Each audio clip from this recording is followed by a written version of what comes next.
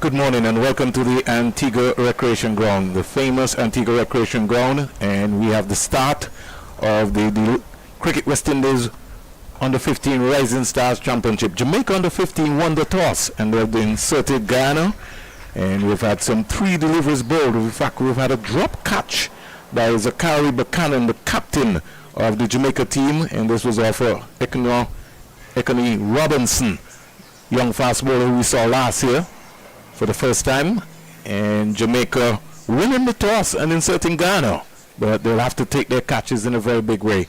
Wait for a while as Justin Dowling, left-hander, is driving up to cover, can't score. Good morning, Kumaradi. Yes, good morning, Springs, and good morning to listeners wherever you are. Good morning, Springs, and good morning to listeners wherever you are. It's a great thing to see cricket back at the Antigua Recreation Grounds. Notwithstanding, it's in the CWI on the 15s. I'm sure that these young players would have known or heard the history of this grounds. Here, Robinson on the money. Jamaica started with 2 slips of gully. Had a poor outing in their first game. We'll be looking to try and rectify that very quickly. Won the toss, and I guess Kumar, with the little tinge of green and overnight rain, they maybe just decided that maybe it's a good toss to try and bowl first. I would want to believe that's true. But they got to take their catches. Dowling is driving loosely, and the wicket-keeper not collecting very keenly. Number 19, Price. Over number 1 comes to an end. Kuma, not without loss. Yes, I think that knowing that matches has not been played here, and just looking at the pitch, you want to believe that winning the toss that you will bowl first. And I think Jamaica would be justified having one catch drop of in the very first over. May justify that they would have done the right thing of winning the toss, put Guyana into bat. But it's a long day, and unfortunately, as you know it to be, when you say cricket, you say rain, and hence a late start at the Antigua Recreation Grounds this morning at 10 o'clock, because through the whole week we had no problem with rain, Springs, but given you say cricket, you say rain, and the play was held up for about half an hour this morning, but it's good to see cricket on the park here at the Antigua Recreation Grounds. We saw practice matches here during the ICC World Cup last year, but nevertheless this is really, really a good sight to see, and I'm sure that these players will cherish the opportunity to be playing at the historic Antigua Recreation Grounds. Thank you very much. So we have Wayne Plummer wearing the number 12. He's one of 4 players coming back from last season, and we want to say good day to all the folks in Jamaica, all around the world, who are covering this Cricket West Indies Under 15 Rising Stars Super 50 Championship. Plummer bows to the left-hander, starts with a wide. Umpire Geese gets his hands out very quickly. Plummer, more or less looking gentle medium. Very businesslike all-rounder last year. One of the youngsters from Jamaica that you would really want to have a look at. Andrew Lloyd also showed some promise. 1 without loss. Jamaica winning the toss and deciding to send in the Guyana team, who has been in rich form. Good leave there. It's good area there from the young man, Plummer. Cicheran just having a look. And Kuma, over the years, Guyana's always produced so many left-handers. It go way back from the Bachans, the Kalichirans, the late White Fredericks, Clive Lloyd. There's no doubt that we have talent in the Caribbean, and we speak some more about that after this ball. Stands up straight and just punches it up to the mid-off fielder. Number 29, Robinson. Comes across and just feeds the delivery very quickly. Lovely day here. And as Kuma said, we had some early morning showers, and that has since really just lit up the outfield here. But it's a fast outfield. Don't mind the rain. Oh, that's a beauty. Well played in the end. Very well bowled, very well played. Springs, I think that notwithstanding the the amount of activity that takes place in these grounds. The Antigua Recreation Ground still drained very well. I mean, the showers that came this morning to get a 10 o'clock start suggests that the Antigua Recreation Ground still drains very well. As I was saying, I don't think we struggle for talent in the Caribbean at all. It's just that I think... Yeah, break for a while. Plummer, he's clipping this one away. He's gone through the square leg fielder for 4. Got to get down. You have to stop that. So the first boundary of the day. Sikaran just whipping that. And the ball racing away for 4, taking the score now up to 5 without loss. Into over number 2. Yeah, reasonably good shot. The man behind square, he should try to stop those balls. But as I was saying, Springs, I don't think we have a problem with talent in the Caribbean. I think that us as administrators has to take the responsibility in every territory to develop and harness these players, give them more opportunity of playing. We wait for a while. Good delivery. Just going across the left-hander. Playing inside the line. So far, this bowler is bowling pretty well. Good line and length, and get the ball to just move a bit off the seam. Going towards the slip area. The batsman has been coping very well thus far. Even though he had a boundary off the bowling, I don't think that is anything to worry about. 5 without loss. Plummer. Down the onside. And once it goes down the leg side, it's going to be signal or wide. Just needs to get onto the money. He's got a new ball. He's got to bowl as straight as possible. Definitely with these one-day rules, you know that once you go down the leg side, it's going to be called a wide. Even though it may be inside of that yellow line. For some reason, that's the rules, and those are the rules.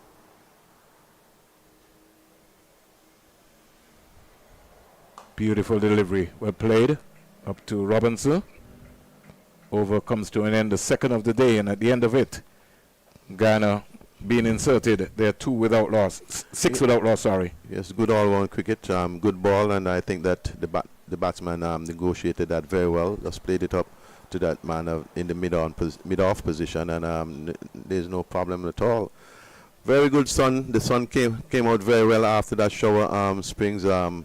I was kind of worried that we have no rain for the week, but as you say cricket, you say rain, and there's this cloud that came across. I've never seen that for a very long time. It came out of the southeast going north, and hence just stood over the ARG like just saying, listen, we haven't played cricket here for a little while. Let me bless the grounds. And somebody was saying that the great Amazon, they would have woke up Amazon. God bless his soul. He has served the ARG well. Dowling driving, gets his first one up to mid-off. And so he's off the mark. And Robinson on the money. Score in the meantime goes up to 7 without loss. Jamaica starting with 2 slips, a gully, backward point, a cover, short mid-wicket, fielder on the 45. So they'll be asking Robinson, who's got some good pace, to bowl a decent line just down the, at least on one side, bowling more or less to a 6-3 feel. He's got to have good control. He does.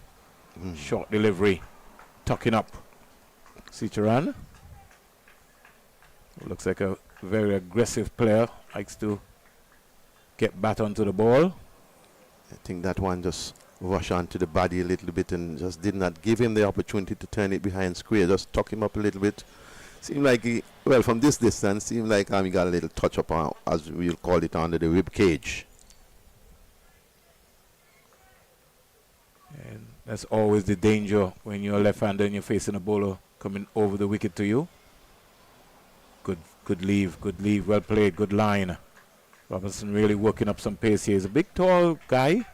Looks as usual, you know, once you see an athlete from Jamaica, they always give you that ability. So far, good courage by the pitch. I think that so far, I don't think that given the fast bowlers, I think that they're getting some good carriage off this pitch. Like his approach. Hitting the deck hard there. leading arm getting up. You could see him there, somebody that they can work with. When I saw him last year, he's really got a little stronger as well too. Put some muscle on. Score remains on 7 without loss. Dowling.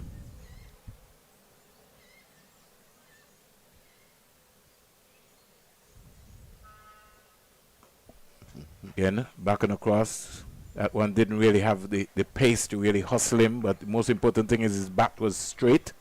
So he did get deep. He's going across. Got to get left foot, get deep and look to work the ball. Yeah, it wasn't the quickest of balls, but you can see the height of the ball, you know, coming onto the bat and just tuck him up, getting right behind the line of the ball. Looking good. 7 without loss into over number 3. Clipped away. On the onside. Fielder from short fine leg comes around. Lobs a return to the wicketkeeper. Over number 3 comes to an end, and in the end of it. Yeah, that was a reasonably good offer by the bowler also. Seemed like he was going for the Yorker Springs, and the batsman dug it out and get the ball behind square and got a run. If you're in the vicinity of the Antigua Recreation Grounds on the Voice, it's not Leeward Islands playing here, but you know, to see cricket playing at the ARG, if you're Guyanese, you may want to come and support your Guyanese team. If you're Jamaican, somebody said to me today that there are 2 home teams playing at the Antigua Recreation Grounds. I know we have a lot of Guyanese and Jamaicans here, so if you happen to come to the grounds, come in through the southwestern gate, just under the Richardson stand, and you can sit in that stand. The northern part of the grounds is not operational. Antigua and Barbuda, a melting pot. Plummer slashed. Just dropped in front of the fielder, backward point. Big valiant effort there. Extravagant drive there from Cicharan. Looks like he likes to play shots. It's a good effort, Springer. Anytime you see a fielder willing to dive forward to take a catch, he is in a good space. It's not much players going to dive forward taking those sort of catches. Ala Richardson. 8 without loss. Clipped away down the onside to the fine leg for a single. Cicharan goes up to 6.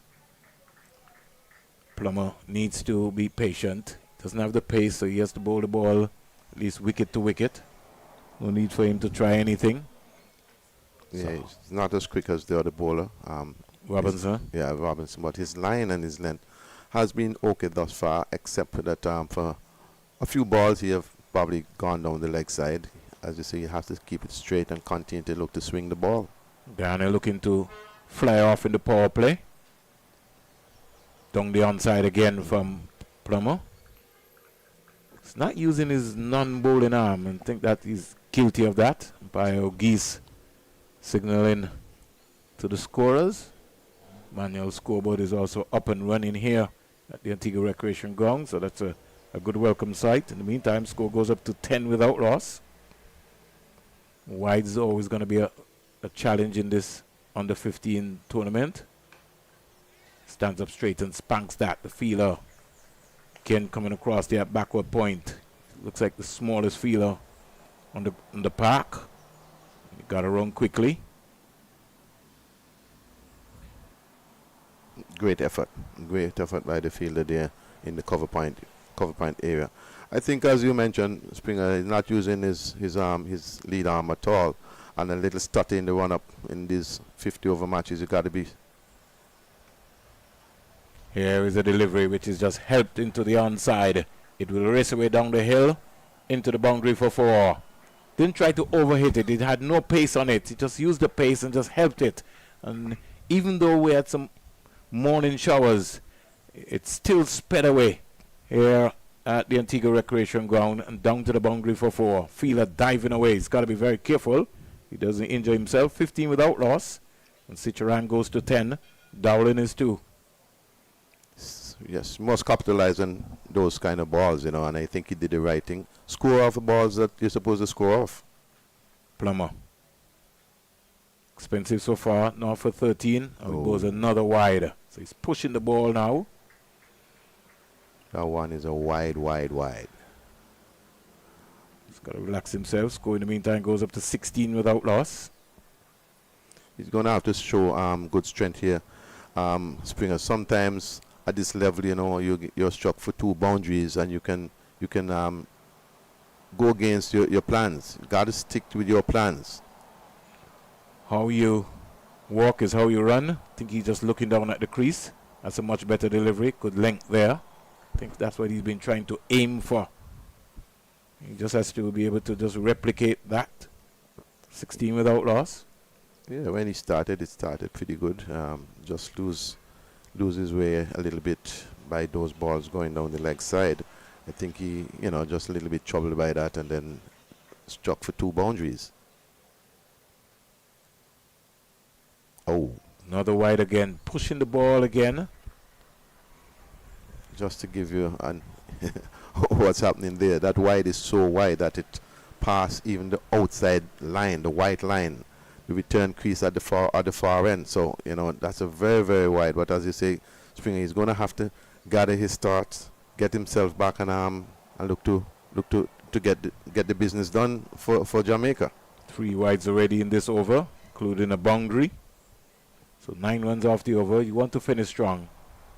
That's a beautiful delivery. Punched up the cover, can't score. So the over finally comes to an end. Over number 4. And the latest score here at the Antigua Recreation Ground in the Cricket West Indies under 15 Rising Stars Super 50 Championship. Jamaica, who won the toss, inserted Guyana. They are 17 without loss at the end of 4. Yes, good start here to cricket in the Antigua Recreation Grounds, and we hope that people come out and give the support to these under 15 players. Springs, I'm going to have to leave you here, and sure I'll be back. Yep, no problem, man. Thanks very much. We had the services of Kumu Rodney, the president of the Antigua and Barbuda Cricket Association, also West Indies Cricket Board director, sitting in and just sharing his thoughts for the meantime. Expected to be joined a little later by Avanish Razan from Guyana. Driving loosely. Appeal for a caught behind. I don't think Robinson was too much convinced of that. Doylin remains on 2. The score remains on 17 without loss. 2 slips, a gully. Feel at the backward point area. Starting from just outside of the 30-yard circle. Square leg on the left side of umpire O'Geese. Again, going past the second slip and down to the boundary for 4. Robinson is bowling a good line here. That was aerial. Catchable height, but he wasn't close to anyone. That did have some bounce. And Doylin is going to have to be very careful. He's looking to go square. He needs to look up the V. Goes to 6 in the meantime. And the score here is 21 without loss.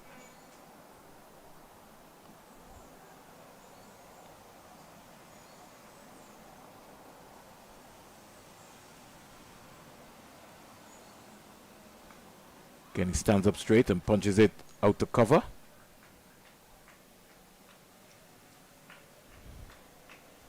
Fielder just lobs the ball back to the wicketkeeper.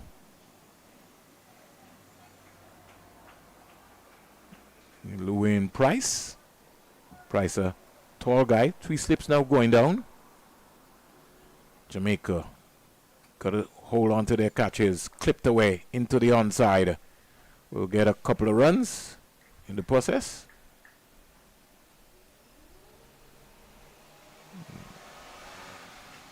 Just lob back very quickly to the keeper. And the score in the meantime goes up to 22 without loss. Into over number 5. Guyana will be looking to get off to a flyer in the power play. So we have Shaw, Buchanan, short ball. This is good. This is good stuff. Good short ball. And Lloyd in the slip area.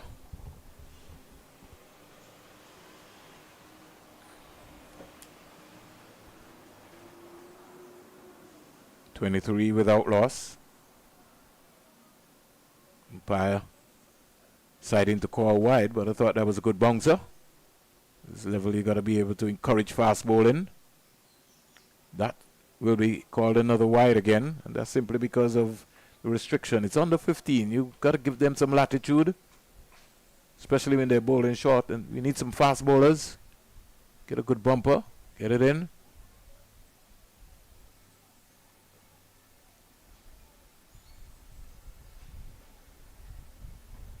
Score in the meantime goes up to 24 without loss. Robinson bounding away, stands up straight and punches it past cover.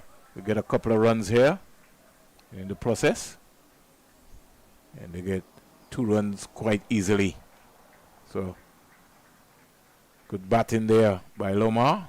Goes up to 12. The score in the meantime goes to 26 without loss.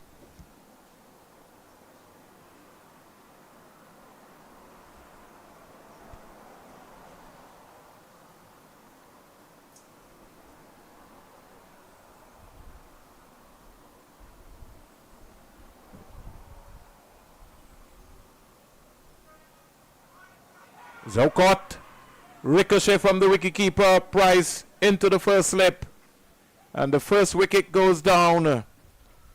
Lomar Sicharan, loose shot, no feet movement, just the hands, ricocheted from the wicketkeeper into the first slip, and Jaden Shaw takes the first catch. Guyana lose their first wicket inside the 5th over.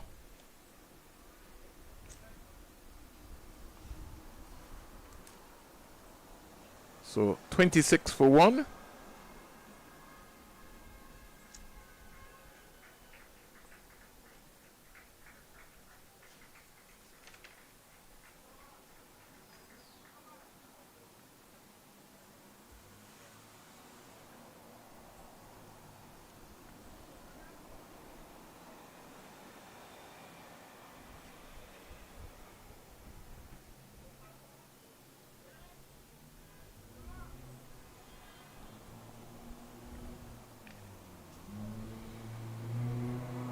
Out comes the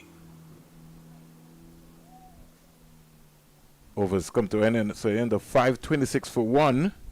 Ghana losing their first wicket of the morning.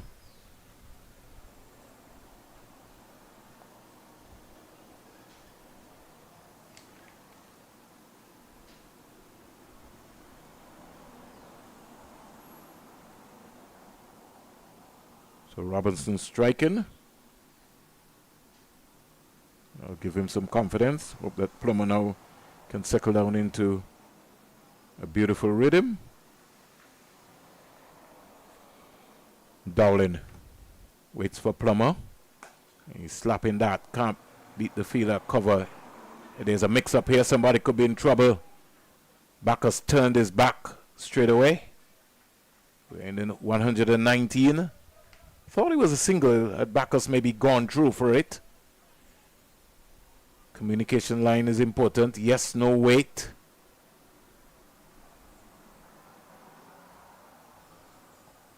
Dowling is 7. Backus has not faced any deliveries as yet. So good morning to Leon Johnson. Sean Devers, I know, will be very close to his monitor. Morning, Sean. Driving in the air, just short of the fielder there at cover. Looks like Raji.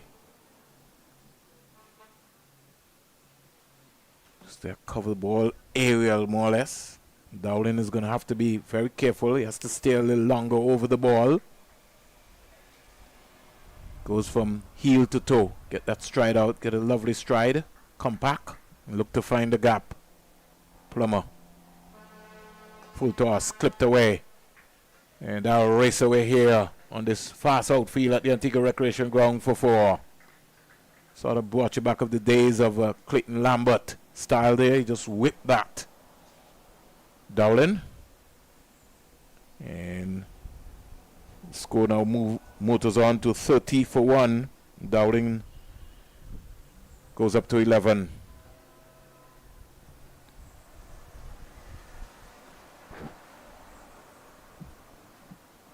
Jamaica still attacking with 3 slips. Don't know if you need 3 slips for Plummer, because he's almost doesn't have the pace as like Robinson. He's decided to change now to come round the wicket. So he's moved from over to around. Chipping still in his run-up. Short ball. Just banged up to Robinson at mid-off. He's just not comfortable at all here. Plummer keeps stuttering in his run. Has to go through the crease. It's got to be very important. It's got to be aggressive.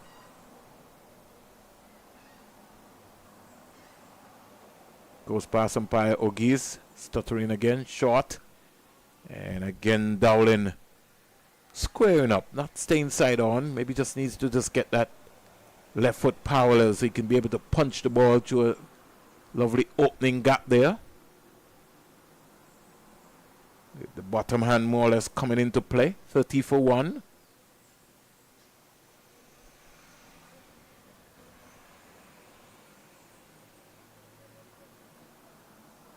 No pace there at all for Dowling. So over number 6 comes to an end, and the end of it, Guyana are 30 for 1.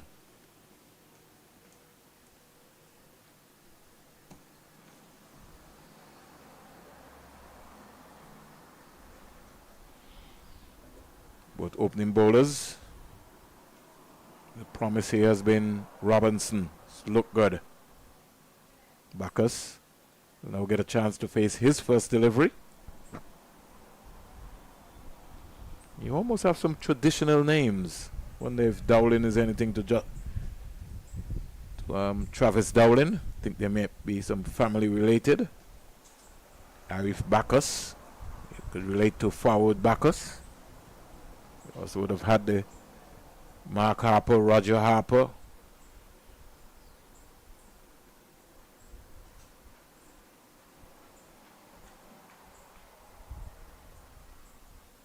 Guyana rich in cricket history. So many greats that they would have produced over the years. Robinson starts with a wide to Bacchus down the onside.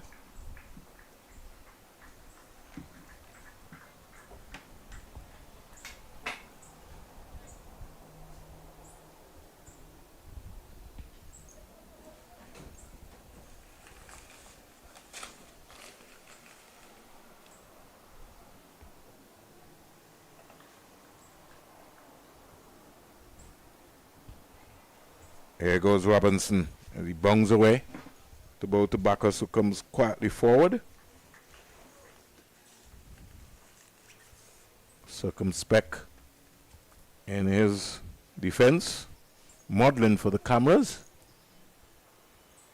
Mr. Avinash Razan, who is really making sure that he gets the news out there for the young Guyana cricketers. Bacchus waits for Robinson. Clip this one. Down the onside. He will race away for 4. The fine leg just too square. And Bacchus is off the mark with a boundary. Score in the meantime goes up to 35 for 1. Talking about great cricketers coming out of Guyana. Guyana would have lost a stalwart wicketkeeper in Milton Paidana.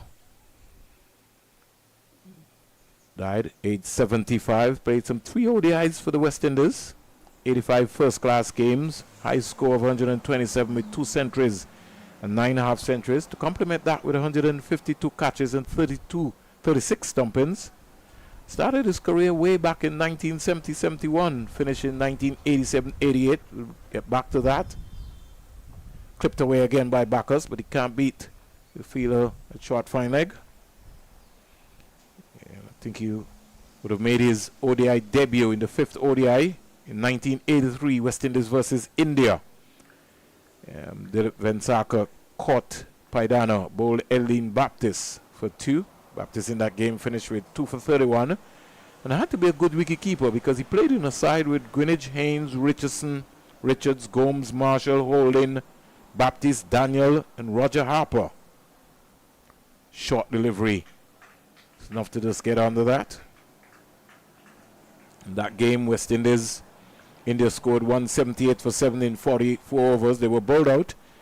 West Indies reached 182 for 4. If I'm not mistaken, I think Richie Richardson would have top scored in that encounter. But may his soul rest in peace, Milton Paidana. Flashing, missed again. In that game, you would have had some real excellent keeping for Guyana. For India, you'd remember Kamani. We could keep a Kamani from India. And for Padana, even at that point in time to get into the West Indies team, he did have some skills. Condolences go out to his family and the folks in Guyana on the loss of another legend. So 7 overs have been bowled. Guyana 35 for 1.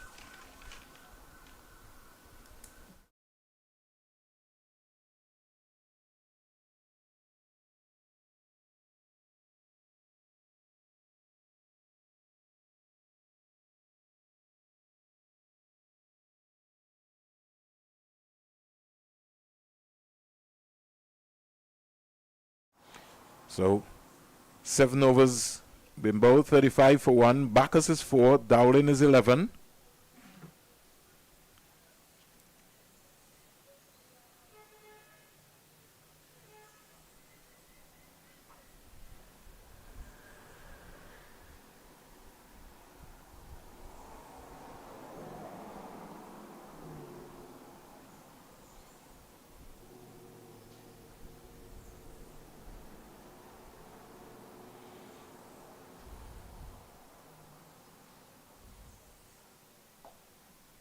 Here is the delivery, which is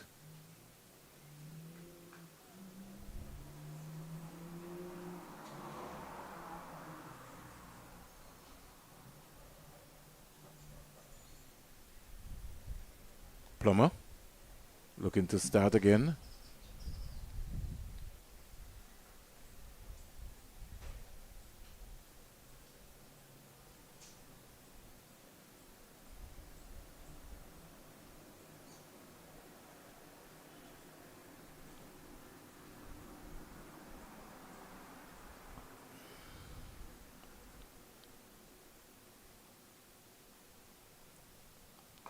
Stands up and defends the delivery from Plummer, who's round the wicket now.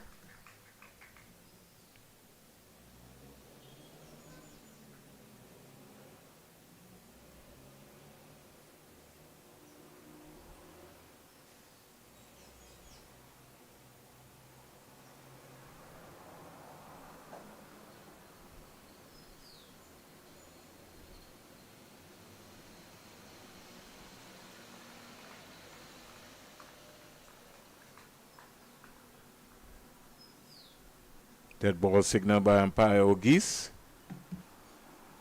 35 for 1. Lovely day in Antigua and Barbuda. It's an opportunity to see the return of cricket at this historic ground. Beautiful delivery from Plummer. That's the era. That's the length that he has to bowl. Dowling seems to be a power player, Justin Dowling. So also reminds me of a, like I said, Clayton Lambert. To over number 8. This is easily one of the best overs so far by Plummer.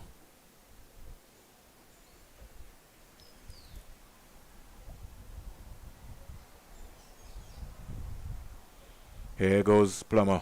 We're in the number 12 from the major center end. Bongs away into Dowling, who slaps it past cover down to the boundary for 4. He got wit and he just used his levers and smacked that away for a boundary. Short and wide on any given day, that'll be hit away. Score in the meantime goes up to 39 for 1. Maybe commentators curse, I just maybe just put something there on Plummer, who was bowling so well. Pretty expensive, not for 23 so far in his spell. Ramisawan Don't know if you have the time and you've been viewing, but if you are, good morning to you. Again, SARS. Short again, can't beat the cover. Number 17, Zachary Buchanan, the captain for the Jamaica team this time. Getting his body behind the line of the ball. And one thing you have to understand, when you're in the 30-yard circle, you got to give yourself some room so you can see the ball. You can't get too close. Lovely outfield here at the Antigua Recreation Ground, so you can be able to put your body on the line. So finally, Wayne Plummer has decided to stop because he was just off in his run.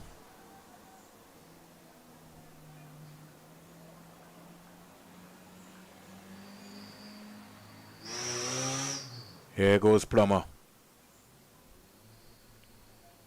Wide signal by umpire Geese. Score in the meantime goes up to 40 without loss. Just trying just too hard here, young Plummer. If you're wondering what's happening on the West Indies YouTube channel, is the Cricket West Indies Rising Stars Under 15 Championship 2025. The return of cricket to the Antigua Recreation Ground. Sometimes you'll maybe even have to consider it the Brian Lara ground. The Viv Richards ground, short ball. There's a appeal for caught behind. He's out caught behind. He was in two minds to leave, to pull, and in the end he got a nick. And the wicketkeeper for Jamaica came up with a lovely catch. Price. Guyana lose their second wicket. Dowling goes for 15.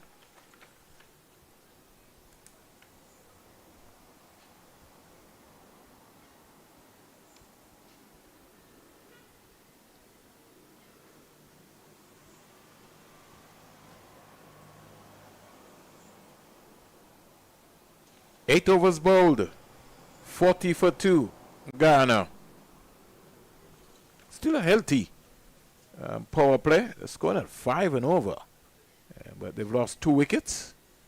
But I think in the objective of the coach, they would have maybe met the mandate.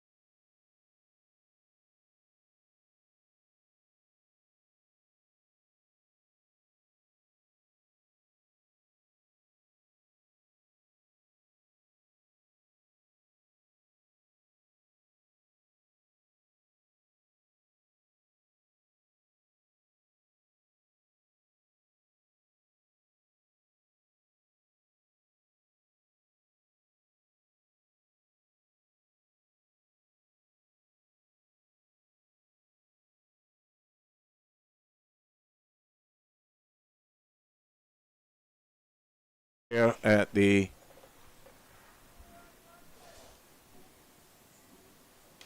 Antigua Recreation Ground. Bungry, another short delivery there from Robinson after being hit for a Bungry by Backless, who's gone to 8. Robinson replies with a real quick bumper. You look at it. I like this young man. I love him. Oh yes. Backus getting under that one. Got to watch the ball, young man. Keep looking at it.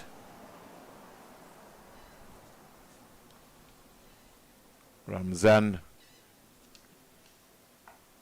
goes back and spanks that pass cover. Be looking for another boundary. Hits the rope now. Beautiful shot by Bacchus. And Robinson just guilty there. That ball sat up. And Bacchus just clobbered it. Took cover for 4. Was able to just use his hands. And that sped away very, very, very quickly. Score in the meantime goes up to 48. And Bacchus goes to 12. He's already got 2 boundaries in this over.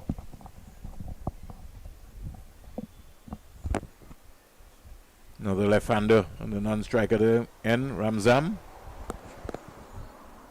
Shahid. He's not faced any deliveries as yet. 48 for 2. Robinson maybe just guilty, getting a little excited. Slips, been pulled away. Here was Bacchus just playing this up to the short mid-wicket fielder, who just parried the ball, the captain, to the mid-on area. Buchanan.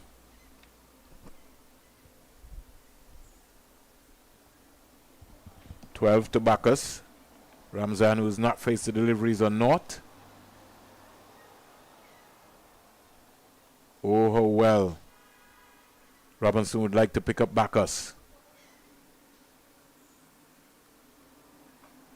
Squirted away. Down to the third man fielder for 4. A little frustration creeping in here for Robinson. He maybe felt the fielder could have done a lot better there at backward point. Or gully, not backward point, but gully area. Wasn't to be. And 50 comes up for Team Guyana. So they're 52 for 2. Guyana, Bacchus goes to 16. And he's growing in confidence.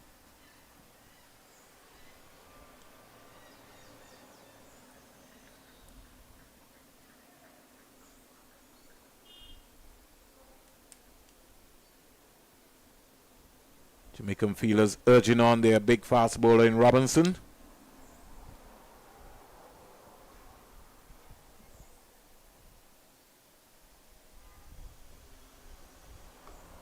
Gets a full toss, doesn't put it away.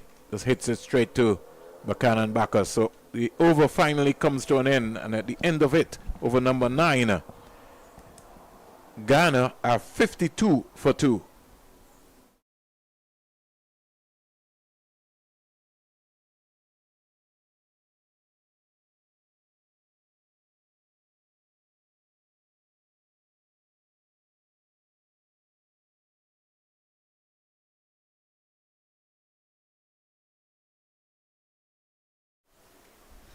Morning again, Kadia. Yeah, good morning to you, Vernon. Good morning to all of our viewers throughout this beautiful island of Antigua and the entire region. Yeah. 52 for 2 here, Guyana. Arif Bacchus, he's looked good. He's on 16 from 12. Shahid Ramzan about to face his first delivery. Yeah, Bacchus looks like a stroke player. Looks like somebody who likes to play some shots. Plummer 1 for 24 from his 4. Arif Bacchus is on 16 from 12 deliveries. Are we enjoying Antigua and Barbuda so far? Oh, it's been wonderful. It's been wonderful so far. We've been treated to some wonderful food. And of course, the people are so warming. Plummer starts with a wide to Ramzan. What's been your favorite so far? Oh, well, I must say, I've enjoyed quite a few of the local dishes.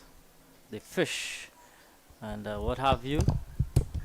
Breadfruit and all of these lovely, wonderful fruits on this island, an island of so much history. And this ground in particular, the Antigua Recreation Grounds, holds so much history when it comes to West Indies cricket.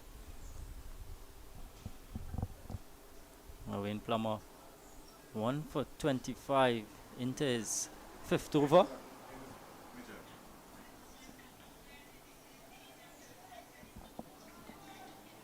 .53 for 2. Somebody from Trinidad coming to tell me the commentators ain't gonna water. So. Alright, okay. I'll miss with you. Okay. Plummer's gone back. over the wicket now. And that's a much better delivery from young Wayne Plummer.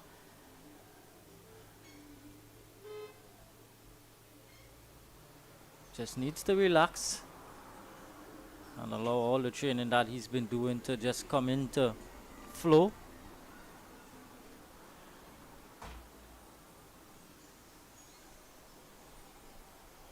Young Wayne Plummer. This one is in the air, and it's gonna go down to the mid-on region. And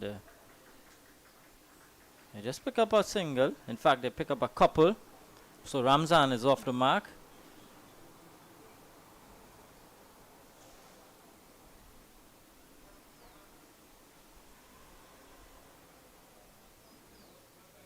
That's Shahid Ramzan.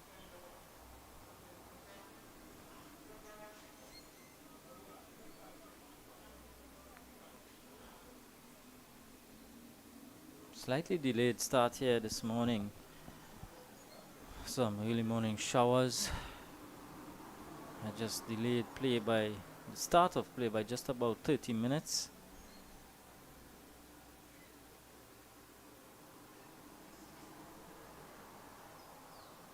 Some cloud cover again over the Antigua Recreation Ground. This one is off the edge and going down to the third man region. Is it going to get into the boundary? I think it does. Yes, it does. So 4 more to Ramzan. That's Shahid Ramzan off the outside edge and peeling down to that third man region. 2 fielders giving chase, but none could pull it back in time. And 4 to Ramzan, so 59 for 2. Guyana.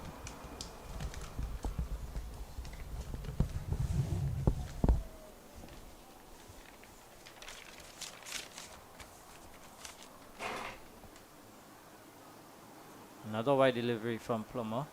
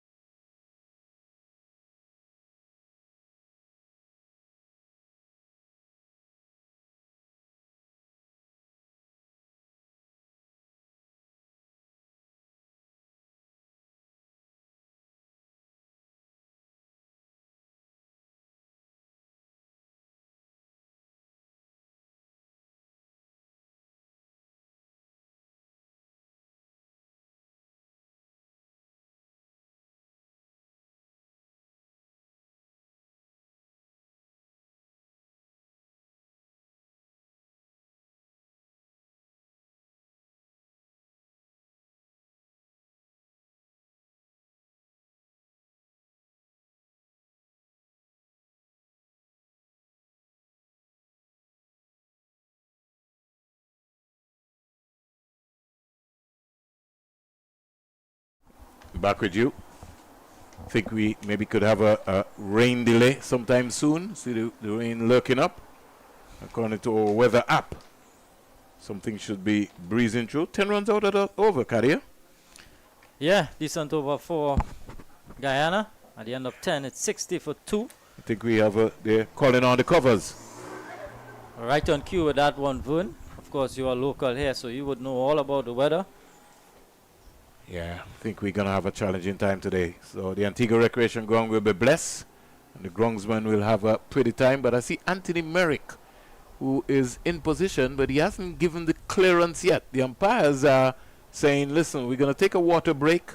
In the meantime, I think this one is going to be a little cat and mouse game, but they would know it best. Rain is forecast for around about 11 o'clock, so it might be falling in Antigua and Barbuda, but not at the Antigua Recreation Ground. So we'll take a small break. At the end of 10 overs, Guyana are 60 for 2.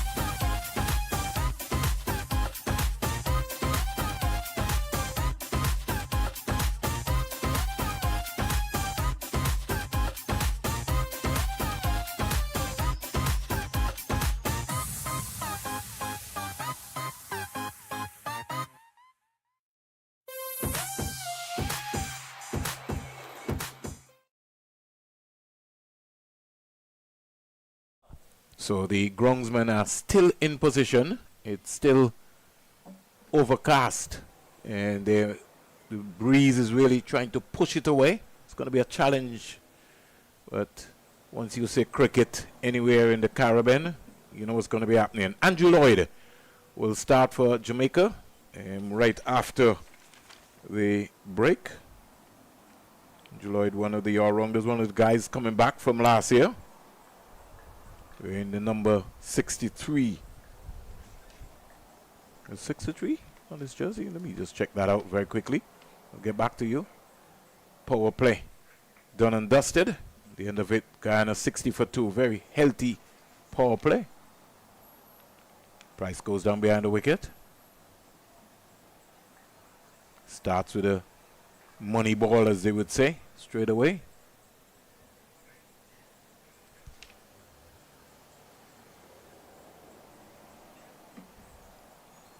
Andrew Lloyd wearing the number 43, off spinner. Very tall. Almost has a fashionable action like a Nehemiah Perry. Just not completing it yet, but he's in growing stage. Lloyd, 15 years of age.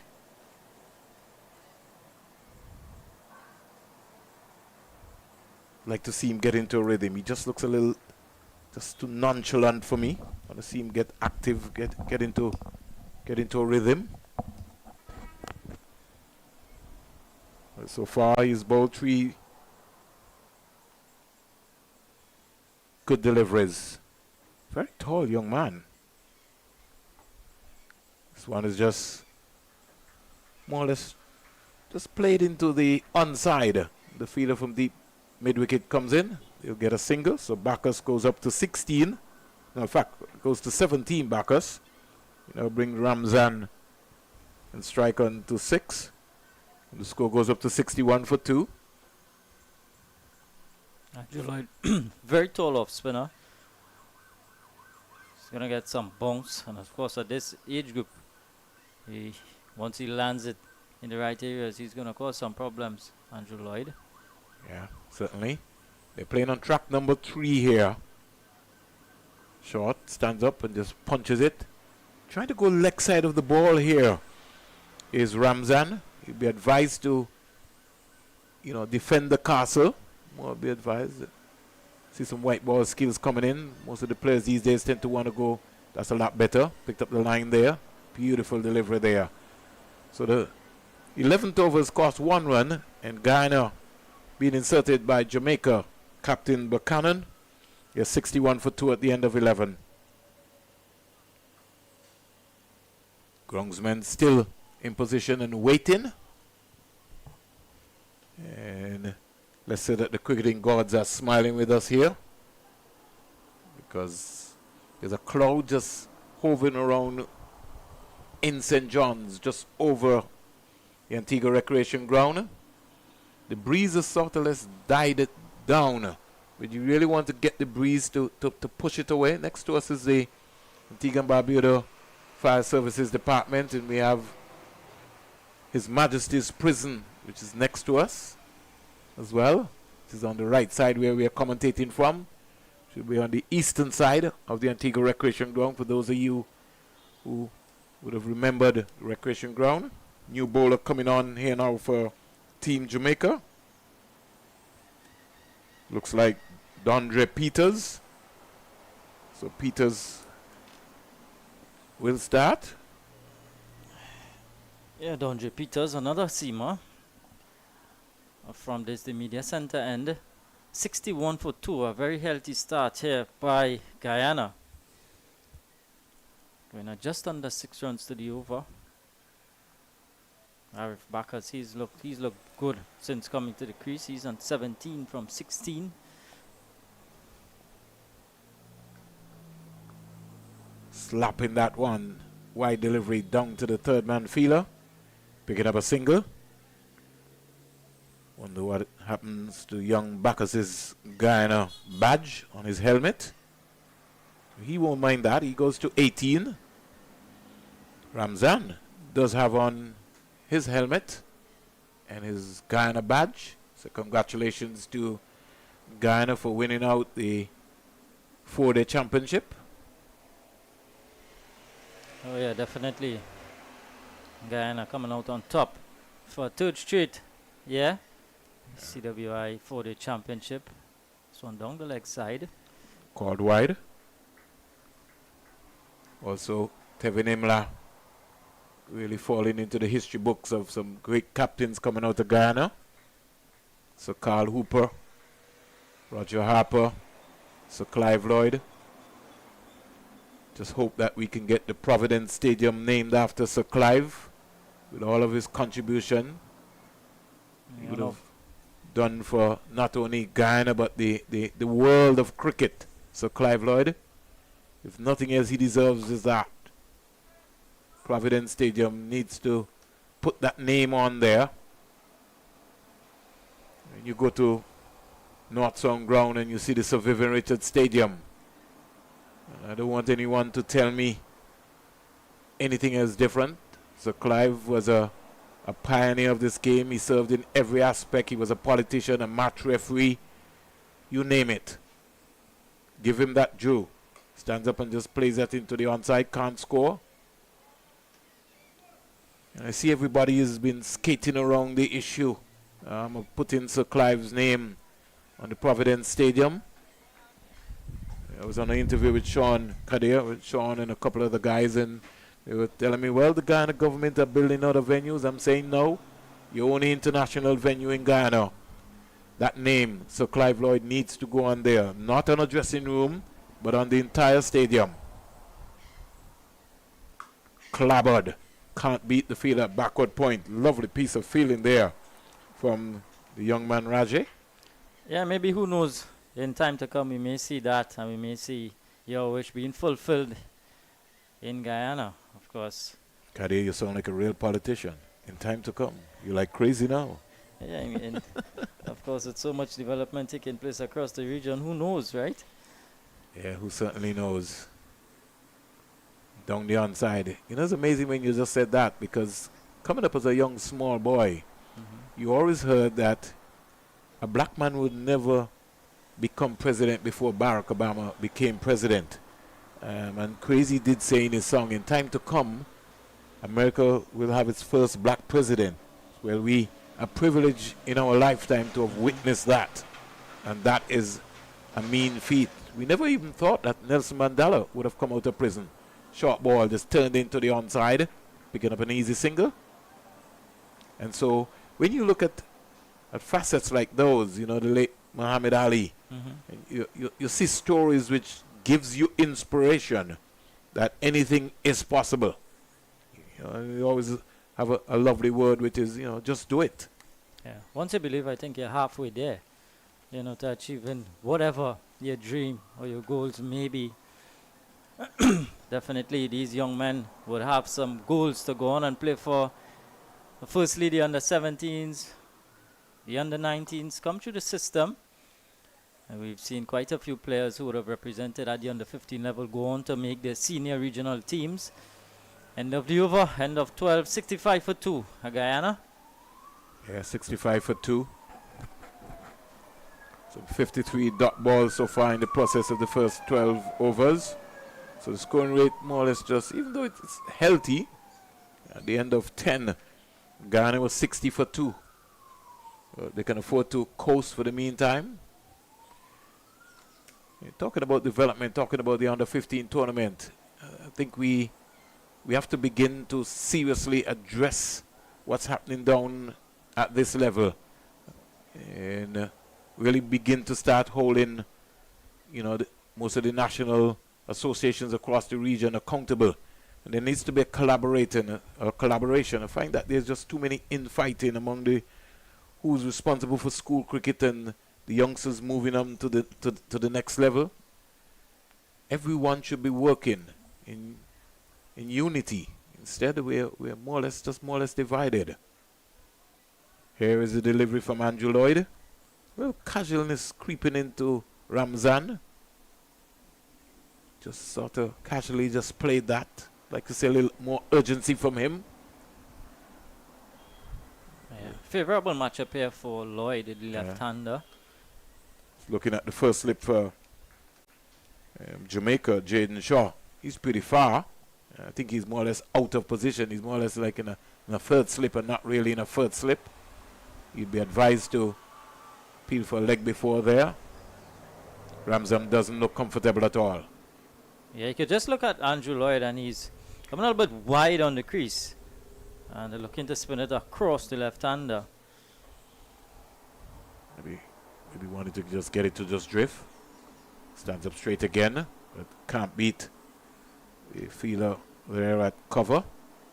That's a lovely action, though, a repeatable action for spinner, very much out of the traditional off spinner's action.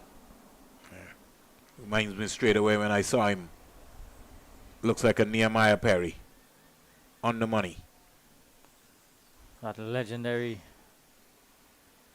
Jamaican Nehemiah Perry. So good morning to Robert Haynes, Coach Robert Haynes, Nikita Miller.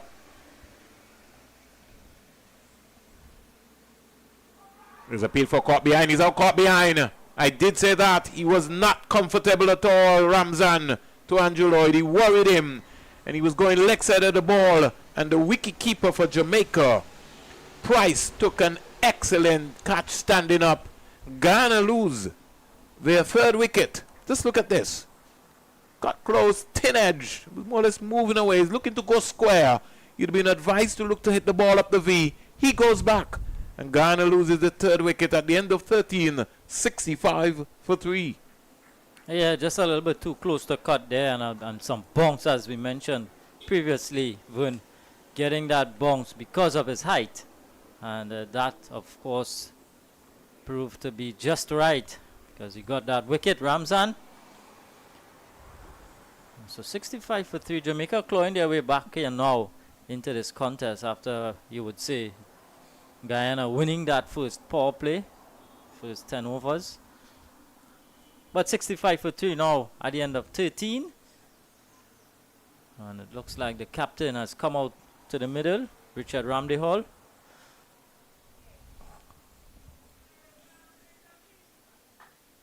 So he won't be facing. It'll be Bacchus who will be facing. And Dondre Peters, he will start his second over, his first cost 4. Bacchus is squeezing one into the offside. The captain is darting down for a single, which certainly was not on. Yeah, just not needed at this stage for Guyana. They would not want a needless run out. And at this level too, Vern, you would expect that the basics, these youngsters would want to try to do the basics for as long as possible. But Caddy, I think we also have another problem in how we're readily preparing these youngsters to come to this tournament. Talking about, I only can talk about the Leewards. I try to follow through in terms of what's happening around the Caribbean. The Leewards would have maybe got 20 guys to get together and then brought them to Antigua for a trial game. I think the skill set in terms of what happened in the territories is also going to be a major concern, because fitness for me is a problem. Here is Bacchus flashing at a wide delivery. He missed it completely, so wide.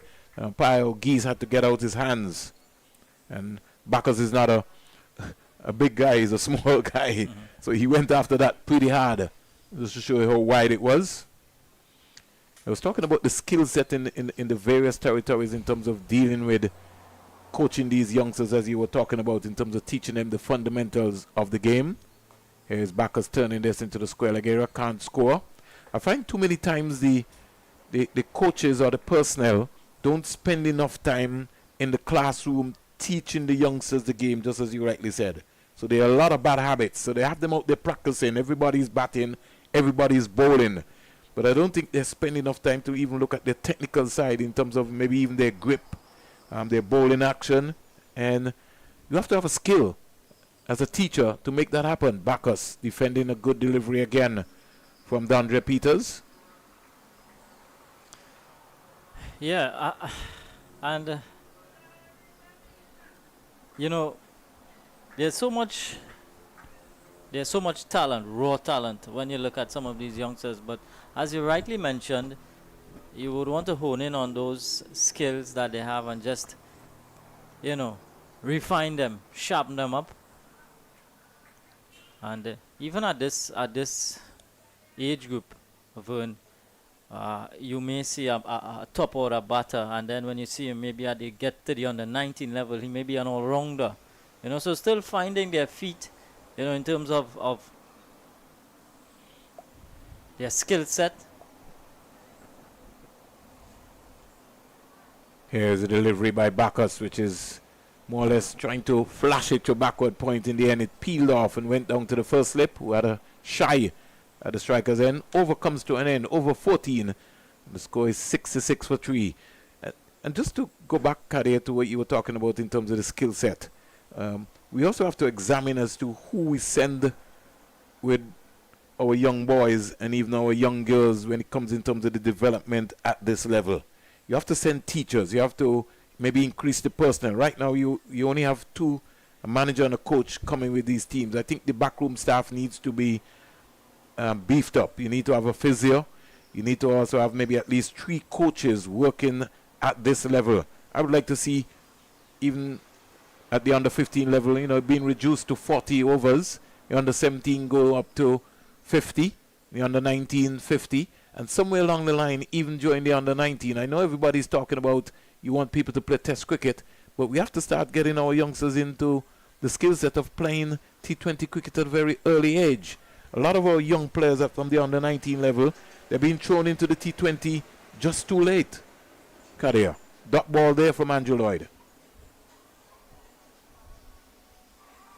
There's a appeal for caught behind. Is out caught behind. The captain goes for naught. Lloyd causing trouble here at the Antigua Recreation Ground. A slight breeze coming from east to west, and the Guyana batsmen seem not to be able to read the off spin of Andrew Lloyd from Jamaica. A wonderful delivery again from Andrew Lloyd. A bit of drift and again bounce. This one taking the outside edge, ricocheting off the wicketkeeper's glove and into the first slip. Ramsey Hall has to go, and Guyana now slipped to 66 for 4 here. Yeah.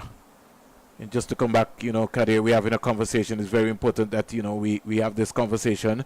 What I would like to even see happening at the under 15 level is that you have man of the match for both sides. Not just the winning side, but, an incentive package. Even at the end of the tournament, somebody gets 100, I would like to see them get a bat, pair of gloves. And rather than we giving trophies, the trophies are nice, but we need to reward our cricketers at under 15, under 17, under 19 with cricket equipment, because the cricket equipment is so expensive, Kadir. That is really, it's crazy. Yeah. I think we have the vice captain who is coming out now, and maybe just need to alert them. I think it's Brandon Henry. Yeah, the match referee did indicate that to me. Doesn't have any number on his jersey.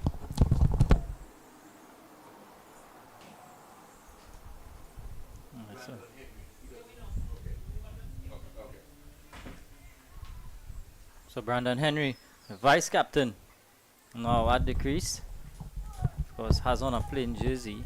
I think Kadir, seems as if they had some mix-up.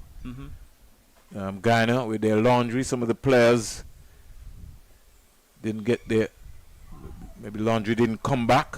Don't know what the arrangement was there. So there were some numbers. I think you would have somebody like Ramzan, who I think originally would have been wearing 116. He wore 66. And the captain wearing 117. He had to wear 47. So we're back with the action. Lloyd causing some trouble here. Ooh, honing in at the pads there. Andrew Lloyd. And Brandon Henry squared up. He squared him up. Lucky to get down there with a quicker, faster delivery. Yeah, playing on the back foot there, Brandon Henry. Dangerous stuff. 66 for 4. Clips it to the short mid-wicket fielder. Can't beat him. Over comes to an end. And more success for Lloyd, who has already picked up 2 wickets within the process. 15 overs bowled. And the latest score here at the Antigua Recreation Ground. Guyana inserted by Jamaica. They're 66 for 4. And Jamaica really putting some pressure here on Guyana, Kadir. Yeah, definitely. And they're doing so by picking up wickets. The Jamaicans picking up regular wickets. 66 for 4. Andrew Lloyd certainly coming on here. 3 overs, 2 wickets, and just conceding the 1 run. He certainly put a stranglehold on the scoring. But these two now, they would want to come together here and sort of rebuild the innings. Still a lot of overs to go. Here goes Peters, number 16 from the major center, and to bowl to Bacchus, who strokes it up to mid-off, gets a single. More or less a wild throw there from the fielder. Number 9 for Jamaica. I think he got excited. Tessaf Ward.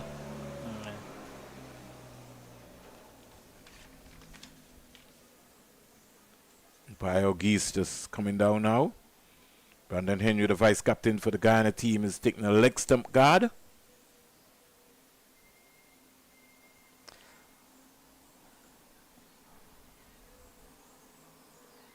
Down the onside.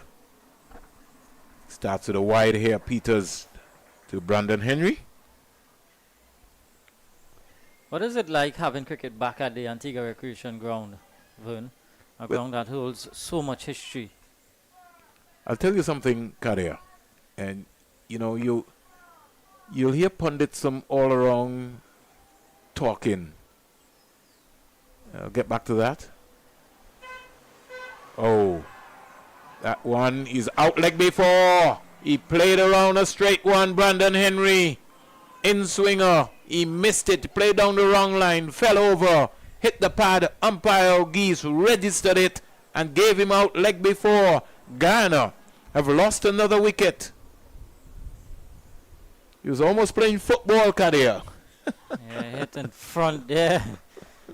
Captain Brandon Henry has to go. So another breakthrough here for Jamaica. 5 down now. 68 on the board. Peters gets his first wicket. And yeah, playing back to a straight delivery. It was good work there from Dondre Peters, who picks up a wicket. 68 for 5 now. Guyana. Just tottering a bit here. Yeah, really tottering. Really tottering in the process. Is it Usain Fredericks coming out now? Usain Fredericks. Usain, a name associated with Jamaica. Usain Bolt. Usain Fredericks. This weekend, Kadia, big weekend in Trinidad and Tobago. You have the Carifta Track and Field Championship, the biggest track and field, junior track and field event in the world.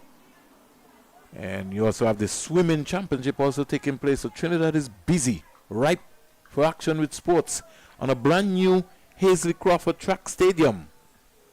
Yeah, locals would be buzzing. A big sporting community. Here goes Peters. Played in the air. He's out caught. He's out caught. Peters strikes again. He's on a hat trick. Usain Fredericks turning a delivery to the short mid-wicket fielder. And Jamaica on a roll here. Guyana 68 for 6.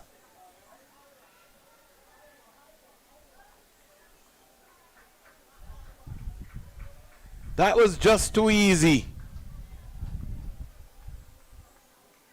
Absolutely brilliant stuff here from Jamaica, holding their own, and they've got themselves back into this game by picking up regular wickets.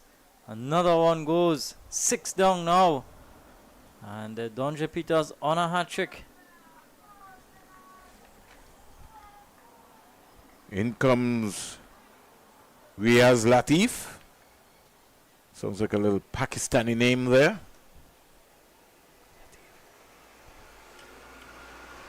And pretty unfortunate decision would have happened this morning, Kadir, in Trinidad and Tobago at the airport. I woke up to the news on my timeline. Condolences to the folks maybe would have lost their life during that shooting incident at Piaka International, not at Piaka, yeah, the airport. Yeah.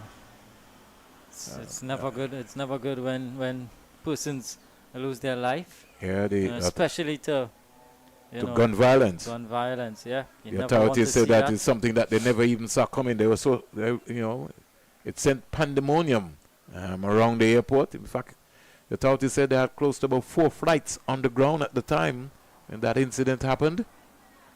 Hope that the perpetrators are caught. But we're back with cricket action. Guyana 68 for 6. Jamaica large and in control. Ooh, what a beautiful outswinger. Wonderful delivery from Donja Peters, of course, on a hat-trick here. And this one fizzing past the outside edge. And Jamaica certainly buzzing now with 6 down. And a lot more chirping from the outfielders. Yeah, you could certainly hear that. They're on the money here. But standing still is Arif Bacchus, who's a 19 from 25. Tentatively played by Latif. It was really neither forward nor back, but in the end he just played it with his top hand. Nice straight bat. So he'd want to cool the noise down here. I think the Jamaicans' objective here would be to look after the ball. This game is not over by a long shot yet. They have to finish the job. I know they're excited. But cricket is a funny old game. 2 slips comes in. They got to take their catches. They dropped the catch in the first delivery this morning. Here's Latif playing around a straight delivery. Over comes to an end. And at the end of 16, Guyana has 68 for 6. Arif Bacchus is a 19. Doylin scored 15. And those are the almost main scorers. Angeloy 2 for 1. Peters 2 for 7. Amongst all the wickets that would have fell, Arif Bacchus still at the crease. 19 from 25. He now would want to bat as deep as possible. Make use of this opportunity, make use of this good start here to his innings. 68 for 6. Still at a decent run rate, 4.25 to the over, but it's the wickets that would. And I think that was complemented in their power play. At the end of 10, they were 60 for 2. So they really got off to a flyer. And Jamaica really just pegged them right back. They picked up 4 wickets, Jamaica, for at least 8 runs. Yeah, and they said the best way of stemming the run flow is by picking up wickets. So the Jamaicans have done exactly that. And Lloyd into his 4th over. He would want another here. 2 slips now in. Rain has halted play in Liberta. Window Islands are 73 for 6. And at the Sir Vivian Richards Stadium, Barbados are off to a flyer. 118 for 2 in 27.3 overs against the Leeward Islands. Seems to be going to turn out to be a very high scoring game. Yeah. We have Kalani Clark on 60 not out and Justin Paris on 44 not out, the captain. Yeah, Barbados taking care of business against Jamaica in the opening round. Guyana, of course, getting the better of Trinidad and Tobago. So these two teams here, very important game for them. Of course, round 2 action in the CWI Rising Stars Boys Under 15 tournament right here in beautiful Antigua. Cricketing nation blessed with Dr. Sir Andy Roberts, Dr. Sir Richie Richardson, Dr. Sir Vivian Richards, and Dr. Sir Kirtley Ambrose. All legends within their own right. All legends of the game, not just cricket in West Indies, but cricket worldwide. You know, they would have made indentations worldwide. All of those names that you mentioned. When you look at the rich cricketing history that come out of Antigua, a lot of folks who was good and didn't go on to make it. Over comes to an end. The end of 1768 for 6. Could look at somebody who is the head groundsman of the Antigua Recreation Ground here, Anthony Merrick, who played county cricket, played for the Leeward Islands, one of the top fast bowlers. Not to have gotten and worn West Indian senior colours, but did play for the West Indies. In those days, it would have been West Indies B team, tour. Big, strong, fast bowler out of the All Saints community. Community which produced so many young fast bowlers, Winston Benjamin, even Alzari Joseph. In fact, they're the only community that has produced an IPL player as well, Alzari Joseph. Very strong sporting community. And over the years produced some outstanding fast bowlers. You also have Kenny Benjamin, who's now the head coach. Not only head coach, but the head groundsman at Liberta. We'll come back to that. Again, defending is Latif. So scoring seems to be put on freeze here at the Antigua Recreation Ground, Kadia. Yeah, certainly. And it's only by way of wickets. The Jamaicans running through the Guyana's middle order. Yeah, so much rich history. Alzari Joseph now campaigning in the PSL, the Pakistan Super League. Yeah, so Viv is also a mentor there in the Pakistan Super League as well too. Yeah, of course. I would have met his son, Marley Richards, for the very first time when I came to Antigua. He's also the Leeward Islands batting record holder, Marley Richards. I think he has a 100. Yeah. Yeah. Sometimes when you look at the politics of West Indies cricket, you maybe figure out why maybe Marley maybe never played a lot more games for the Leeward Islands. Back and punching that. Pass backward point down to the boundary for 4. This is a fast outfield. And even though, did he save it? Looks like he did. Umpire is looking at him. So that's a big save. Saved 2 runs there. Kadia. Good camera work there. Yeah, looking at it again. Chased it all the way and did some great bit of footwork in the end. Think we might have to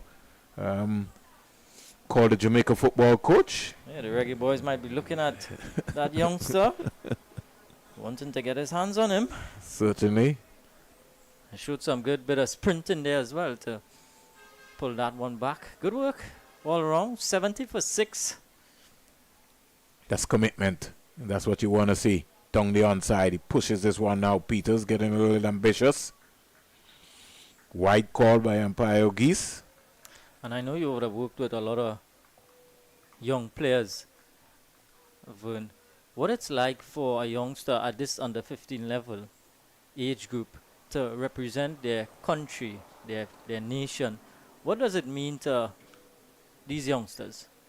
I think it's an honor. It's a real honor, and that's what I was telling you. As a leader, as a teacher and a coach, you have to dream for these youngsters. And during my coaching career, I always used to encourage the youngsters. Tell them, listen, tournament is going to be in Trinidad and Tobago.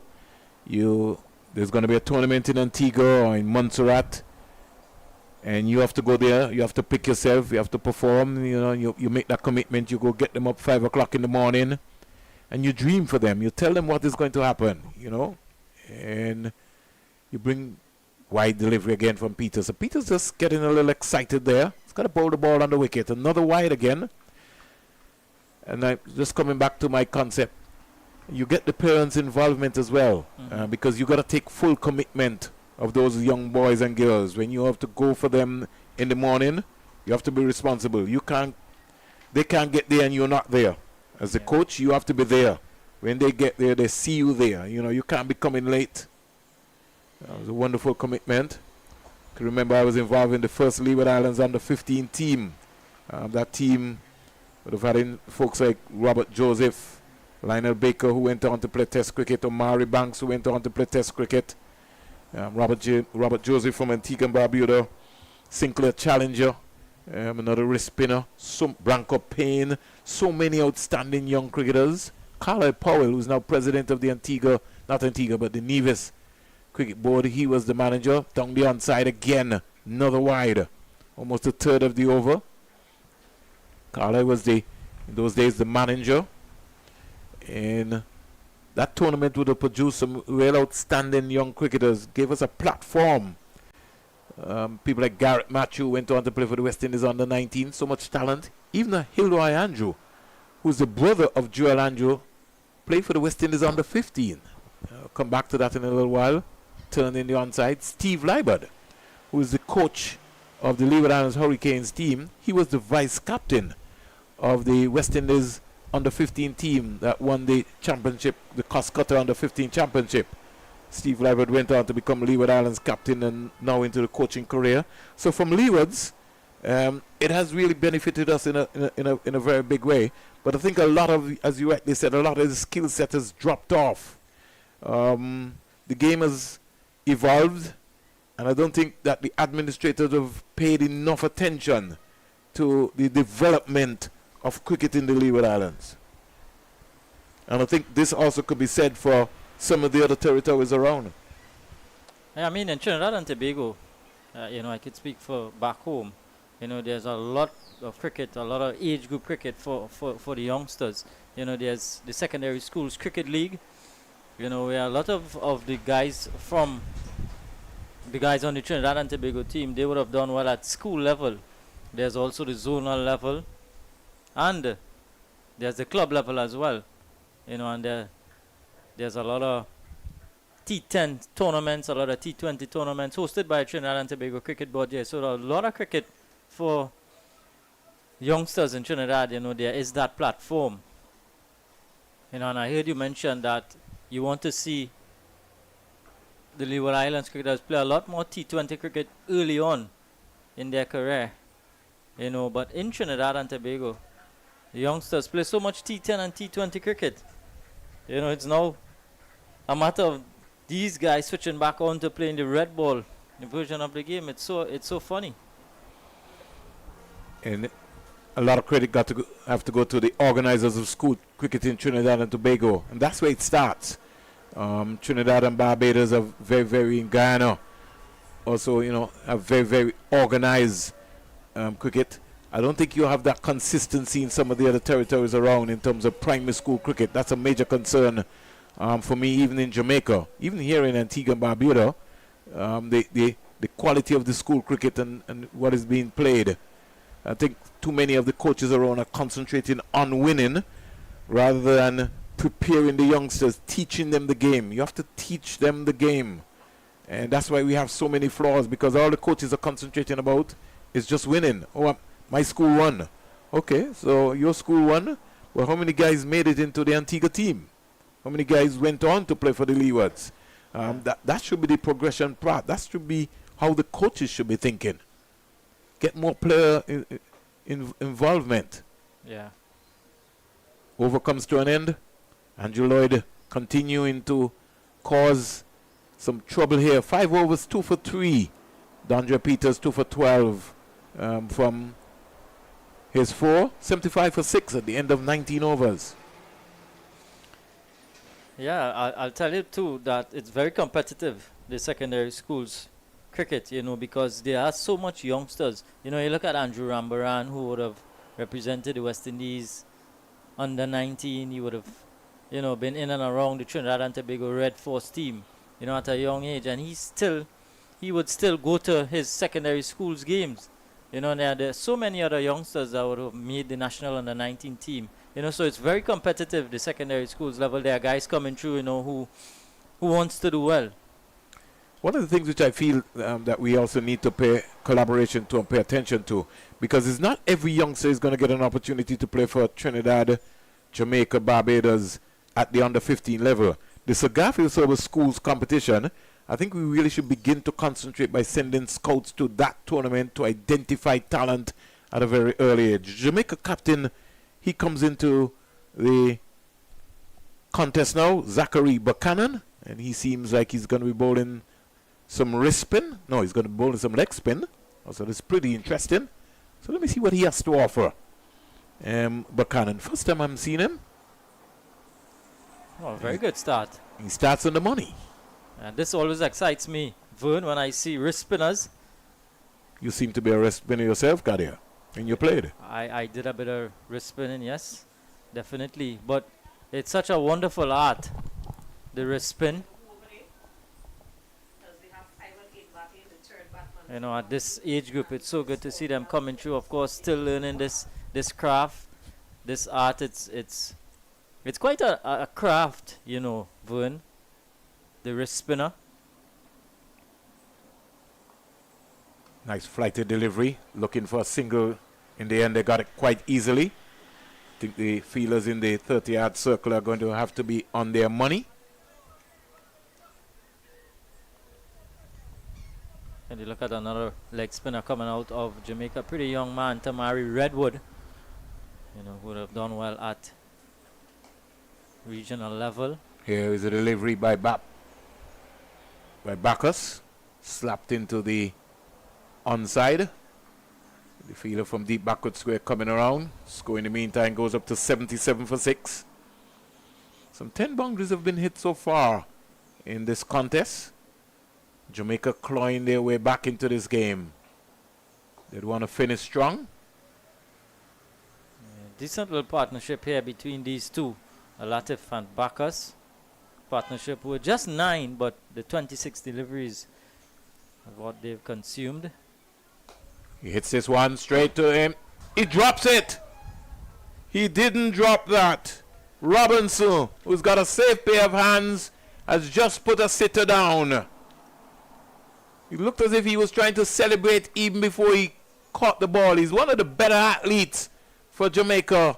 And that's a big miss. 77 for 6 at the end of 20. And that again for me, Kade, is another concern which I find that the coaches have to spend a lot more time. And it also has to do with the attitude of the youngsters themselves too. A lot of them don't like to field. They just want to bat. They just want to bowl. They don't spend enough time on their fitness. They don't spend enough time on their fielding. And I've said those, even to the guys in the leewards and windwards, I told them if I was coaching them, some of them could make my team. I don't care how much runs you made. You have to be able to field. That's an area which I think that we have been let down in. We look at the regional competition. I mean, the fielding was just way below par. Here's the delivery from Lloyd, who starts now his 6th over. Guyana in trouble, 77 for 6, but Bacchus is standing tall with 22 from 39. Yeah, this has been a really good hand from Arif Bacchus. This one turning away, but can't get the single. Arif Bacchus, 22 now from 40. 77 for 6, but how much has Andrew Lloyd impressed you? Oh, beautiful action. I could see Nehemiah Perry printed right in an AI form here. Once again, good morning to Nehemiah. I don't know where part of the world is Cleveland Davidson these days. Very good friend of mine's. Mr. Chambers. Leonard Chambers, one of the managers, somebody I work with at the West Indies under 19 level and Jamaica level. Morning to you, Mr. Chambers. Michael Chambers also in the United States of America, Connecticut, on drive. Comes across quickly. President Junior, his own academy is doing some great work as well to try and revive back cricket in Jamaica. So there have been a lot of people behind the scenes who are working hard to get Jamaica cricket back on the scene. Played around a straight delivery going down the onside. By all reports, next year in the CPL, over comes to an end, over 21, 77 for 6. Jamaica will be back in the conversation. And when you have one of your biggest populations, when you're talking about talent, the talent pool in Jamaica, they have to be part of the cricketing setup in a very big way. Well, most definitely, and that would definitely be good news for, you know, fans around the Caribbean. Jamaican franchise that would have won the CPL once, but not twice. Yeah. Now, Chris Gale, Fabian Allen, the world Brandon boss. King, yeah. You know, when we're talking about cricket, you know, we talk about a lot of people, but a lot of people don't spend enough time talking about Christopher Henry Gale. And, you know, when you're talking about greats, Gale has to be considered one of the greats in the Caribbean. Yeah, not just at white ball level. No, I'm talking about the test level. That's what I mean. Level, yeah. Has a brilliant record. His name is not called consistently for whatever particular reason. I don't know. But I'm telling you, it's there to show. 333 and counting. Yeah. Wonderful record at test level. Averaging over 45. Definitely. And then he's made his name at the T20 on the T20 circuit. Here's a short delivery, dragged down and put away by Latif. Not very quick, short ball, and all he had to do was just make contact. And Buchanan just pulling this one down. And that's a beautiful hit there. Score in the meantime goes up to 81 for 6. And Latif goes to 7. Jamaica, they can't rest on their laurels. They need to clinically finish strong.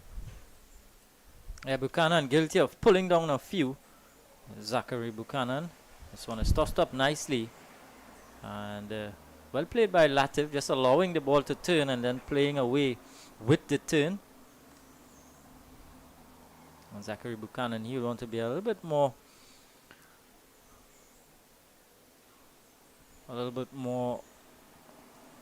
just like that. It's beautiful flight there. It was just above the eye line of Latif, and his eyes opened up. He was like, yes, I've got this one, and we're going to be swinging to the hills. But he had to check his shot there. Beautiful. Down the onside. Umpire called in wide. Just going to mention that he would want to be a little bit more consistent in the areas that he would want to hit. Zachary Buchanan. Another wide delivery. Talking about a Christopher Henry Gale, 15 test centuries, 7,214 runs, an average of 42.18 from 103 test matches. And to complement that, 37 half centuries in the process. Christopher Henry Gale, high score, of 333, 22 overs bowled, 83 for 6. We have a water break here. 301 ODIs for Chris Gale, 10,480 runs, high score of 215, average of 37.83 with 25 hundreds and 54 half centuries. And like I said, sometimes when we're talking about legends, Christopher Henry Gale's name, some people refuse to want to call it. But I can tell you, he has been really a stalwart in his own right. And when he scored, he batted for almost 10 hours when he scored 333 against Sri Lanka. And to make 333 against Sri Lanka against Matai Malitaran in Gale, that had to be an outstanding 100 when you talk about it. Gale is really considered free-flowing batsman. I'll tell you something, Kadir. In the days of Northern Telecom, when you would have had the likes of Kenneth Benjamin, Dave Joseph, Carl Hooper and company, showing Campbell, Stuart Williams, Justin Roach, so many names, Nehemiah Perry, Marlon Samuels, Delroy Morgan. These guys used to just score hundreds for, I would just say, Batmine. There was a contest between Brian Lara, Hooper, Dave Joseph and those guys, and the competition at the under-19 level in those days was so competitive that you would be guaranteed to know that almost in every round, somebody's going to score a big 100 or 100. I first met Marlon Samuels. I first met Robert and then Marlon Samuels. He didn't make the Jamaica team yet. But there was just something about him, and you know that he was going to be great. The ease of him. I don't have to tell you what his record is. And he was really... West Indies have not been able to produce somebody as magical as a match winner as a Marlon Samuels. And the records will show that. We have a water break here. We consider it a blue water break. Guyana, 83 for 6. Nicely placed here, Kadir. Guyana, what do you think? What's your thoughts? Yeah, decent partnership here between these two, Latif and Bacchus. So taking a little bit a sting out of it. But the Jamaicans certainly have clawed their way back into this contest, picking up those 6 wickets in pretty quick time. After being 60 for 2. So they have lost 4 wickets for 23 runs within the process. So I think you have to give some credit to the Jamaica bowling lineup. Yeah. Definitely, much credit must be given to the Jamaican bowling lineup. We saw when the off spinner Andrew Lloyd came on, he started to cause some headaches Yeah, for the Guyana batters. Yeah, Picked up- the breeze is strong from east to west. yeah, and I think Yeah, he's bowling from the right From end. the right end. Yeah. Yeah, certainly. But they got to improve on their fielding anyhow. They certainly will have to improve on their fielding. They've dropped, I think, about maybe 3 catches for the morning. We saw one there from Robinson. And they have to finish this game strong because this game is not over by a long shot as yet. So Lloyd is continuing. It's got a slip. Backward point. Cover. Dropped! Just as I was talking about the catching, another catch goes down. This time is Wayne Plummer at first slip. And Lloyd squared him up. Simple catch. You have to take that at this level. Even before he could react, it was through him. Lloyd causing some problems here, Andrew Lloyd. Yeah, Wayne Plummer now being removed from the slip region because they were sure who was in the slip position. There he's coming back now. So The horse is just, bolted. just getting the right personnel back in the slip. But Andrew Lloyd here, how brilliant has he been? Into his 7th over. He's bowling in the right areas, Kadia. And his revolutions on the ball have been brilliant. He's been using this breeze here expertly here at the Antigua Recreation Ground. Very strong breeze. And every now and again, he gives the batsman from Guyana some trouble, especially when he flights that ball. You could see the revolutions on it. And he's very in his The appeal for stumping is out stump. Brilliant work there by the wicketkeeper. Llewellyn Price. And Lloyd strikes. Guyana in trouble. 84 for 7. That's a beautiful delivery. another wonderful delivery. This one tossed up, drawing backers forward. An excellent glove work from Price. And Bacchus, who played well for 22, has to go now. Guyana 84 for 7. Yeah, he'll be very disappointed. And like I said, excellent work there by the wicketkeeper from Jamaica, Price. Whipping off the bails in a flash. And Bacchus, he overbalanced there.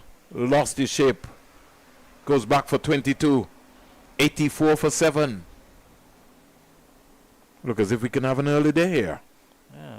Andrew Lloyd has picked up his 3rd wicket now. Just conceded 4. And causing real problems here for Guyana. Nathaniel Ramsamy is the new batter.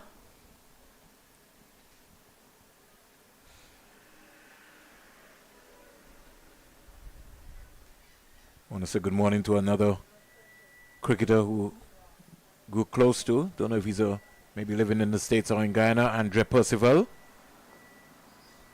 Clipped. Another fall over there. Got to stay on your feet, young man, and feel that ball. Jamaicans going to have to work on their ground feeling. They're going to have to work on their catching. There's too many lapses. Something that they're going to have to master on if they're going to go through in this tournament. Had they taken their catches, they could have already dismissed Guyana today.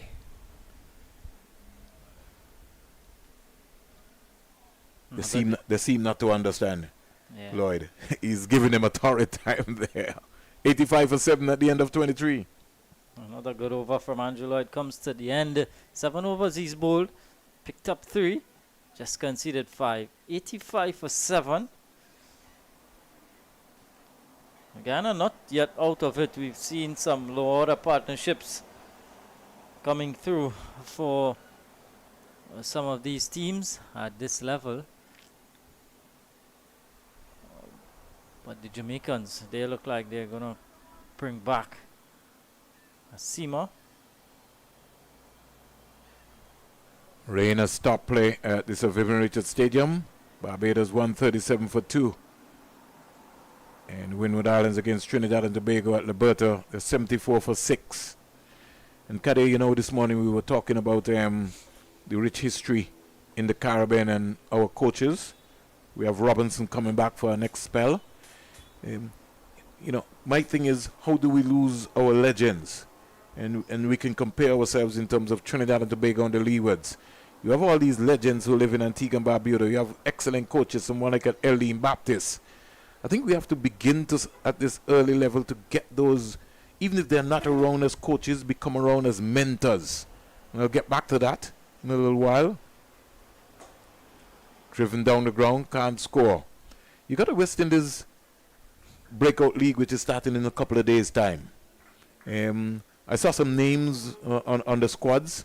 I'd have preferred to have had some of the legends' names on those on those teams. You know, be out of Trinidad, be out of Barbados, the Leewards, the Windwards, legends, the Mike Finleys and company. I'll get back to that by giving you my reason and my point. Down the onside, Robinson starts here with a wide.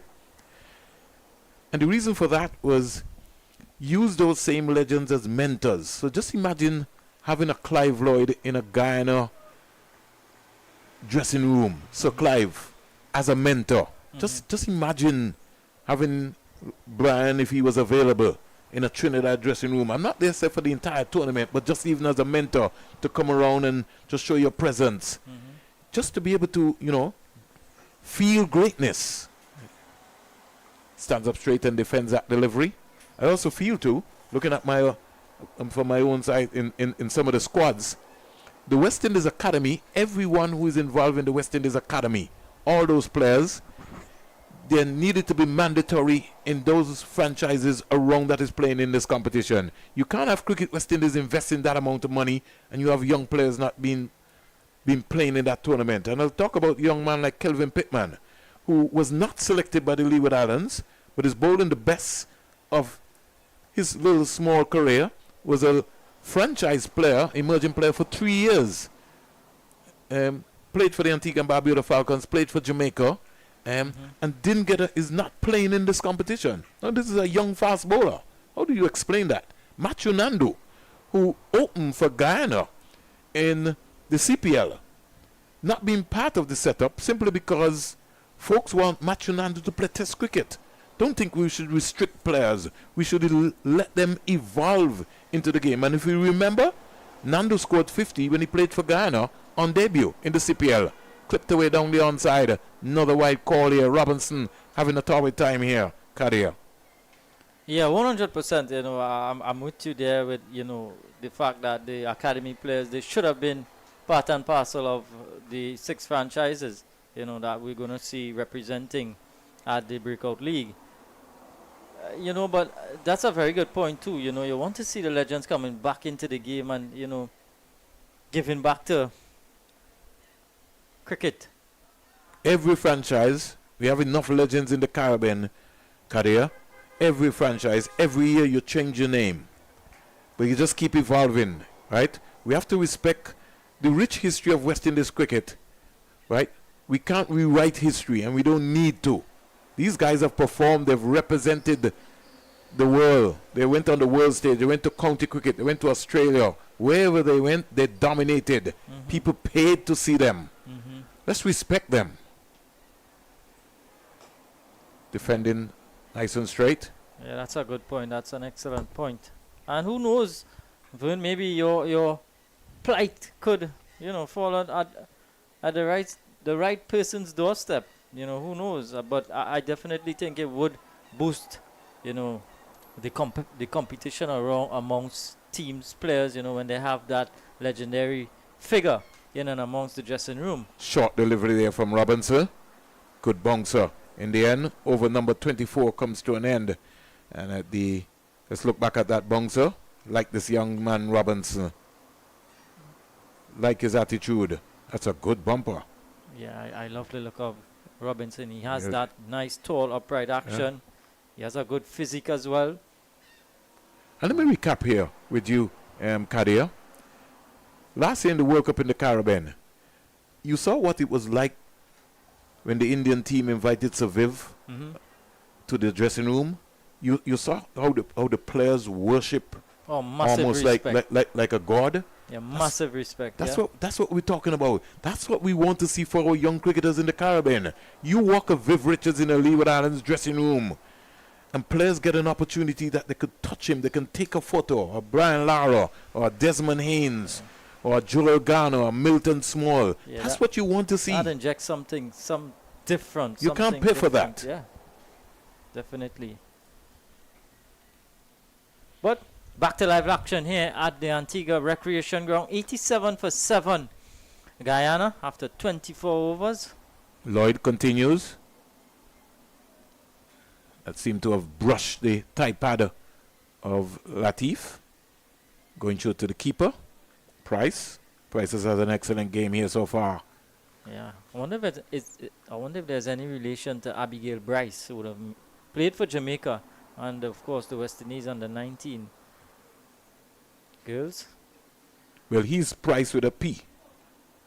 It would have been Bryce, which is B-R-I-C-E. Do I have that correct? Oh, you're Down the onside again. Starts with a Y there. You're right on cue. Yeah, Andrew Right Lloyd. on cue, yeah. Andrew Lloyd knows that that's a badly line delivery. He doesn't need to try anything right now. Don't give away anything. He's got 3 for 6, and he's into his 8th over. Just needs to land it on the money. Beautiful delivery. That's good flight, good control. That's a beautiful delivery there from the young man. I like him. I like his attitude. You've got to be able to spot talent. Latif just helping this one around the corner. The fielder is after it. When he gets there, picks it up. Number 21, Raji. And they get Able to come back for 2 2 runs. quite easily. Yeah. Not a lot of running to do. But again, very good from Andrew Lloyd. As you mentioned, there's certainly a lot to work with. Young Andrew Lloyd. Very repeatable action, and you can see that he's thinking and bowling. He's mixing up where he lands, his point of delivery. He's just giving it some air, holding some back.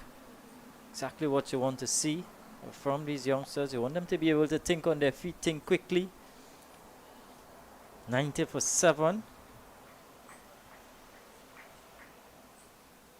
Even the academy is in Antigua and Barbuda. Why don't we have a Dr. Sir Andy Roberts, being part of a conversation, speaking to those youngsters? Richie Richardson, when he's available, even Sir Kirtley. Gotta begin to use our legends in a very proper way. We don't have to have them in coaching roles all the time, but you can use them as mentors, motivational speakers. How best you use them? Gotta bring them around. In Jamaica, you get out the legends. You get Michael Holding. You've rebranded your two-day cricket league. You get Michael to go around to some of the clubs. Folks might have just seen and heard Michael Holding. They might not have maybe even touched him. But you've been in action seeing them. 90 for 7. We're halfway there. 25 overs bowled. Yeah, that's a very good point, Vern. Looks as though the rain is gone. Fingers crossed. Wonderful conditions here in. You look at the senior team career. We've got a problem at the top. If West Indies want to compete at the world level, we must first work out to be able to make sure that we have at least 2 good opening batsmen. We need to invest in 3, 4. After Bradford is finished, we have to invest in 3 youngsters. And maybe the time has come for us that we need an opening batsman camp. Get Desmond Haynes. Congratulations to Desi on being elevated to the ICC Cricket Committee. But again, you have an institutional knowledge. You have a level 3 coach in the Caribbean sitting in an office and not being put out to be able to help our young batsmen in the Caribbean, not even in Barbados. He's been called. You got Sir Gordon Greenwich. We have to find those guys. We have to utilize their knowledge.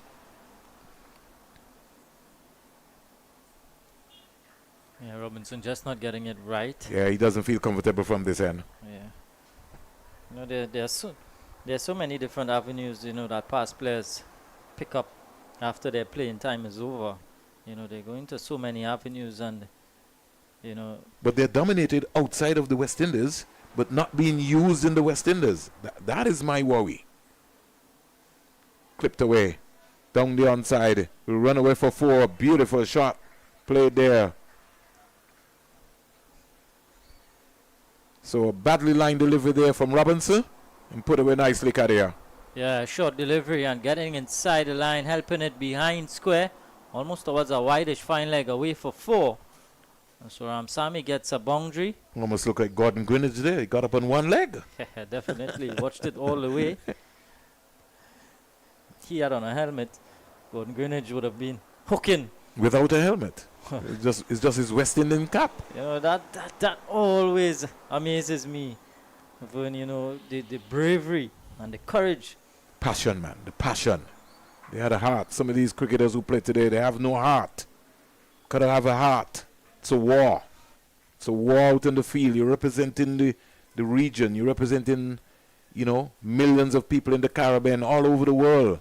You just imagine when you're talking about great teams, you're talking about the Chicago Bulls, the Yankees, you're talking about the West Indies team.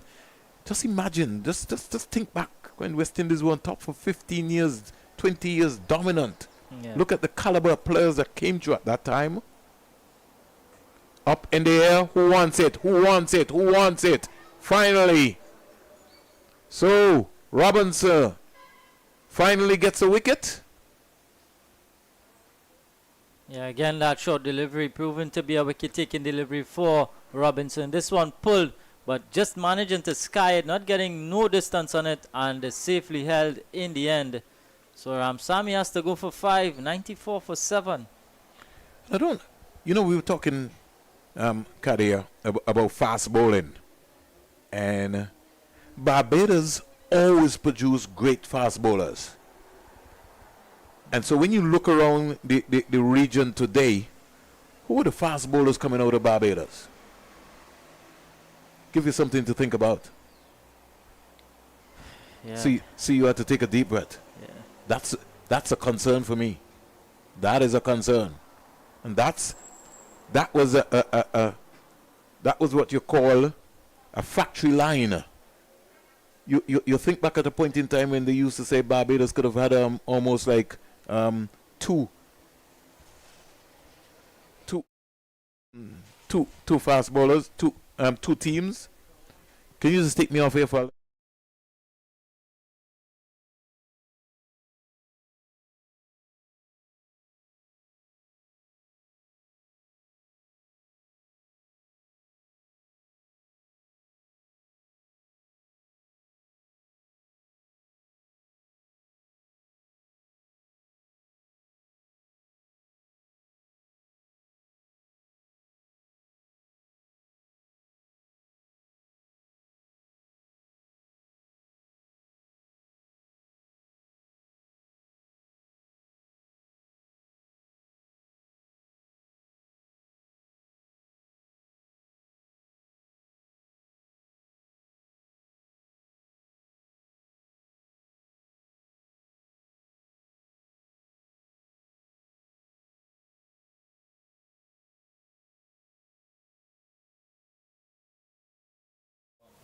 So we're back with the action here after just sorting out some in-house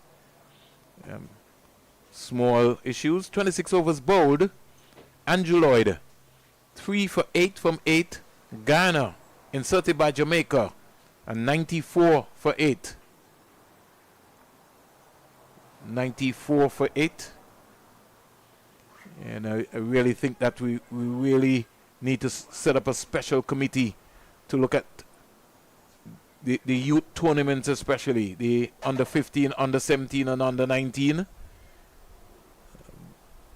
The pitches here so far that we've seen at Coolidge and at the Antigua Recreation Ground and also at the Sir Vivian Richards Stadium has really looked good. And so they got to be playing on the best pitches.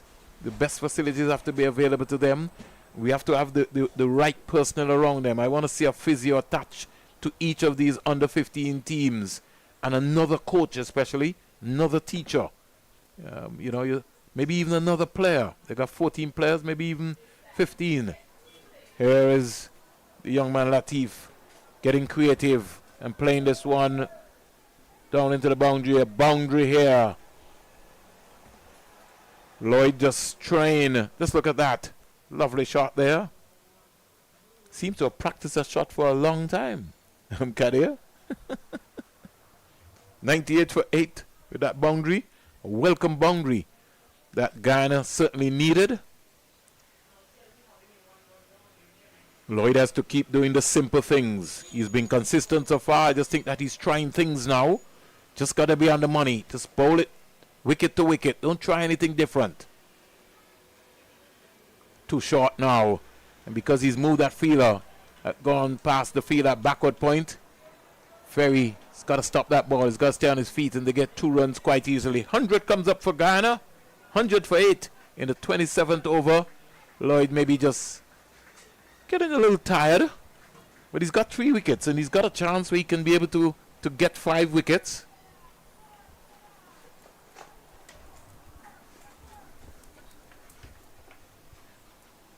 Thank you. Stands up straight and punches it into the offside.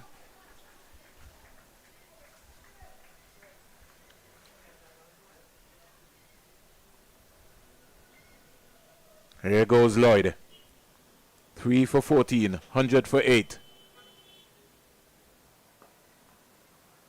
It's back and just turning this, can't score. Latif, 17 from 32.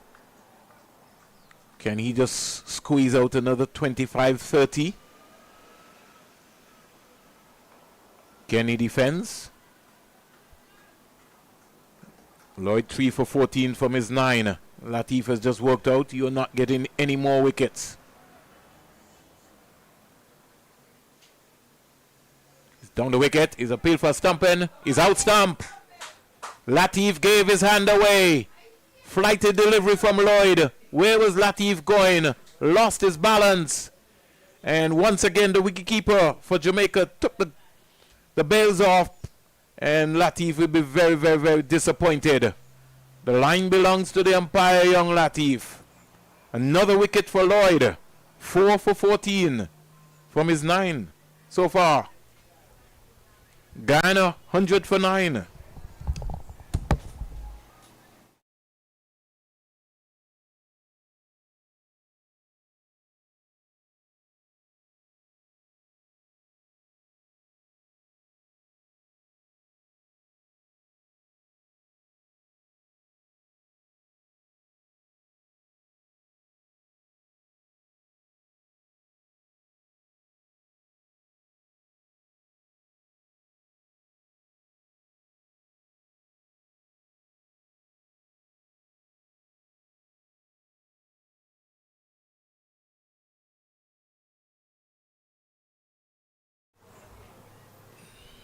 "27 overs bowled, 100 for 9.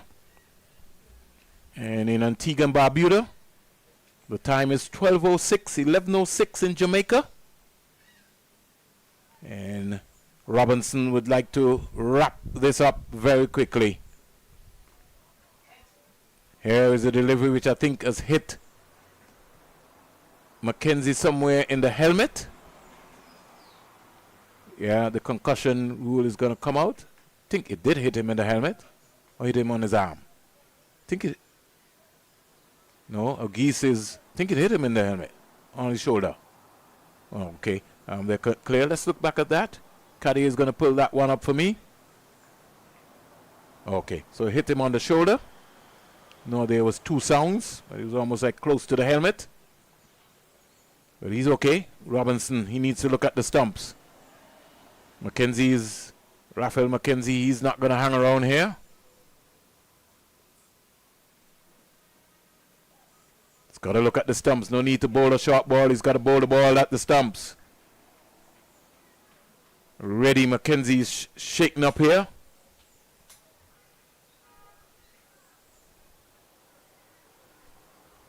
Jamaica are large and in control here at the Antigua Recreation Ground.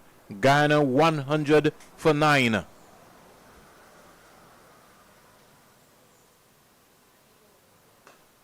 Clubbed over the man at short extra cover. and they'll get a couple of runs. Why is Robinson bowling short?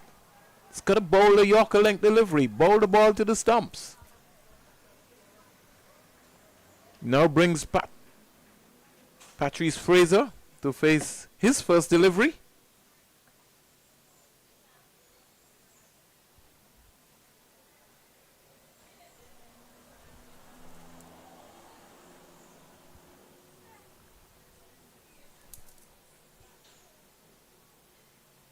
Here goes the big man, Robinson. Bongs away to Fraser. Fraser is clubbering this up to mid-on. And they get a quite easy single. Coming around to feel that delivery was Dondre Peters. So Robinson, he's got to be on the money. 102 for 9. Look at the stumps. Look at the target. Get that Yorker in.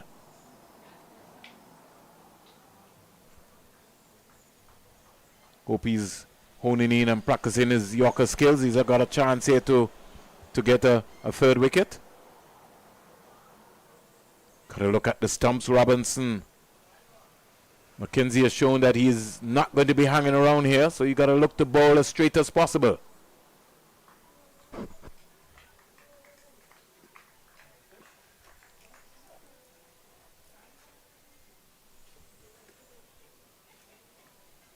$102 for 9. Robinson into his 8th over, 2 for 36. Number 29 on his back. Into bowl to Mackenzie, and he bowls a wide. Come on, Robinson. Look at the target. No need for you to give away any extras. Keep it simple.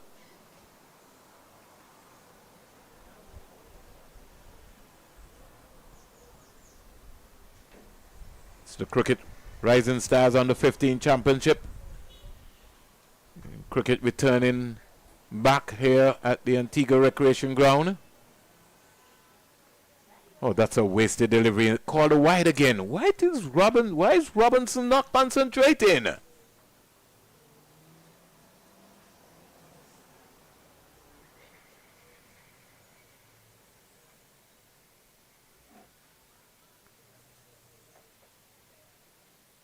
He's just giving away 2 extras, needless extras. 104 for 9. Played in the air. Over comes to an end. So Robinson, 2 for 38 from his 8. Andrew Lloyd has a chance to pick up a 4 for 14 from his 9 so far. He will complete his spell. Andrew Lloyd. Guyana, 104 for 9.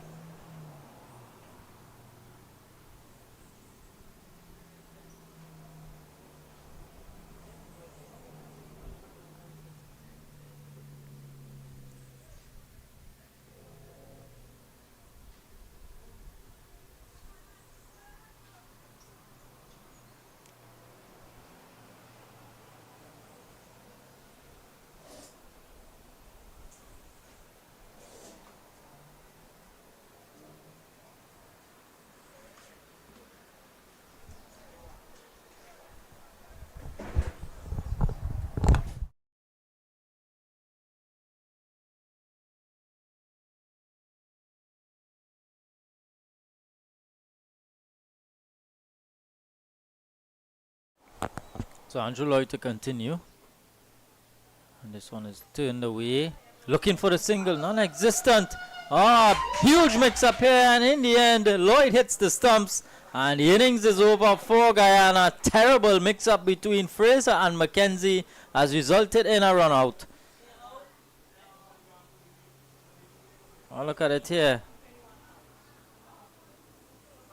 Should have never been a single because Lloyd went after it, shied at the stumps. He missed, but then the fielder doing the backing up, he was able to hit the bullseye. So Fraser has to go run out. Guyana innings has come to an end with the score at 104. So in 28.2 overs, Guyana all out for 104. So we're going to have a bit of a break, and right after we're going to see the run chase of Jamaica, who would need 105 for victory.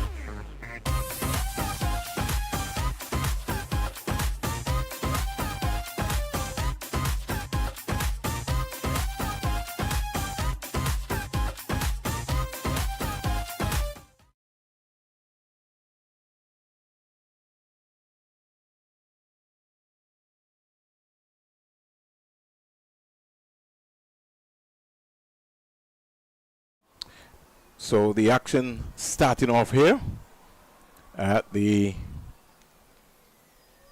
historic Antigua Recreation Ground. And I know Kadir had asked me a lot earlier.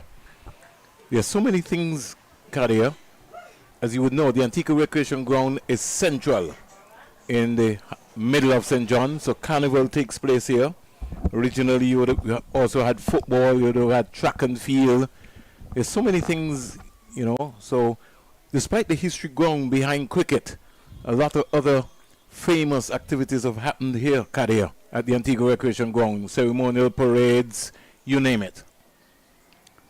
Yeah, good afternoon again to you, Vern, and good afternoon to all of our viewers. Yeah, definitely this ground holds so many historic moments, definitely etched in history. And as you would have mentioned, the various things that would have happened right here at the Antigua Recreation Ground. Start to the wide here, Raphael Mackenzie from Guyana. And just to let you know, I know you maybe might not be a soccer man, Kadir, but there's a big concert coming up in July. And Road March winner from Trinidad and Tobago, Marshall Montana, will be performing right here because here is being housed for the carnival activities. So I normally do a little commentary downstairs of the carnival activities, whether it be Soca Monarch, Calypso, Junior Pageant.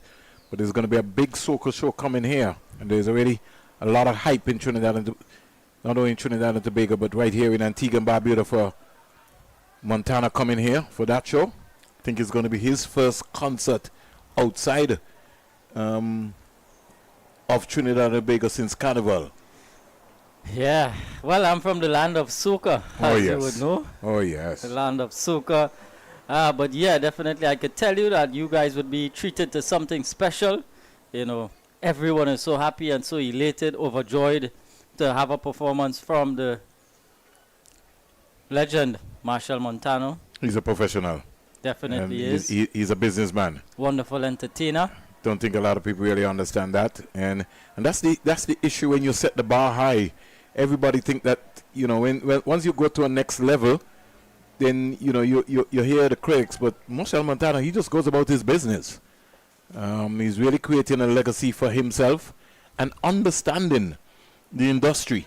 Because you first have to study and understand the industry that you're involved in. Yeah. Yeah, he's taken soca to a whole new level. He's took that outside of the region. Almost international now. Yeah. Here is a loose delivery by Jaden Shaw. On another genre, you could look at some of the other artists that have come out of the Caribbean as well. Yeah, Jamaican dancehall has been famously going around the world. Yeah. Yeah, Popcorn and, you know, the host of all others, Shensia, and, you know, definitely a lot is happening in the Caribbean, and it's something that we should be proud of as a whole.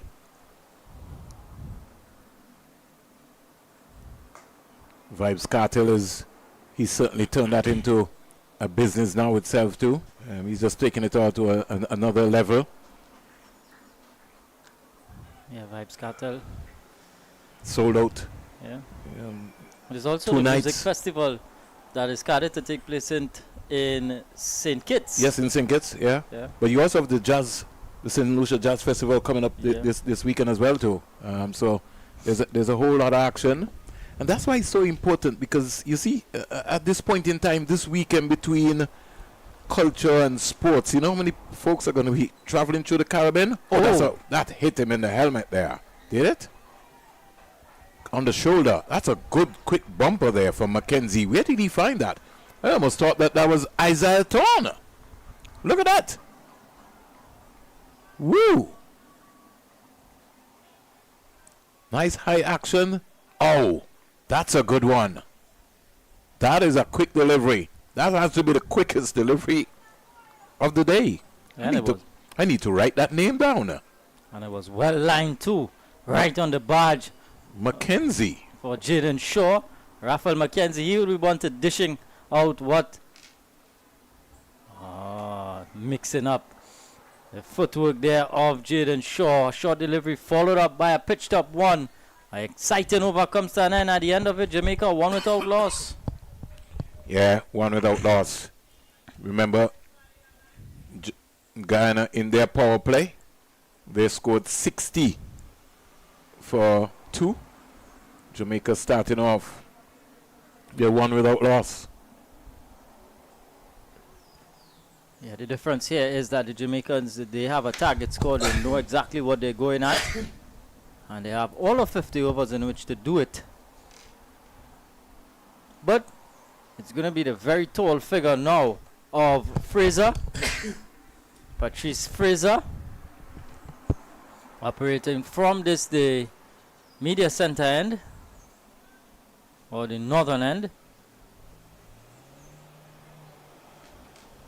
It's going to be the left-hander, Rajay Magichi. Left-hander.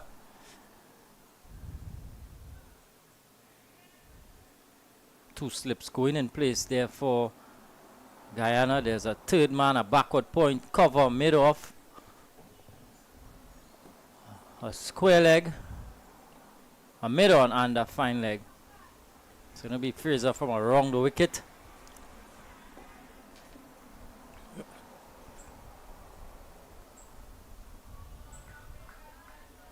Oh, good start there from Fraser. And extended follow through too. Vern? Yeah, very positive look. Like the look of what I've seen by Ghana so far. See Rangers lurking in the eastern area as well too. Just give me a couple of minutes. I'll link back with you very quickly. Very busy man is Vernon Springer. But Fraser.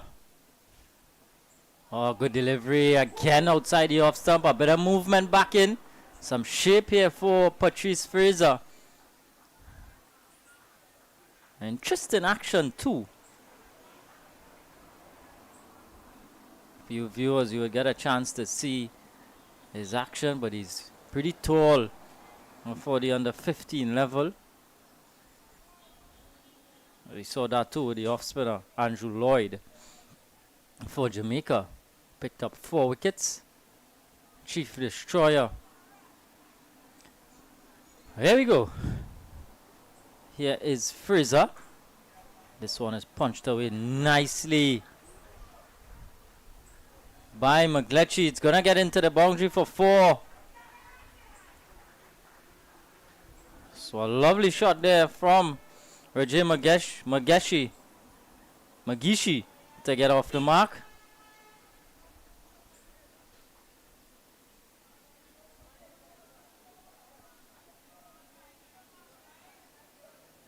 Lovely looking shot, standing tall and punching through the cover region for 4 down. So that should give him some confidence now, Magishi. Not bad from Fraser though, because that is what you want to see. You want to get the left-hander playing outside the off-stump, playing away from his body. There are 2 slips in place.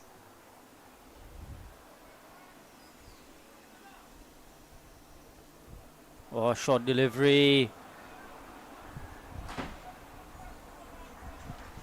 This is quite the response from Guyana. And look at Fraser. Nice approach. And good looking action. Patrice Fraser. So you've seen definitely some rising stars. And we're just into the second round of this CWI under 15 tournament. Another good delivery.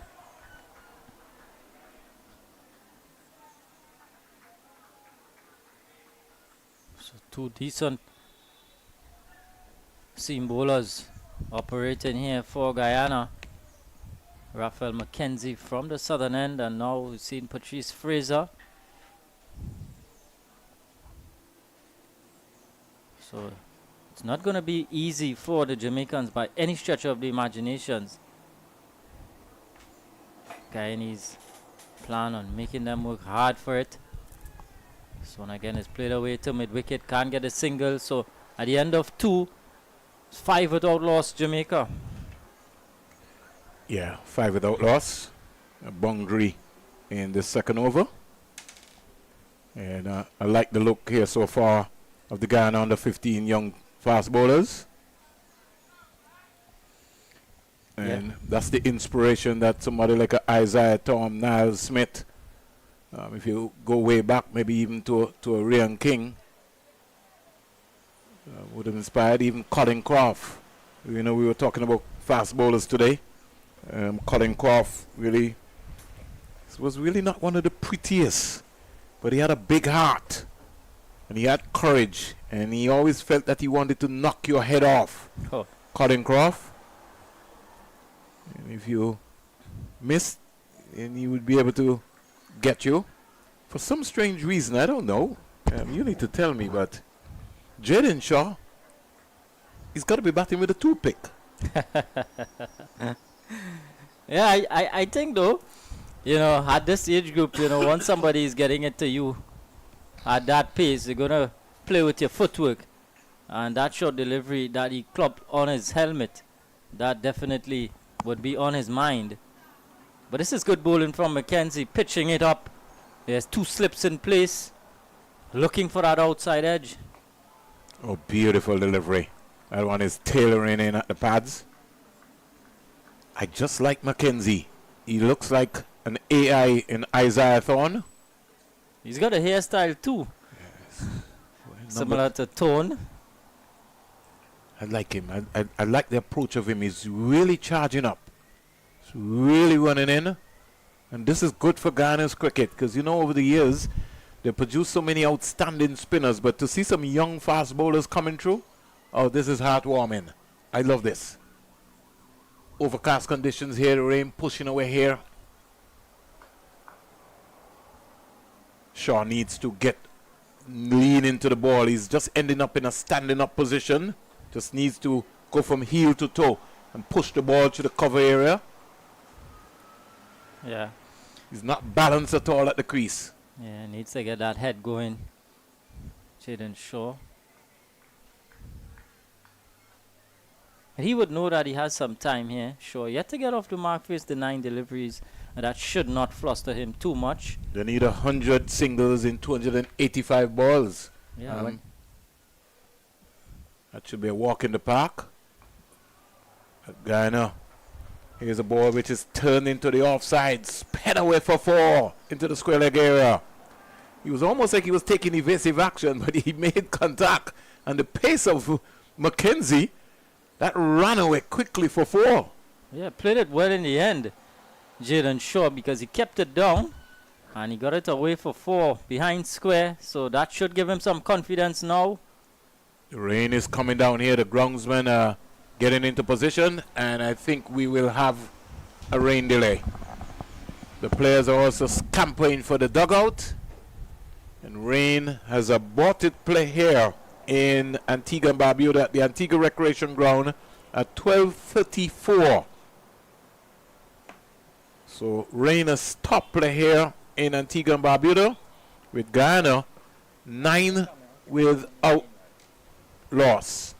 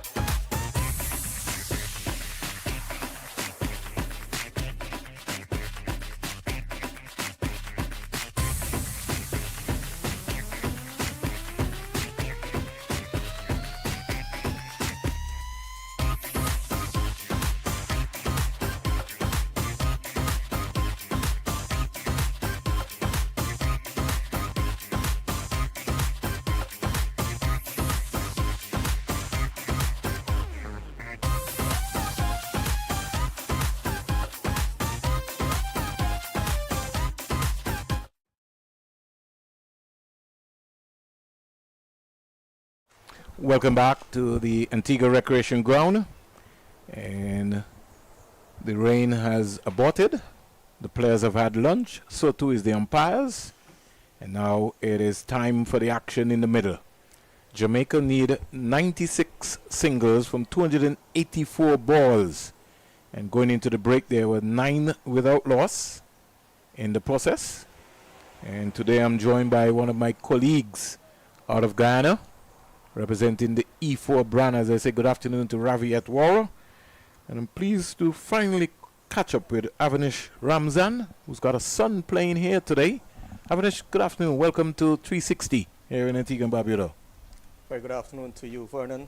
Very good afternoon to you, Vernon, and everyone tuning in on the live broadcast. Of course, we're coming to you from the Antigua Recreation Ground. Good to be in your neck of the woods. First time at the Antigua Recreation Ground? First time. First time. Wow. Certainly not the last. No, it won't be the last. So it's a very historic ground, and I know you can give me some history lessons of border. I can give you so many history lessons of the Antigua Recreation Ground. I witnessed so many great things here. It's quite amazing, and you got a chance to see your son play here today. We'll talk a little bit about that. But I like the look here, Avanish, of Raphael McKenzie, a copycat of Isaiah Thorne. He looks aggressive. 9 without loss as he starts from what we consider to be, let's just say, Dr. Sir Andy Roberts' stand in the area. And originally, Avanish, where the car parkers area is, as we speak there, that was the double-decker area. So on your television, when you would have looked at Cheeky Hi-Fi in the days, yeah, the double-decker finally came down and they're supposed to replace it. Don't know when, but we hope that some point in time they certainly will replace it. On our left-hand side, you got Dr. Sir Richie Richardson's stand. Come back to that. Played into the offside.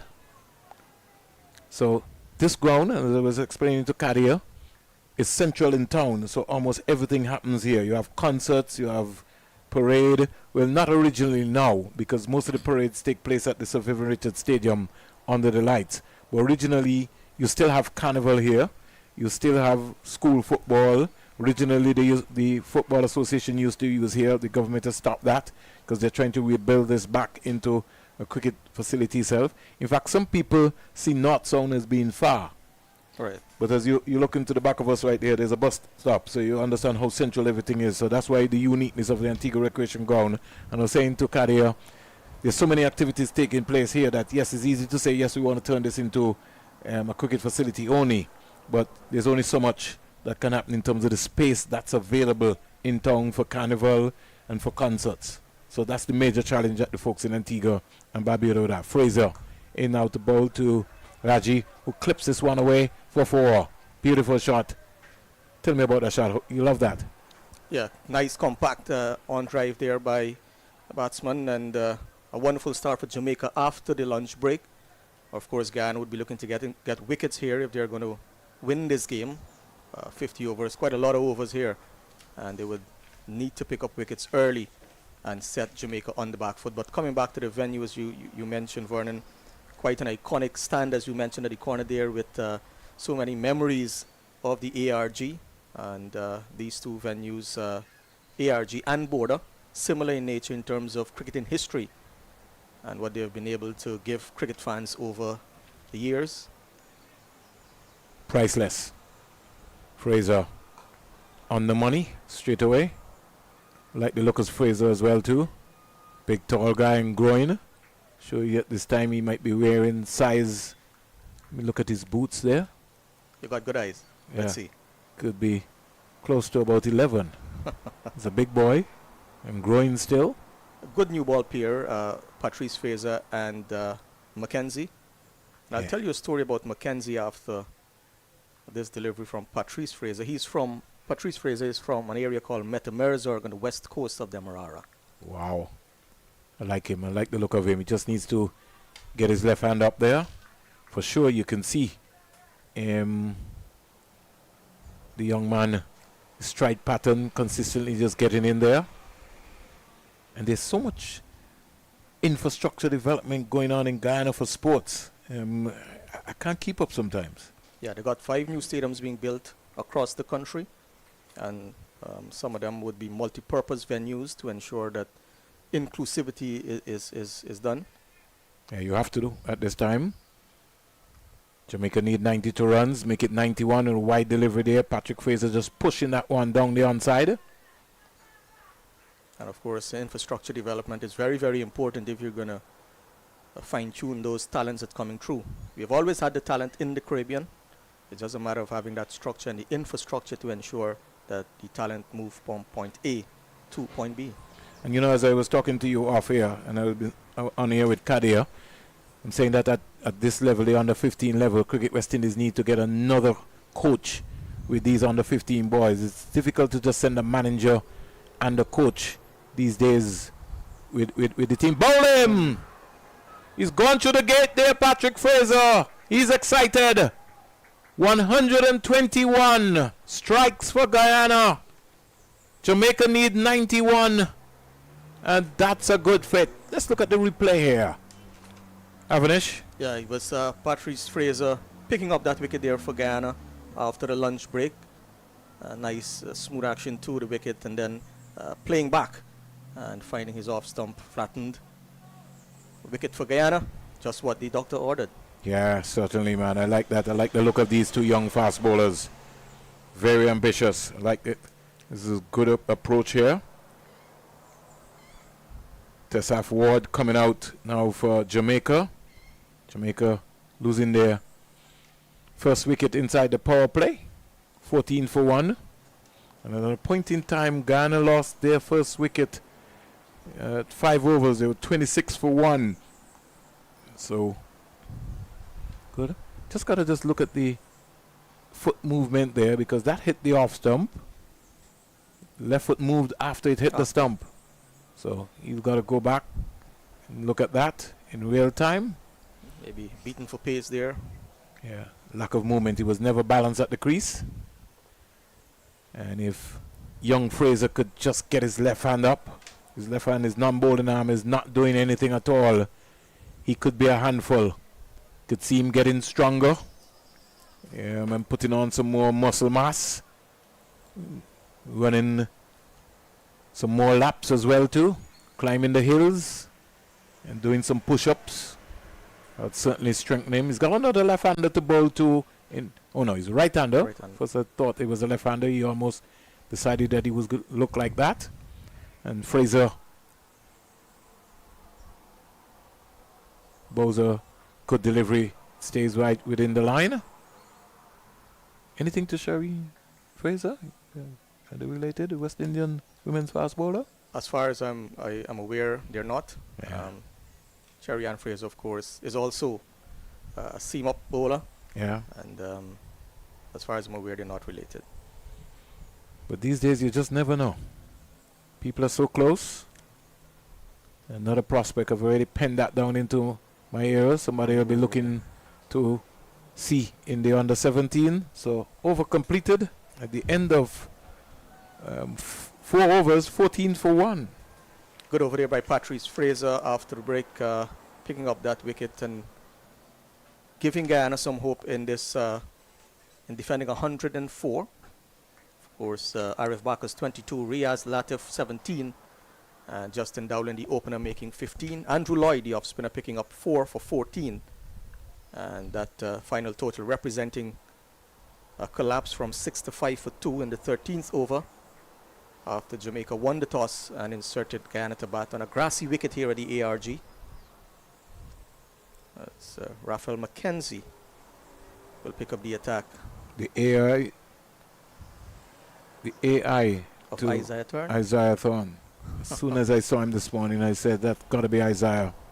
Same action, the dreadlocks and everything. Oh, yes. I got to make sure I get on to Dr. Sandy Roberts and tell him, listen, there's another Isaiah Thorne playing cricket for Guyana. You need to go and look him up. Go and have a look at him. Batsman playing no shot there. Sure, the umpire is going to signal dead ball. Oh, he signaled leg by. To me, it looked like he was just leaving alone that delivery there. Just rushed into his pad. You mentioned Sir Andy Roberts, but Raphael McKenzie was part of a training camp, a fast bowling clinic a couple of years ago in Berbice, the county of Berbice, which produced so many fantastic cricketers for Guyana and the West Indies. And that clinic was conducted by one Sir Curtly Ambrose. There you go. So I'm glad you told me that. I'm going to also give Curtly a buzz and say, boy, one of your students is right here in Antigua and Barbuda playing in the under 15. You'd really welcome that. Well, you understand, he was at the Sir Vivian Richards Stadium a couple of days ago watching Mackenzie operate. Wide delivery. See what I was talking about at Kadia? You heard what the gentleman said? That's the impact of having legends around. That's something that Guyana has done excellently well by bringing in first Dr. Sir Andy Roberts and then Sir Curtly Ambrose. I want to see a opening a batsman camp in the Caribbean. You know, we have too many great batsmen who we're not using. Got to get them involved. Gordon Greenidge, Desmond Haynes, and company. Even if they're not coaches, they come in as mentors. They can be able to talk to the young batsman, give them some tips. Definitely, and I think at this level you need your best coaches as well. Your best teachers, because I find everybody is a coach. And when I say that, a lot of people get very highly annoyed. You, as a teacher, you have to be able to look at Avanish and realize that Avanish has a technical problem and be able to sort it out and help him. So you look and you realize that his grip is off. Being his batting, his V's are not in line, he's using more of his bottom hand, and you help him. You get to guide him and help him. I'll come back to that and give you your story. Played sweetly up to the square leg area. I don't know if you remember in 1978-79 series when the West Indies went to Australia. I think it was Desmond Haynes' first series in Australia. He was getting bowled consistently. Desmond Haynes came back to the Caribbean and he opened his stance and got a little bit more square on so he could be more balanced, he could see what's happening. Those are sometimes the finer points of somebody like a Haynes being able to talk to a young batsman, a Mikhail Louis, a Shanda Paul, to say, why don't you try this and see how it works? Because he's been there, he's been done that. Yeah, that's what we're talking about. Stop and slapping that out into the offside. And I'm afraid that there's a fear to allow some of these legends to come around the cricket. And I was talking to Caddy and I was saying to him, this breakout league that is taking place in Trinidad and Tobago, the names of the teams should have been, we should have those teams or franchises named after the West Indian legends and have that legend be part as a mentor for that franchise. That's something similar to what Alan Stanford did in 2006. Here goes, driven sweetly by Ward. The only thing is that he didn't get any run, but good control here. Outside of the two wides from Mackenzie. I like his approach, I like his control. A good youngster, of course. Guyana would be looking at importantly fast bowling points, which has been a cause for concern over the years in this tournament. They have missed out on the title by a 0.2 or a 0.4 over the years. They're not the only country. The Leeward Islands is guilty of that as well too. And Yes. and again, it's understanding the playing conditions, and that's what I was talking to Caddy about. A lot of the coaches don't seem to spend enough time by educating the youngsters about what is happening around and game awareness. That's why it's so important. I'm so pleased to see that there's a scoreboard up so that the young players get an opportunity to begin to understand the scoreboard. Too many of our coaches in the Caribbean just have the youngsters practicing. Why you don't take them off the field and teach them the game, the field positions? You know, what is what? The same thing that you're talking about point system. Why did Guyana have to lose? Simply because maybe the guys were just jaded. Maybe nobody spent time to say, well, hey, these are the common factors that can help us to win. So what has happened this year is that the Guyana team has been bolstered by 4 fast bowlers. And all 4 are playing here today. And they're supposed to hopefully get those points to keep Guyana in the hunt for title. Patrice Fraser, Raphael McKenzie, Usain Fredericks in the 11 today, and Nathaniel Ramsamy.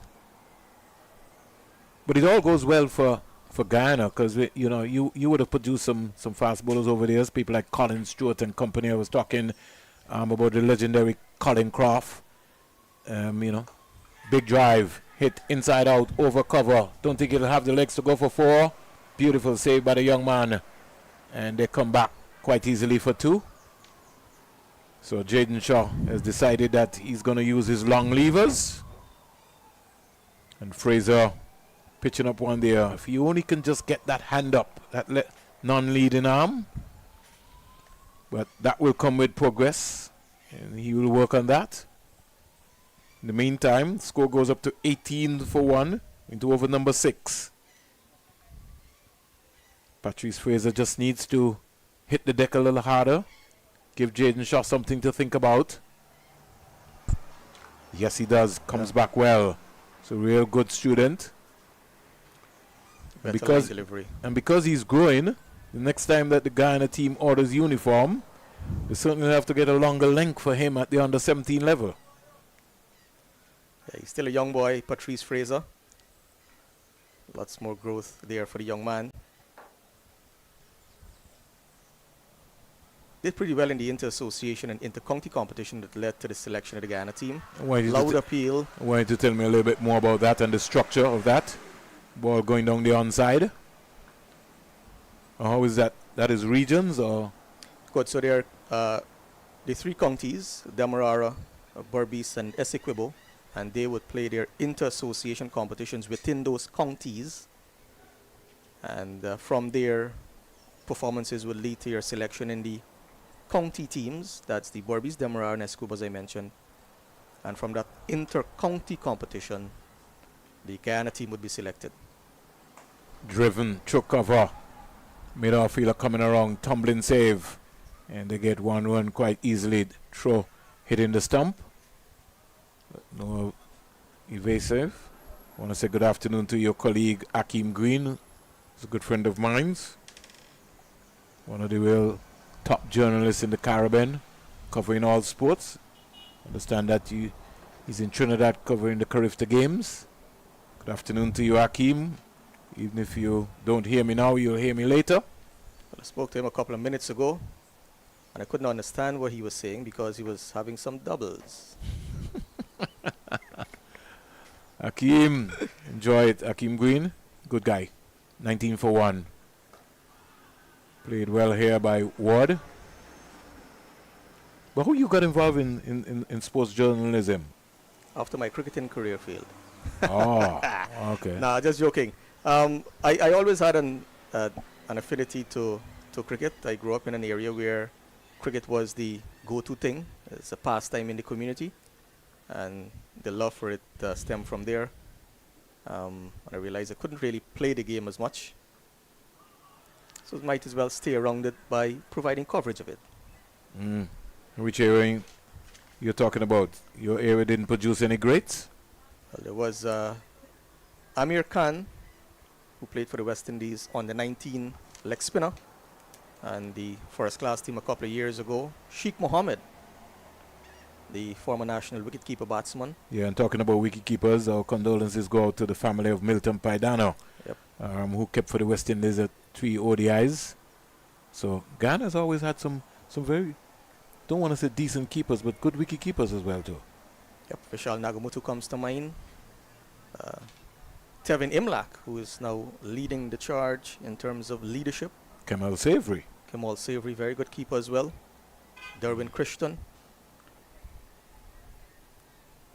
Very good keepers over the years.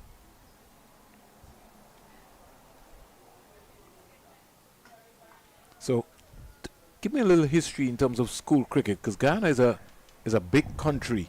So I know it would be a challenge maybe for school cricket, but if there's school cricket, how is it played? In the regions, in zones?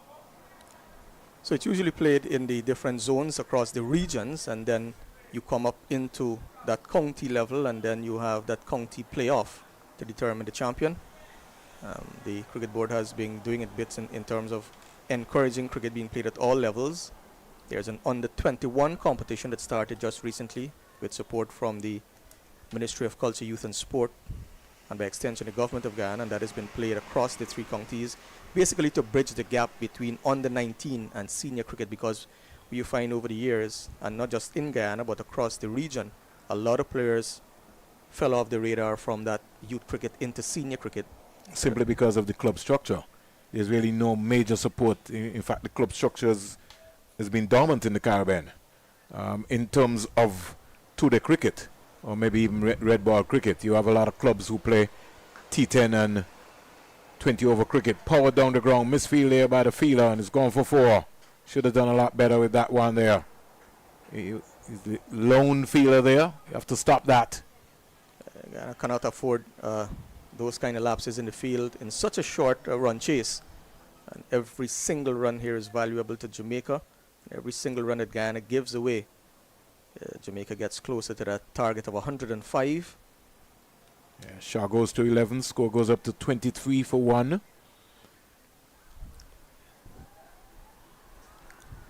Yeah, and as you rightly mentioned, the clubs are the ones who really produce the cricketers. And so that's where you have the gap, because you can have all of the excellent development level. I'll come back to that. Could carry there. You know, the Guyana Cricket Board, or whoever cricket board that it conducts and wants to have youth level development, you still need to be able to have the traditional clubs established. I know right now, as I speak to you, club cricket is struggling in Barbados. And that's for the simple reason, because they're traditionally, whether they had 12, 16 clubs, they maybe can't manage based on the finances, and the sport has got real expensive as well too, even to maintain running of a club. Yeah, that is a big challenge for the clubs. Down the onside, signal wide. Just for a moment, Mackenzie thought about going up, thought it brushed the pad of Shaw, but the umpire said no, it's bowler wide. So there are many, there are facets of areas which we have to address. In Antigua and Barbuda, in the two-day competition, or in most of the competitions, they have proposed to have 10 clubs. But I don't think you have the quality of 10 clubs. And so what you really need maybe is to maybe get six quality clubs. Maybe that might help. Don't think that will go for Guyana. Play it into the offside. Because however you look at it, you need to build back that club structure, because you could put all the development you want in the base. If those youngsters don't have an avenue to go back to, they're just going to go to something else, to another sport. And whatever they're going back to has to be organized. So you can't have Kadir, who is the national coach, with a system for young players. And when the young players go back to the clubs, the guys don't practice. They just go and they hang out, and then they just come and play the game. It's going to be a turn-off for the youngsters. Good short ball. Really, this is good stuff. But it's a difficult thing for clubs as well, who find it very hard to sustain themselves, because everything comes down to dollar and cents. And a lot of these clubs cannot just afford to have regular training sessions, to have maybe, you know, a proper structure in place in terms of ensuring that there is continuity. And there's where corporate Guyana and the corporate community would have to come into place and support these clubs, because an investment in sport, as you would know, Vernon, would not give you overnight returns.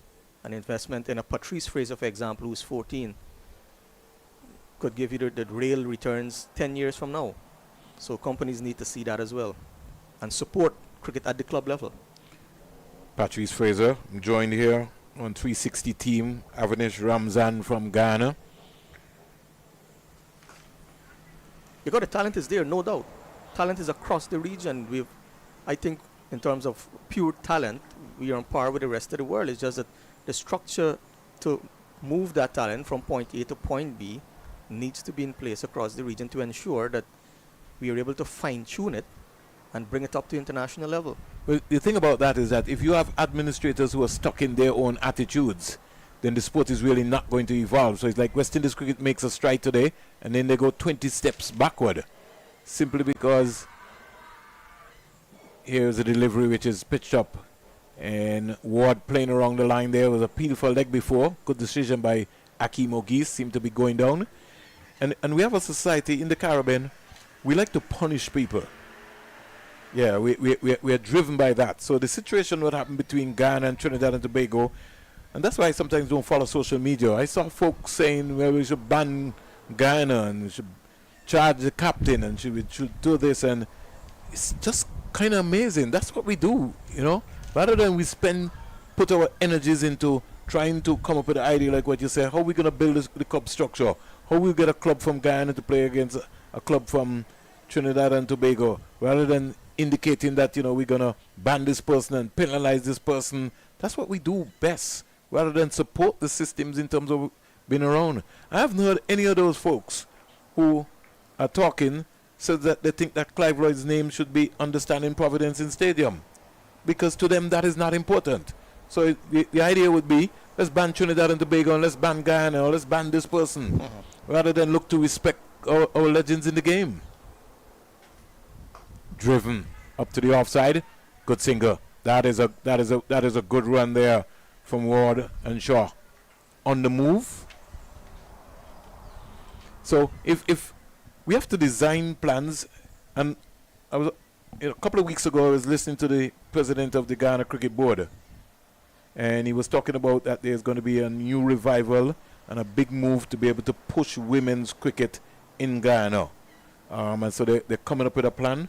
I was thrilled to hear that he's starting from the base, because I think that one of the things that we're guilty of in the Caribbean is that we're building from the top down rather than from the base, because we want to win now. That's our big problem that we're having.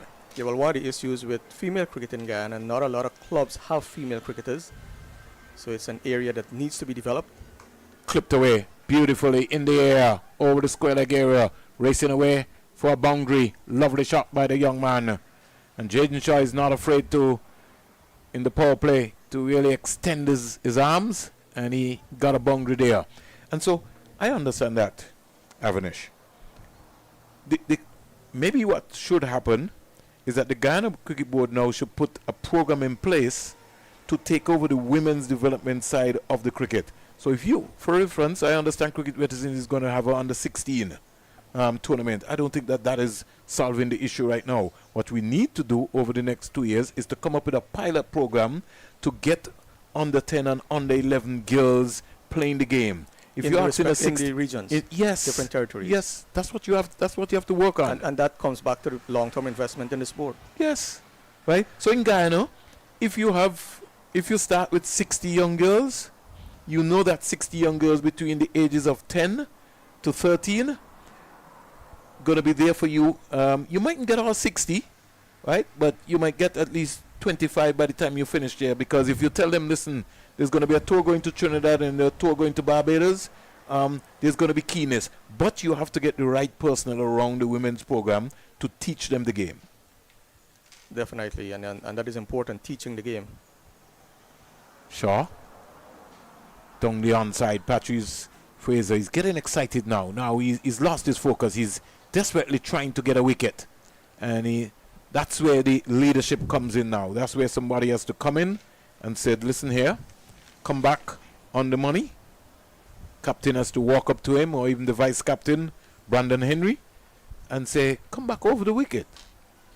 Yes. Seems to have heard you there. He's going back over. Yeah, just be patient.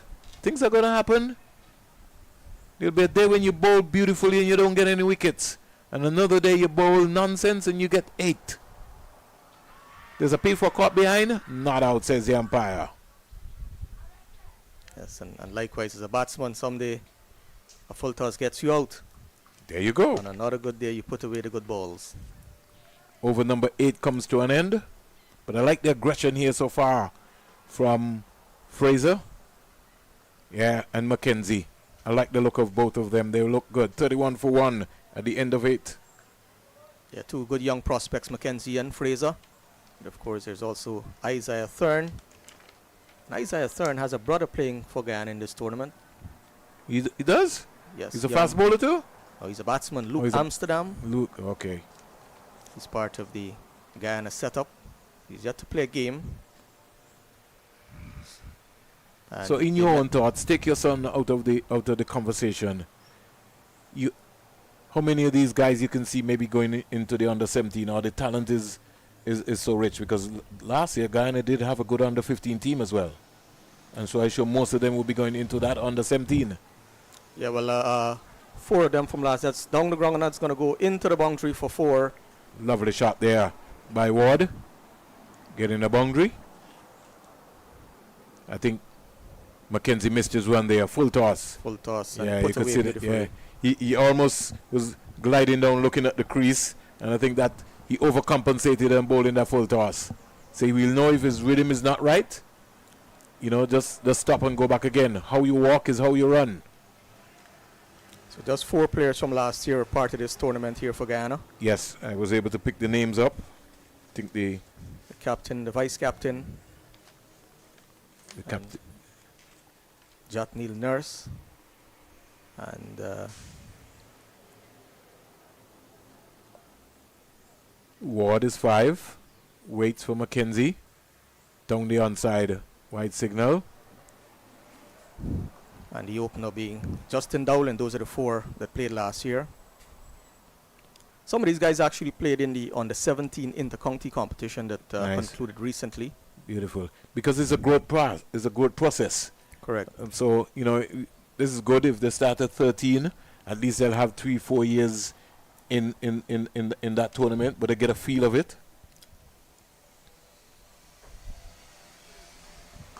Driven down the ground for 4. The midfielder has to do better. And I just think that he's just too wide. You have to get a better feeler in that position. That's the second boundary that has been given away for the day. Yeah, diving effort there from the captain, Ramdial. Yeah, he's got to stop that. And I just think that he's just too square. Maybe he just needed, he just maybe needed to come to his right, and that would have been a comfortable spot. He was got down into a long barrier position and stopped that ball. It's drifting, going to his left. And as I mentioned, Guyana cannot afford to be giving away easy runs here to the Jamaicans. It's a small target. And we talk about talent. There's a young guy in this team, young batsman that made a 100. Here, you got to tell me a little bit more about that. I saw that. Short ball, stayed down to third man. Well played here by Ward. Good effort ball there by Mackenzie. I like his attitude. I like his energy. Keeps coming here. Raphael Mackenzie. Score in the meantime goes up to 41 for 1. Jamaica needs 65, at least maybe 64 to 65. 64 singles in 249 balls. Shaw is 15. Ward is 10. And oh, how the fortunes could change from the first game, Kadir and Avanish. Dismal performance from Jamaica in the first game. Batted, oh, sweetly timed. Yeah, he enjoyed that. Shaw. A little touch of elegance you saw there. Heel into toe, and he stayed over the ball there. Kadir, pull that up for me. I love to see that. He needs to see this later on the screen and just says, all I have to do is just get myself balanced into head position into the right area.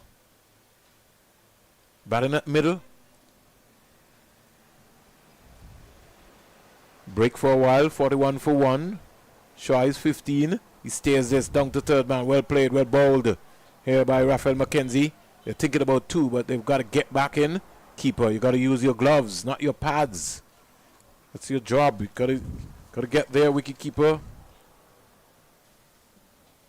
Keeper is Justin Dolan. Got to get his gloves behind the ball. Just a while ago, you almost looked like a hockey goalkeeper. This partnership has yielded 28 from 31 deliveries. After Jamaica lost their first wicket in the 4th over, 14 for 1. Mackenzie. Pitched up. Lovely on drive. Down the ground. More runs here for Jamaica. Shaw just falling down there. He was running into the practice strips area. 9 overs bowled. And at the end of 9, Jamaica are 43 for 1. And at the same stage, Guyana were 52 for 2. Yeah, both teams, wonderful start for both teams in this competition. And of course, we saw that collapse from Guyana from 65 for 2 in the 13th over, being bowled out for 104. They would want something similar to happen to the Jamaicans, but they've got to work for their wickets here. These two have been batting quite positively, Jaden Shaw and Tess for Ward. What do you think is the strong point in terms of the bowling attack for Guyana? The seamers? But it's a very balanced attack. Okay. I could tell you that. Some quality spinners, good fast bowlers. And it really depends on conditions at the time. You can't defend 62 runs, you know. You got to get wickets here. Got to get wickets. Got to get wickets. Got to get wickets. Got to be looking to press for wickets right now. Yeah. And one way of getting wickets is to bowl dot deliveries, build pressure. And save boundaries. Fielders got to put their bodies on the line. It's not over until it's over, though. No, not for sure. It's a funny game, this game, cricket. But we're talking about that guy with a triple hundred, Lomar Sicharan, the opening batsman. I think his number is 47. Made a triple hundred in under 15 cricket in a competition being played in Berbice. And he also scored a second division 100 at the age of 12, playing for the Demerara Cricket Club. So he's got some talent. They call him the home of legends. Sir Clive Lloyd and all those guys came out from there, Lance Gibbs. So Lance now living in Miami. And in that same game that Lomar Sicharan scored that second division 100, a guy made 400. Brandon Jaikaran. That must have been some ball chasing.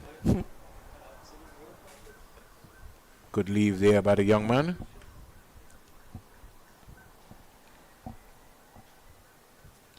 So he's one of the talents you could look out for, Lomar Sicharan. He's a wicket keeper as well. He kept in the first game.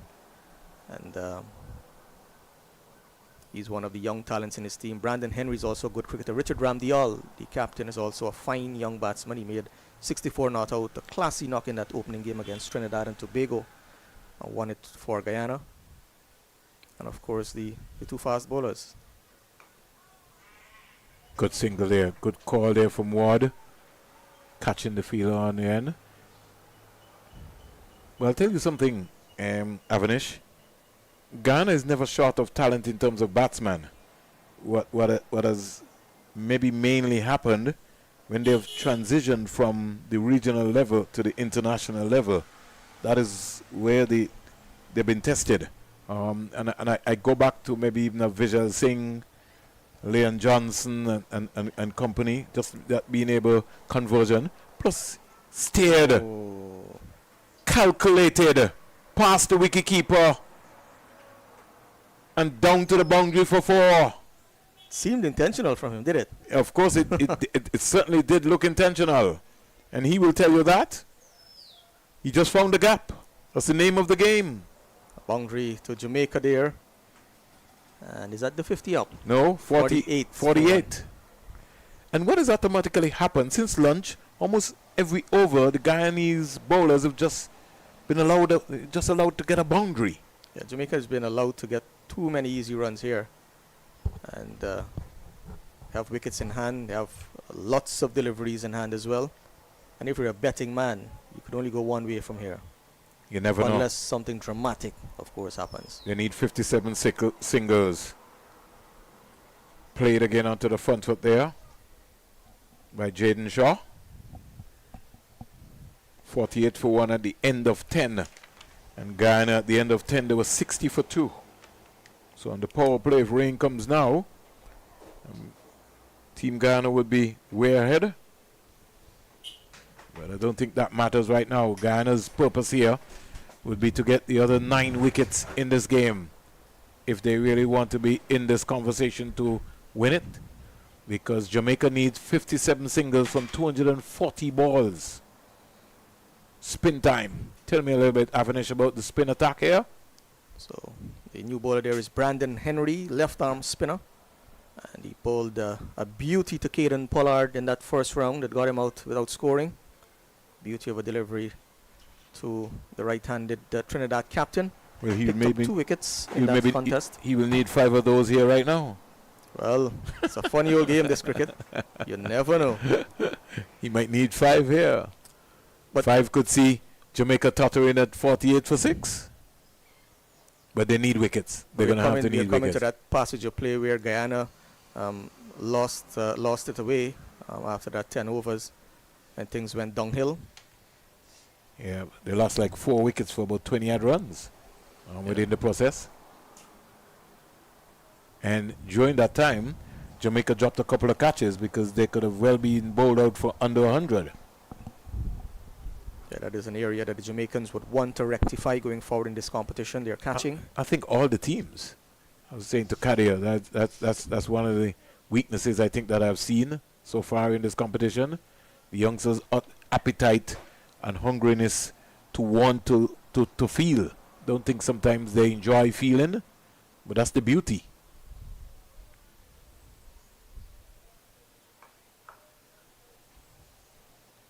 Tesfa Ward getting his first delivery and having a look. I don't like this, Avanish. The mid-on has gone to long on. He's just come to the crease. He's just started. I don't think you need him.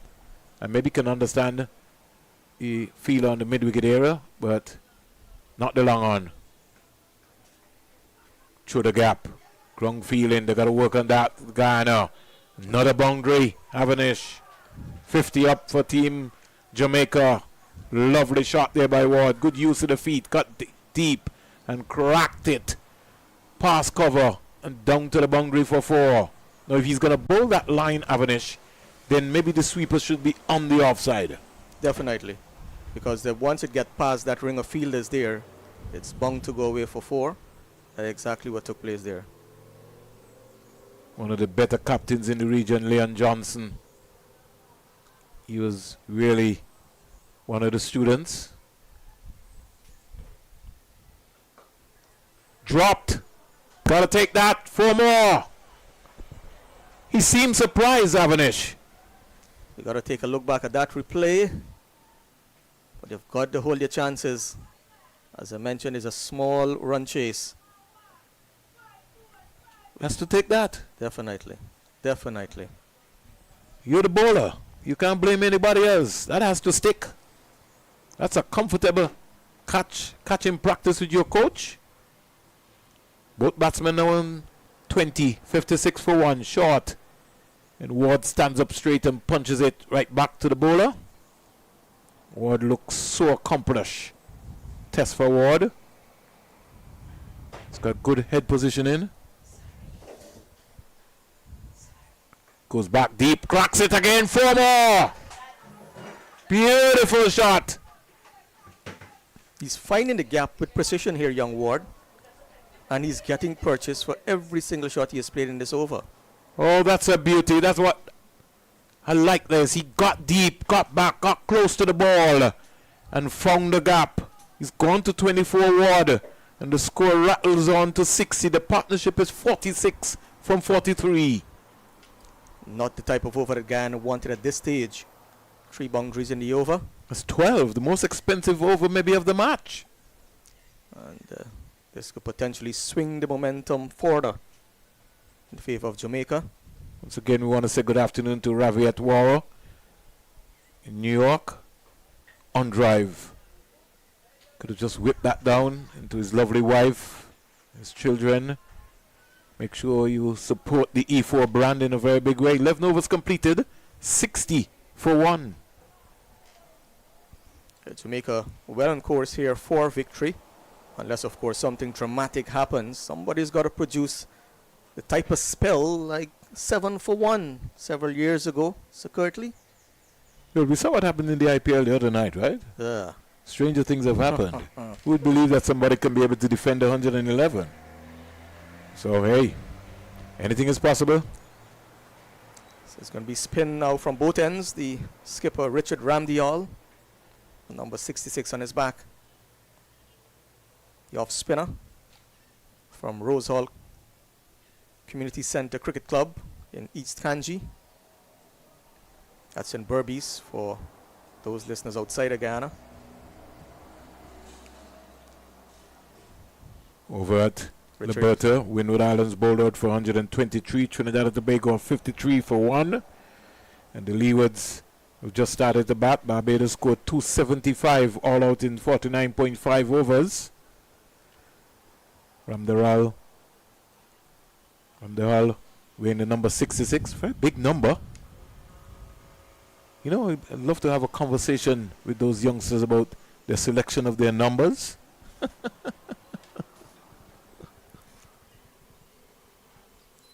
First delivery. Down the onside. Peel for a leg before, but I think the keeper was pretty guilty in moving down the onside.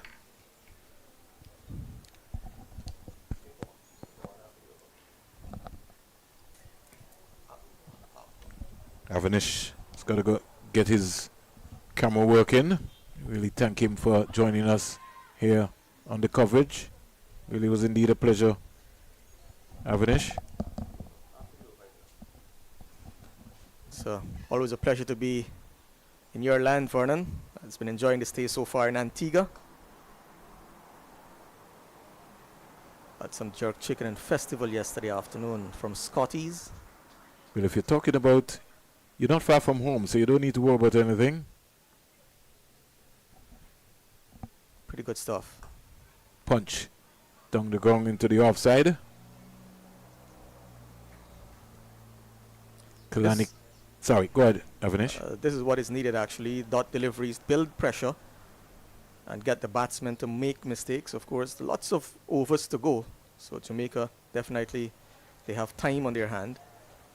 But you can get wickets by bowling no ball, dot deliveries. And this is what Ramdial is doing in this over. Keeping things tight. Yeah, so he's come on to just put a little break on it. But Jamaica can afford to play out a maiden over, the first of the day from the captain of Guyana. And at the end of 12, 60 for 1. Just to give you some scores at the Survivor Stadium, Barbados scored 275 all out. Top scoring for Barbados, Kalani Clark with 86 and Seth Smith with 55. Justin Paris the captain scored 72. For the Leeward Islands, William Pittman, the brother of Kelvin Pittman, 9.5 overs, no maidens, 41 runs, 6 wickets. And he's a fine. He's a real special fine. Trian Daniel 1 for 51, Jayton Edwards 1 for 68, the brother of Nathan Edwards. Jacqueline Athenes, the son of Justin Athenes, the captain, 1 for 53. So Leeward's bowling took a beating there in that contest. They used some 7 bowlers. Barbados, they're large and in control.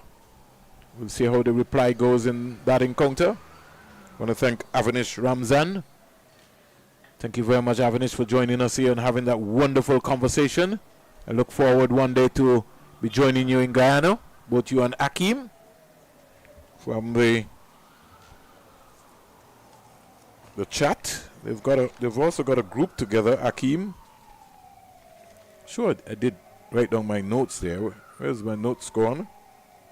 Yeah, sports chat. Once again, good afternoon to Ravi. Here goes Latif. In out the bowl. Peel for a leg before. Ball going down the onside. Jaden Shaw. Ward is 25. Shaw is 20. In St. Kitts, there's the Leeward Islands under-19 tournament taking place here at the Antigua Recreation Ground. Jamaica needs 44 singles in 266 balls. No need for them to try anything. Just keep it simple. You're thinking about a single. No need to get run out. Got to look at the scoreboard. You have all afternoon. You have 225 balls to get 44 singles. Jamaica are 61 for 1. And it is only 204 in Antigua, 104 in Jamaica. Communication line. If they want the single, they got to talk. Yes, no, wait. A little bit of hesitation there. You don't want to get a run out at this time. They've got Guyana on their heels. They have to keep them there. Short. Punch. Can't score. That's okay. You can just keep batting. Keep batting. The partnership is 47 from 55 between Ward and Shaw. Playing at a nothing delivery. Over comes to an end. And at the end of 13 overs here at the Antigua Recreation Ground, the latest score in reply to Guyana's 104 all out in 28.1 overs, Jamaica are 61 for 1.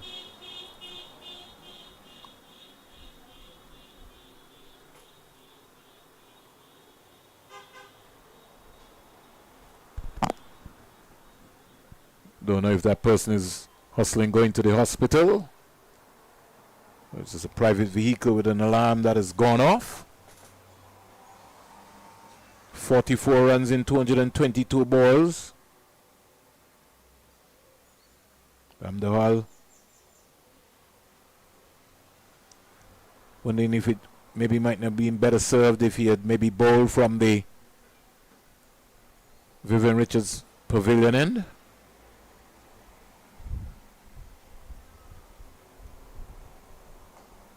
Another delivery, which Ward is contented to stand up to and defend. It's Holy Thursday in the Caribbean. Holy Thursday around the world. Good Friday tomorrow. Then we'll have in the middle of Easter.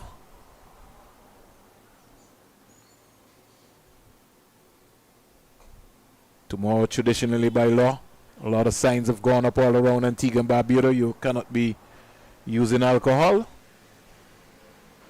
or even selling alcohol, more or less. He's bowling! He played down the wrong line. Ward, test for Ward. And the Guyana captain has struck. The second wicket goes down for Jamaica, 61 for 2 in over number 14. And then, as Avanish said, something spectacular is going to have to happen. Don't know if they have the runs to defend, but Guyana certainly, they're going to push ahead. So it's a water break, and we too will take a water break.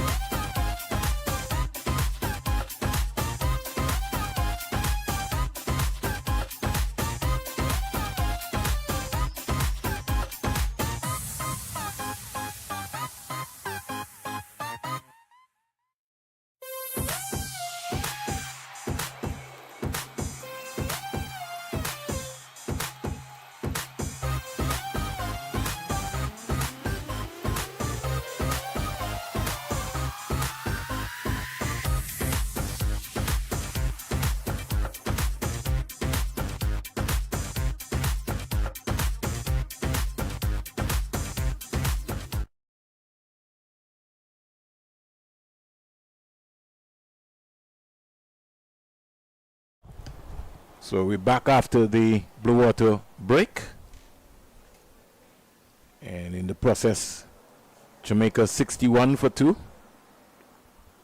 Llewellyn Price has just come out. He's faced his first delivery down the onside. And not being able to put that one away. That was short and wide outside the leg stump. Maiden wicket. And Guyana pushing ahead 61 for 2. Ward has been back in the pavilion for 25. So evenly matched game here, as you would maybe have to put it. Young William Pittman picking up 6 wickets. Another young, bright, young, promising fast bowler. He's got some talent. He's a natural athlete. But here at the Antigua Recreation Ground, Jamaica needs 44 more runs.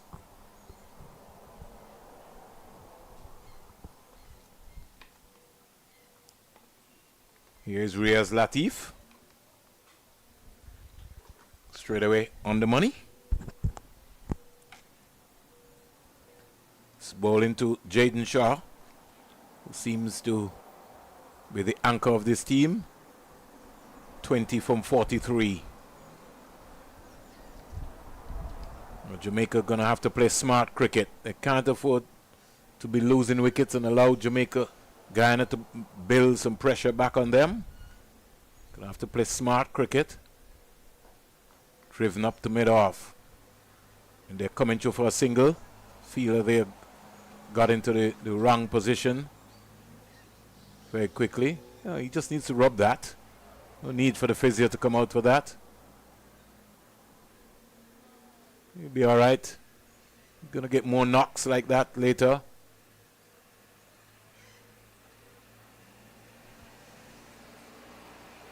That's what I was talking about, Kadia. The toughness from them. Got himself into a wrong position rather than just own up and just recognize that I made a mistake. Got myself into a wrong position.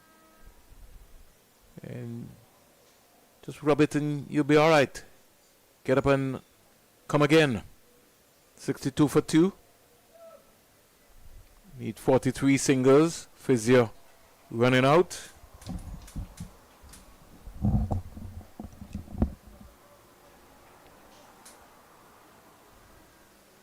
And he's not moving for the count. Guess he's going to say he wants some ice. Wants the attention. A strategic timeout, as somebody has just explained. I love that. I love that phrase. I don't even think it's a strategic timeout. I think he just wants some love, and the physio will give him some love. And straight away, he's up on his feet again. Oh, sure, man. He's good to go, man. He's going to have many, many, many more days like that. Arif Bacchus. Yeah. Got himself into a tangle there. So, all is good. He's got the magic touch by the physio. And we are ready and raring to go.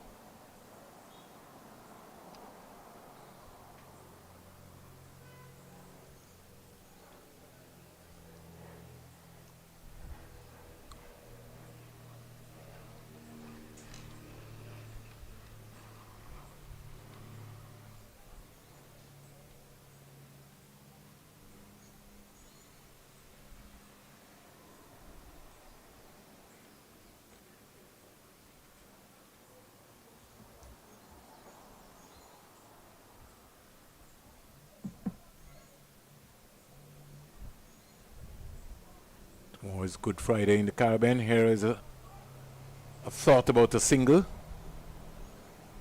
But in the end, another dot ball. So we're back with the action here at the Antigua Recreation Ground. Here goes Latif. Comes quietly forward as Price.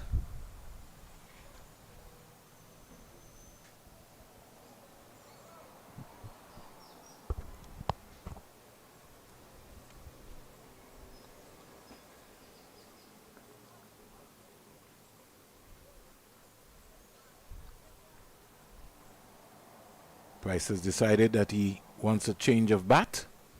Maybe that one is maybe just too heavy or maybe too light. So the end of over number 15.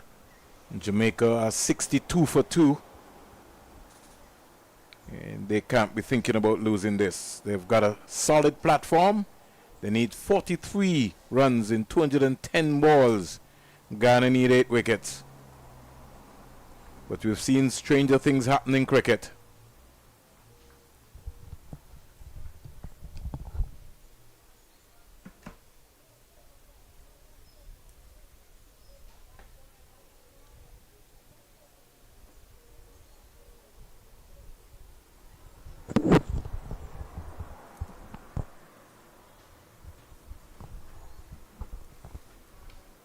Stared past the first slip, racing away down to the boundary. Don't think it will have the legs to go there.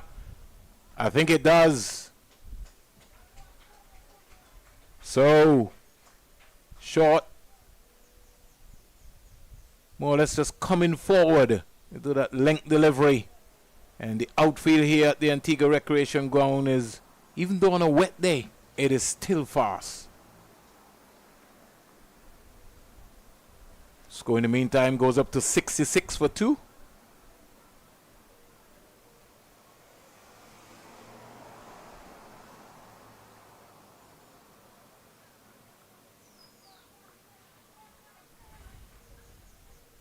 Need 39 more runs. Jaden Shaw is on 25. He's batting beautifully. He's batted well. In a score like this, you need somebody to be the leader, spend some time at the crease. He's driving elegantly up the mid-off, and he gets a single in the end.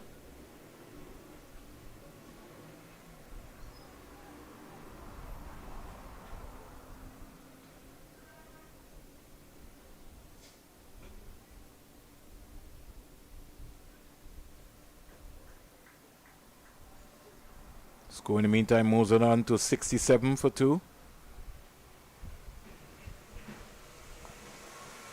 Stands up straight and defends that delivery.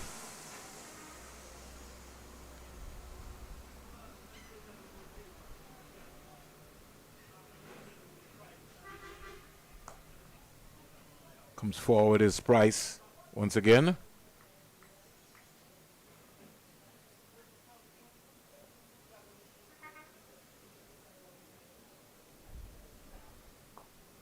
Stroked again into the offside. Can't score. Over comes to an end. Over number 16. And Jamaica 67 for 2.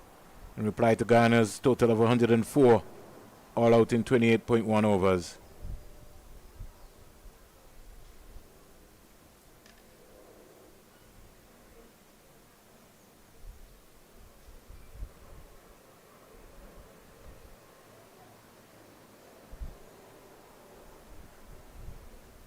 Seems like a long, long time ago that Ghana were bowled out.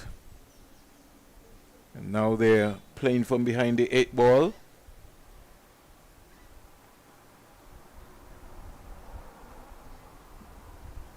This is good batting indeed here by Jaden Shaw.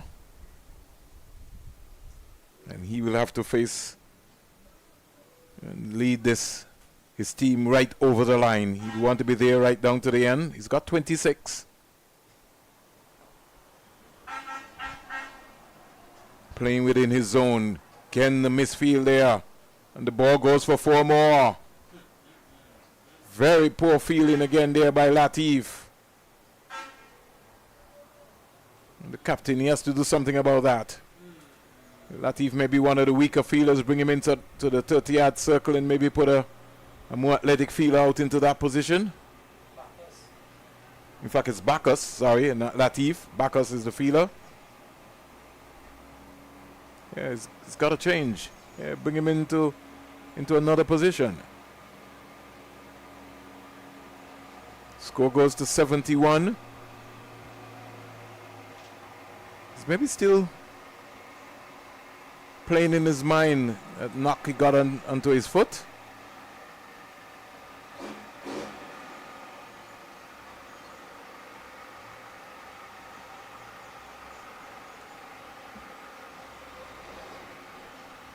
Good technique shown here by Jaden Shaw.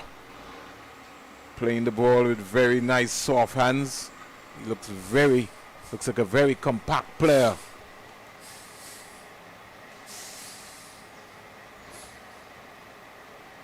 Back and across and just playing it back to the bowler. 71 for 2. Into over number 17. Shaw is 30. Price is not. Down the onside again.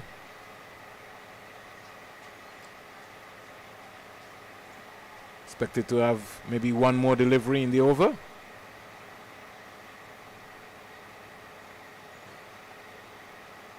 Where's Latif? Not for 6. He's into his third over. Says bow well. Good control. Driven again by Shaw. And he gets a single. And he too gets a strike. So good batting here by Jaden Shaw. Very responsible. And he looks like one of the seasoned campaigners here. The end of over number 17. Latest score here at the Antigua Recreation Ground. Jamaica under 15, 72 for 2. Guyana under 15 bowler for 104 in 28.1 overs. Andrew Lloyd, the pick of the bowlers for the Jamaica under 15.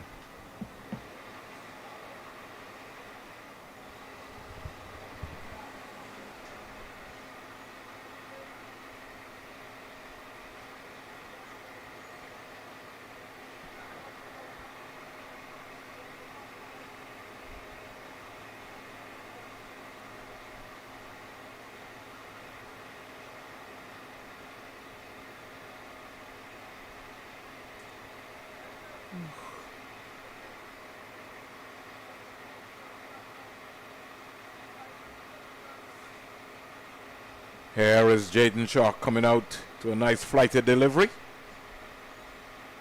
And just playing it into the cover area.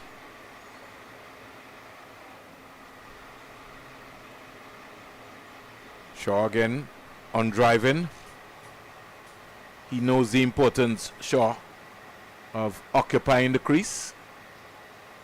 They need 33 runs in 196 balls. In the air. Almost going to cover. Maybe just lack of pace on that delivery. The other two deliveries were a little faster. He's got to rethink his focus. Keep batting. Ken stands up straight and just punches it back to the bowler. Guyana need wickets. They have to play Jamaica from the circle. Punch down the ground. Can afford to occupy some balls, spend some time at the crease.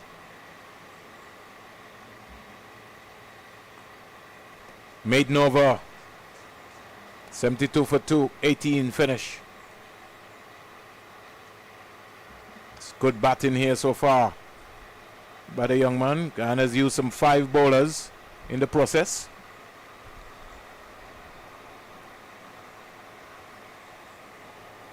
And Jaden Shaw has led by example. He's batted with very, very, very responsible. 31 from 59.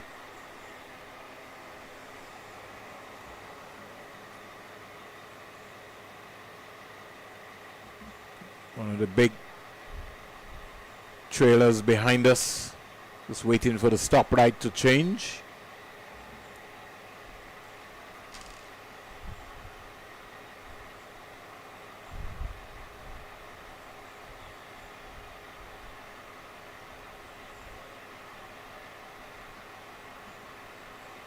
Here is the delivery.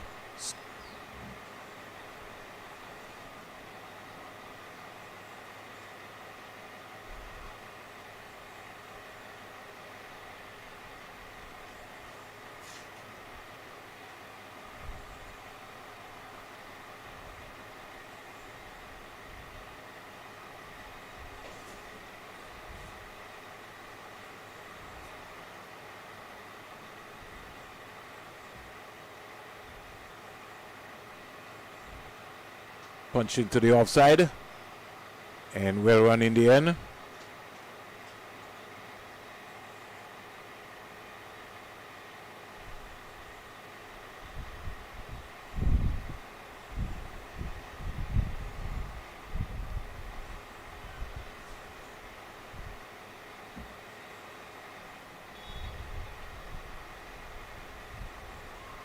Turned into the onside.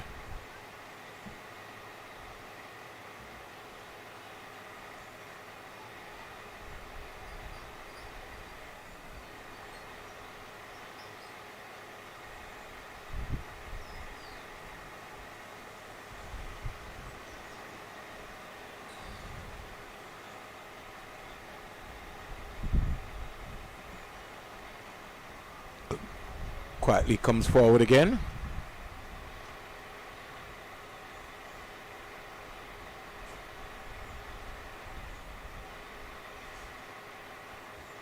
Here goes Latif. Easy on the eyes there is Price and just punching it out into the offside. Rotation of strike is so important here. Guyana need wickets. 75 for 2, 19 overs bowled. They maybe have to start playing Jamaica from the circle. Force them into making a fall shot.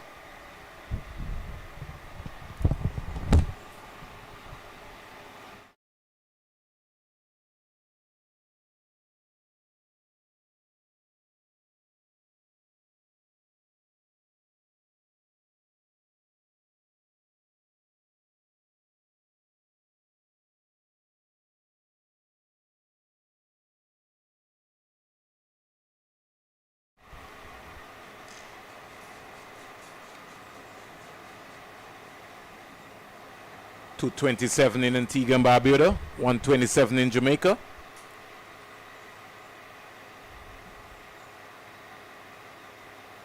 They need 30 runs in 186 balls. I think the captain will have to really force Jamaica into playing a fall shot. Got to build some pressure. Come up with an excellent catch, an excellent run out.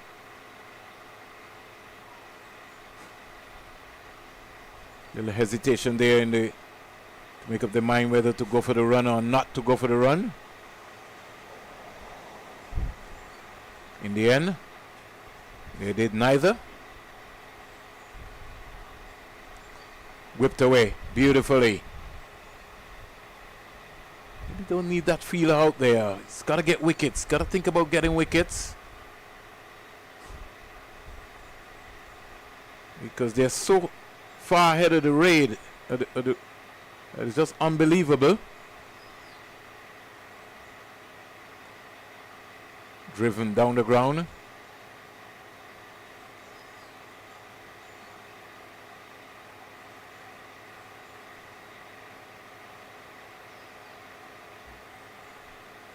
Leeward Islands in trouble at the Sir Vivian Richards Stadium. 19 for 3 in 6.3 overs. Hines has picked up 2 wickets so far, 2 for 9. And Jermaine Ford, 1 for 10. Stands up straight and spanks it through the offside. He was thinking about a single, but they changed their mind in the end. Rain is in Liberta.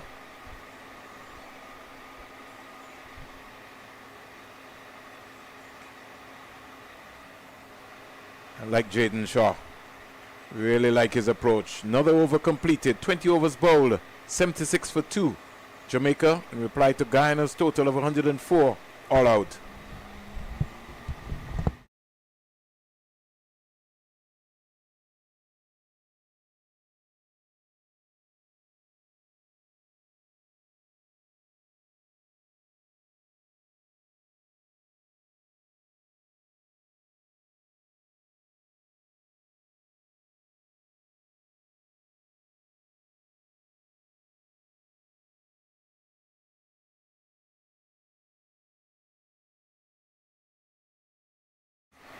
So, Ghana captain is gone for Nathaniel Ramsamy. First time he's bowling in this game. As we heard from Avanish, he too is also a pacer. So they're looking for fast bowling points.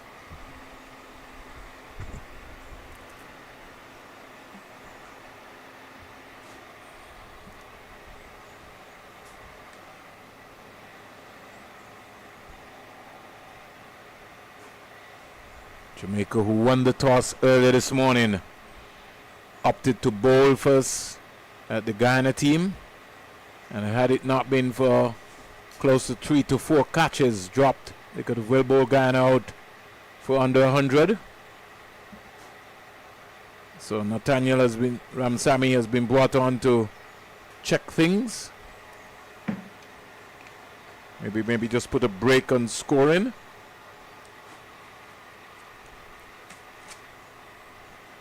Gentle medium. Down the onside, pulled away. Fielder can't stop it and goes into the square leg boundary for 4. Have to stay on your feet and stop that. Very poor effort there from the big man, Patrice Fraser. Took him a long time to get down there. He missed the ball, and in missing it, he gave away another boundary.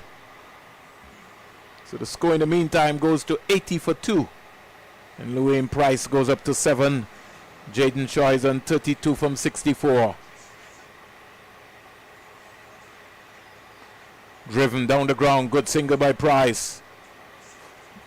Stroked it up to Mackenzie.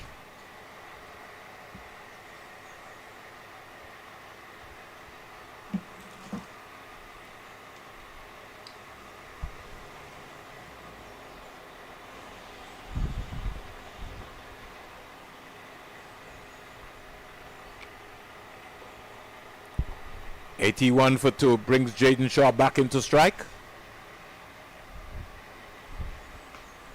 Hoisted over Mackenzie and down to the boundary for 4. The wheels are falling off here at the Antigua Recreation Ground for Guyana. The heads are just dropping.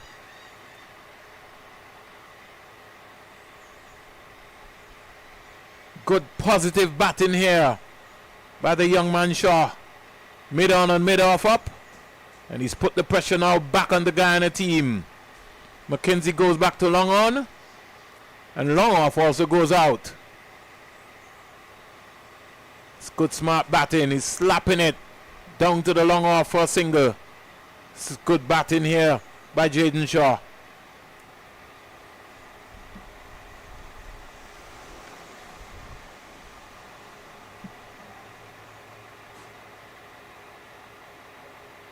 .13 years old, Jaden Shaw. First time playing in the tournament, so he's really demonstrated an understanding of the game. And he's batted well so far. 37 from 66. Jamaica under 15. They need 19 runs. 10 runs coming out of the Ramsamy over. And Jamaica could be picking up their first victory in this Cricket West Indies under 15 Rising Stars Super 50 Championship.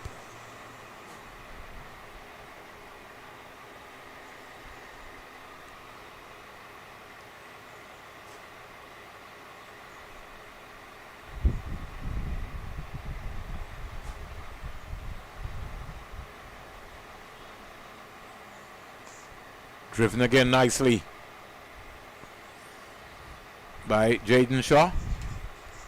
And I like how he's gone about his business. I like how his approach, he's gone about this innings here. He's really played smart cricket, game awareness. He's been able to pick the singles up quite easily. Gets another single again. This is good smart cricket by the young man. Good batting by a 13-year-old. Jaden Shaw goes to 38. Rotation of the strike. So important. He brings Price, who's 8 from 19. He comes quietly forward.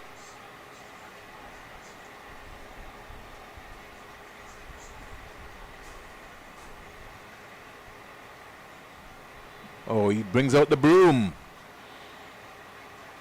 Fielder will have some trouble. They'll come back quite easily for 2. Shaw is interested in 3, but he changes his mind. Beautiful throw there. Right over the top of the stump there from the young Mackenzie. No, it might be Patrice, might be Fraser. Sorry, Mackenzie.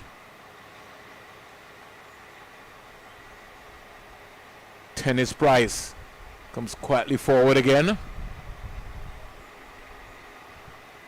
Jamaica on the way of registering their first win. They need 16. Back that up. Played into the onside. Another single.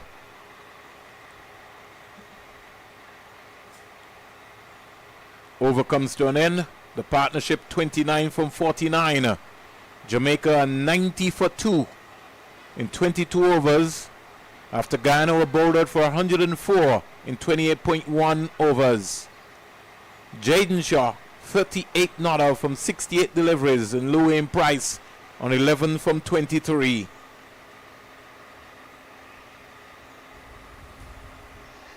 You need 15 runs in 168 balls. But I don't think balls are in the equation right now. It's just a matter of when. And there was a song sung by one of the legendary Calypsonians in this neck of the woods, Antigua and Barbuda, Dr. Sir Maclean Emmanuel King Shortshirt. When will the victory come? Will it be Jamaica? Could it be Guyana?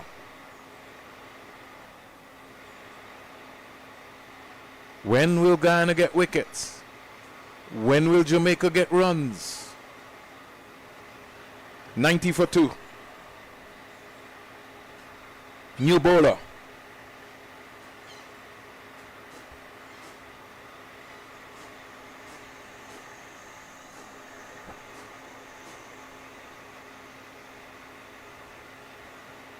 Brandon Henry. His first over cost 12, so he's been switched now to the players' pavilion end. And he comes up. Flight to delivery. Peeled for a leg before, but that's certainly going down. The umpire seemed not interested. Llewellyn Price, that's a full toss. You have to hit that down the ground. Captain is going to have to buy a wicket. He certainly is going to have to. Will Price bite the bait? Flight to delivery. Inside edge. Gets us. That should be a single. Shaw is not interested.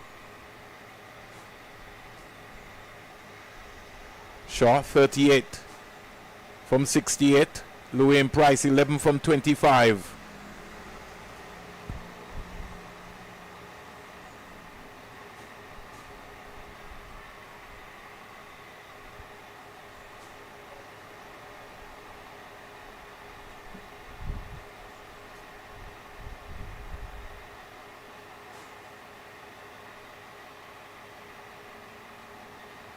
.15 years old, the wicketkeeper.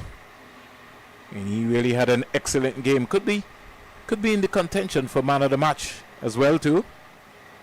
Because his glove work was really good today.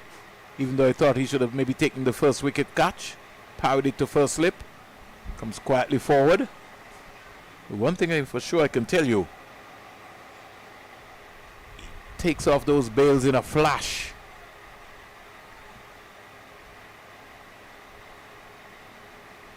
He's laying back and just playing it into the offside and getting an easy single. The bowler in front of the stumps. Got to get behind the stumps. I don't know where they're getting these bad habits from. Your objective is to get behind the stump. How are you going to run the man out when you're in front of the stump?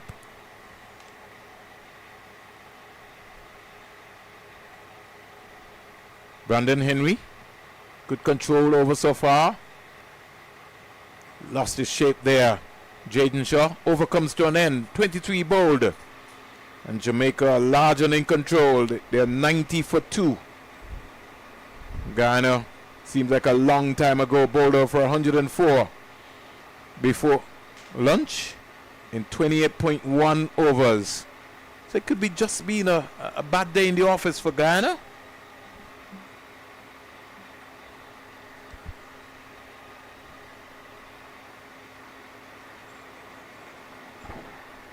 I first started my commentary stint. Compliments of the late Tanny Rose right here at the Antigua Recreation Ground. It was not a cricket game, it was a football game. St. Kitts Nevis versus Antigua and Barbuda. And Leeward Islands fixtured game right here at the Antigua Recreation Ground. And I came across to look for the likes of Kenny Nibbs, Jack Matthew, the late King Frankai. And you had this big gentleman, you could hear him miles away. Big, powerful man coming up the steps. His name was the late Tanny Rose. And when he walked up, he called me and he asked me if I knew the players from St. Kitts and Nevis. He said, well, you will sit in this chair here for ABS and you'll call the game. The rest is history. 92 for 2. Thank you very much, Tanny. What a place to get your feet wet. Ah, certainly. Albeit, Albeit a different sport. I didn't look back. And then I also have to compliment Joseph Red Sprayer, who came to St. Kitts and Nevis and conducted his out stump. Where was he going, Jaden Shaw? Lapsing concentration. Jaden Shaw goes stumped at a critical time. No need for that. Trying to get fancy. They need 12 runs, and he was marching down the wicket. Lost his balance.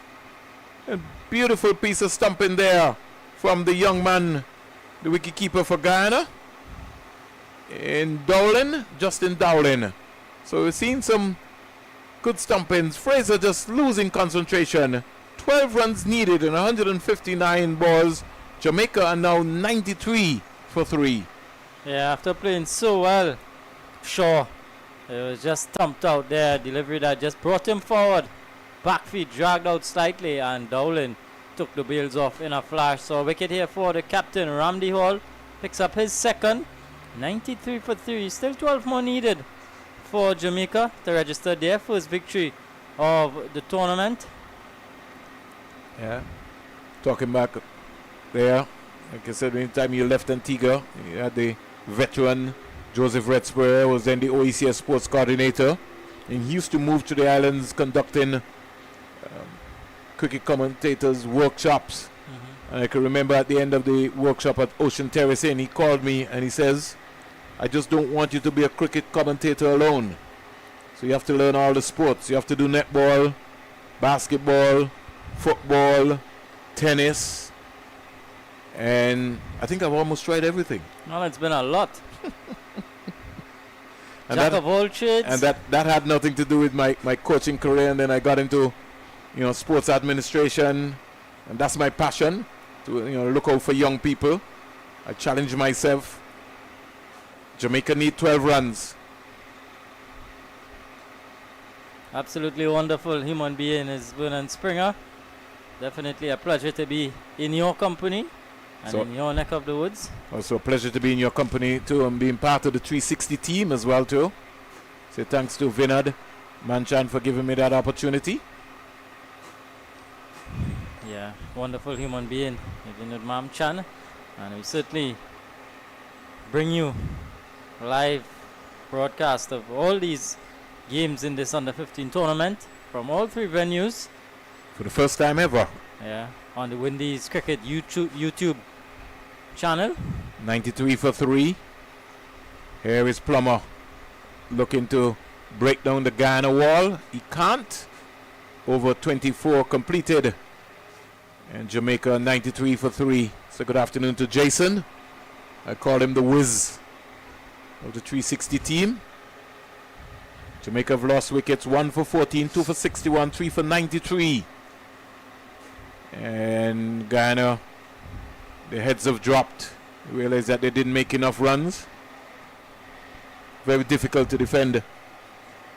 Yeah, definitely, and it's all because of a collapse. And don't take nothing away from the way that the Jamaicans bowl the off spinner. That was picked up. Andrew Lloyd. Andrew Lloyd, yeah, he started the slide. Yeah. Picked up 4 quick wickets. But you could tell when he came on into the attack career that he was going to be a proposition trouble for the Guyana team, because just his flight and his guile, and with the breeze going from east to west here at the Antigua Recreation Ground, he was on the money from the first ball. Definitely should give him a lot of confidence going into the remainder of games in this tournament. He's done himself and his team proud. But it's up to these two now to take Jamaica across the line. Just 12 more needed. Lewin Price and Win Plummer, batsmen at the crease. It's a long time that an under-15 team has maybe not traveled, and so maybe it would be nice to identify some talent out of this group and maybe have some specialists, mentors and coaches maybe work with these guys. Gone through Doylen on the edge. Can't do anything too much about that.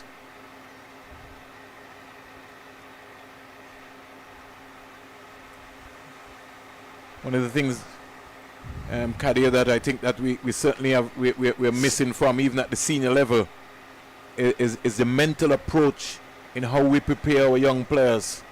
And that's the difference. We're talking about talent in the Caribbean. Everybody in the world has talent. But it's how you prepare the players mentally that is going to take them to the next level. And we have to begin to institute new methods of getting psychologists and getting people who understand to teach the players the mental aspect of the game, to get into their head. There's so many distractions around them. You got the cellular phones, you got social media. You have to prepare them mentally at this level. Yeah, definitely. Players got to take some responsibility too. Yeah, but you also have to teach them. It's not just a matter of even some of the folks who are around them, Kadia, Yeah. don't sometimes even understand. And I'm talking about maybe even when it comes down to the equipment that some of these youngsters are using. Try lifting up a couple of those bats that some of the under 15s are using. They're way too heavy for them. Are they using the proper equipment? No, not most of them. That's something that we have to address. So if you're a coach and you're around the under 15s or you're a teacher, you have to deal with the equipment that the players have. 25 overs ball, 95 for 3. Yeah. And are we teaching them the game? That is my main concern. You know, how do we teach them the finer points of the game? Yeah, we have them practicing. We're drilling them. But I don't think we're spending enough time in teaching them the aspects of the game or even teaching them about life. Well said, Vern. I think firstly we got to get into the habit of making good decisions. You know, getting into good habits. You know, it's got to be something that we develop. And it's, of course, it's not an overnight fix, as you would know, Vern. Sometimes it could mean a long-term investment. You know, but we got to start somewhere. And that's what you were talking about earlier when we had on Avanish. We're talking about the club structure in the Caribbean, which is very dormant now. So we could put all of the investment around the region in these youth levels. If they don't have an avenue, a proper structured club avenue to go back to, then all your money would be wasted. Definitely something to look into.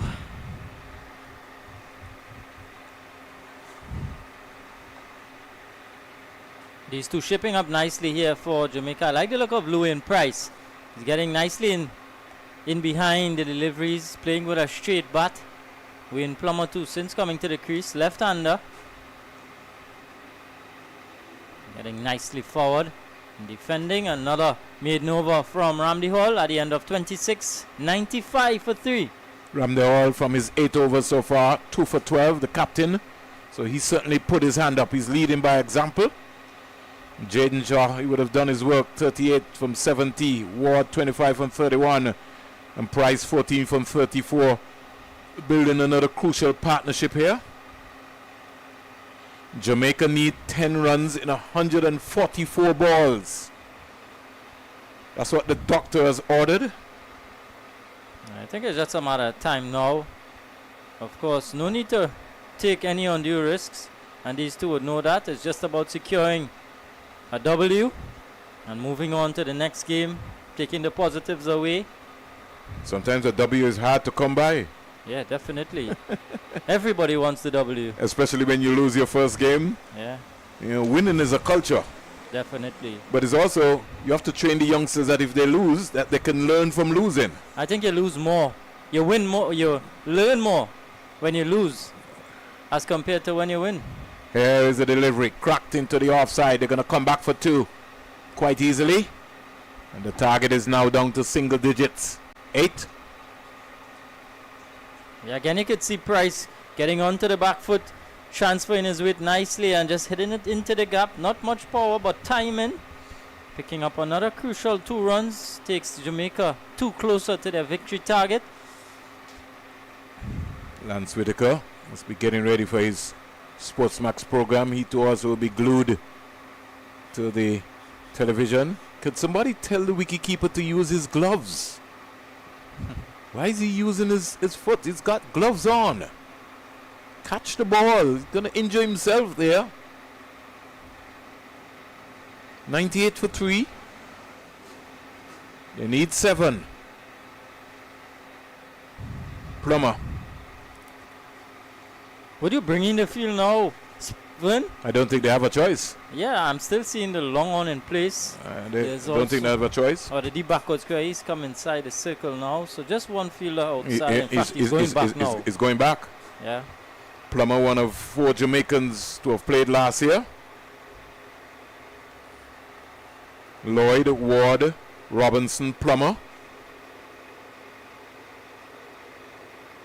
Almost for a moment I see him lining up. He was looking like a Mackenzie-like. Look-alike.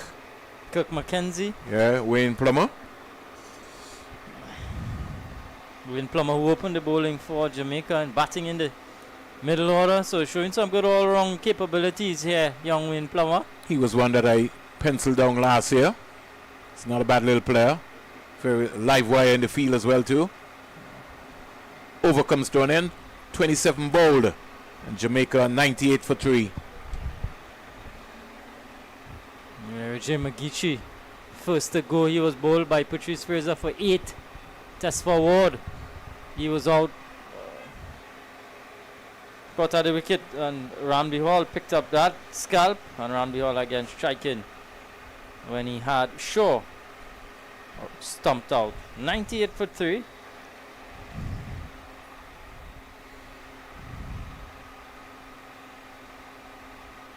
They've just been allowed to score at their own pace. Nobody has really pegged them back. Nobody has put any pressure, built any pressure back on the Jamaica team. Price, very elegant. Vern, let me pick your brain here a little. As a captain at this under 15 age group, what are you looking for? What are some of the attributes or qualities you'd be looking for, you know, when naming a captain at this level?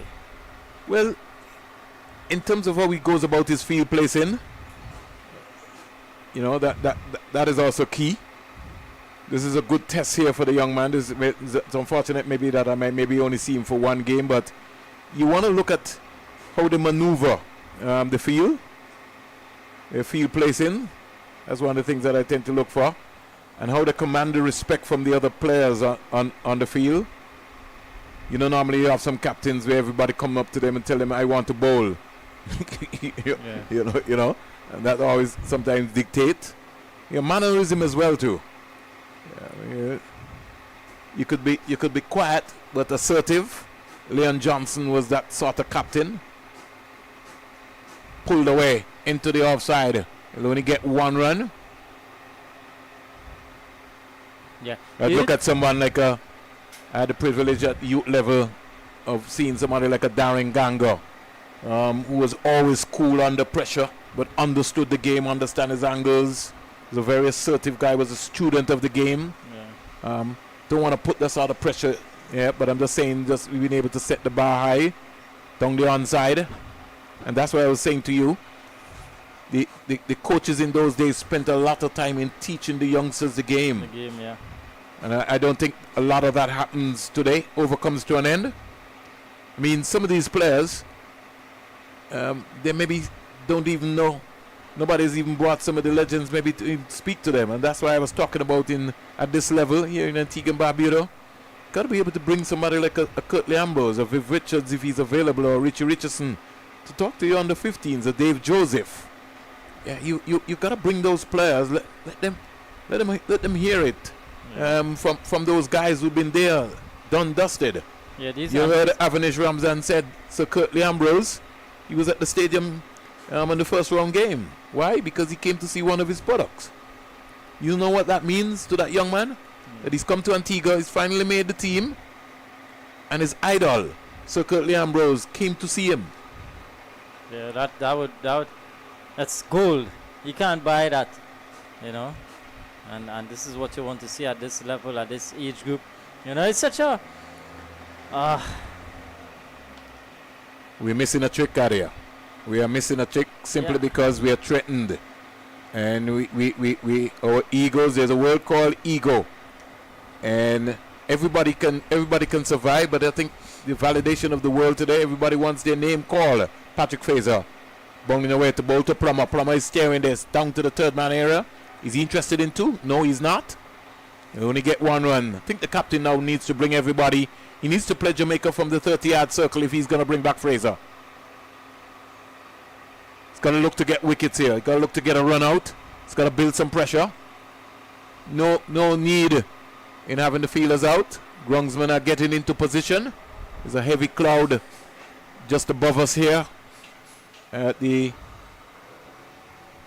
Antigua Recreation Ground. Finally, the big truck has moved off. Don't know if it's the rain, maybe forced it to move off. Jamaica needs 4 runs. Groundsman into position. They're waiting. Will Price finish it in this over? We don't know. We're just praying that the rain can maybe just stay away and so we can have a completion of this game. 28.2 overs. Jamaica 101 for 3.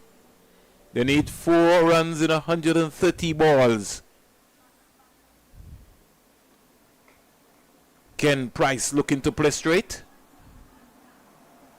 Coach shouting, bat on, bat on.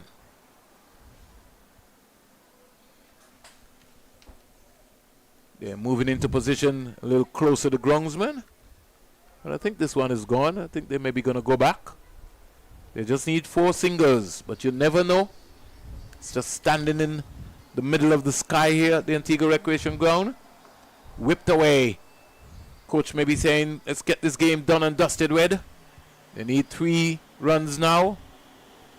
And we should have 2 balls in this over. I think the first objective would be to tie the game.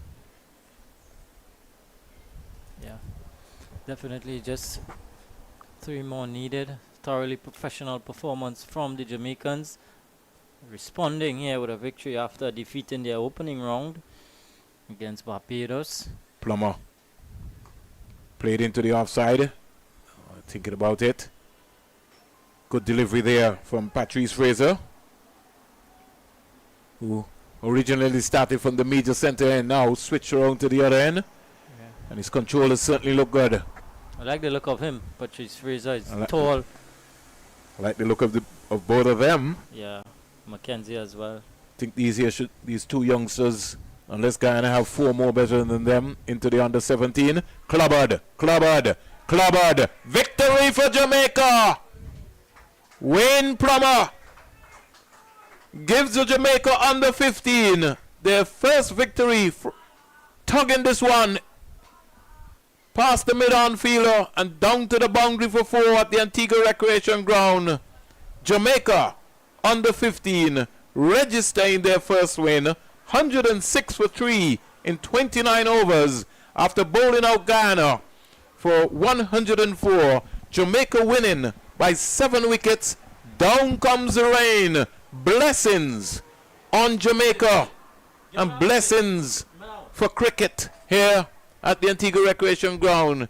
The rain just playing cat and mouse here with the groundsmen. It's just halted, but I think it's the ceremonial moment of the game being completed. The return of what you can say international cricket to the Antigua Recreation Ground.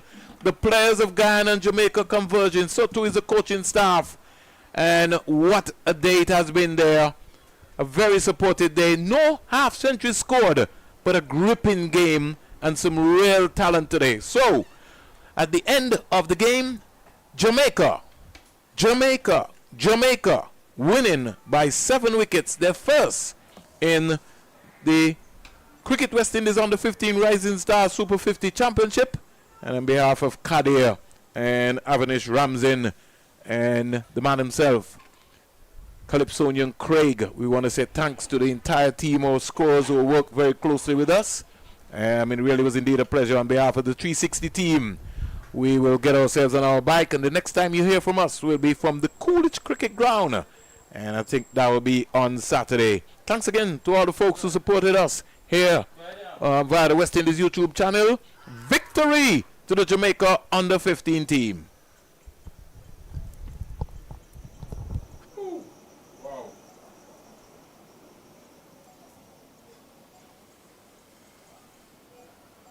Yeah, you can go ahead.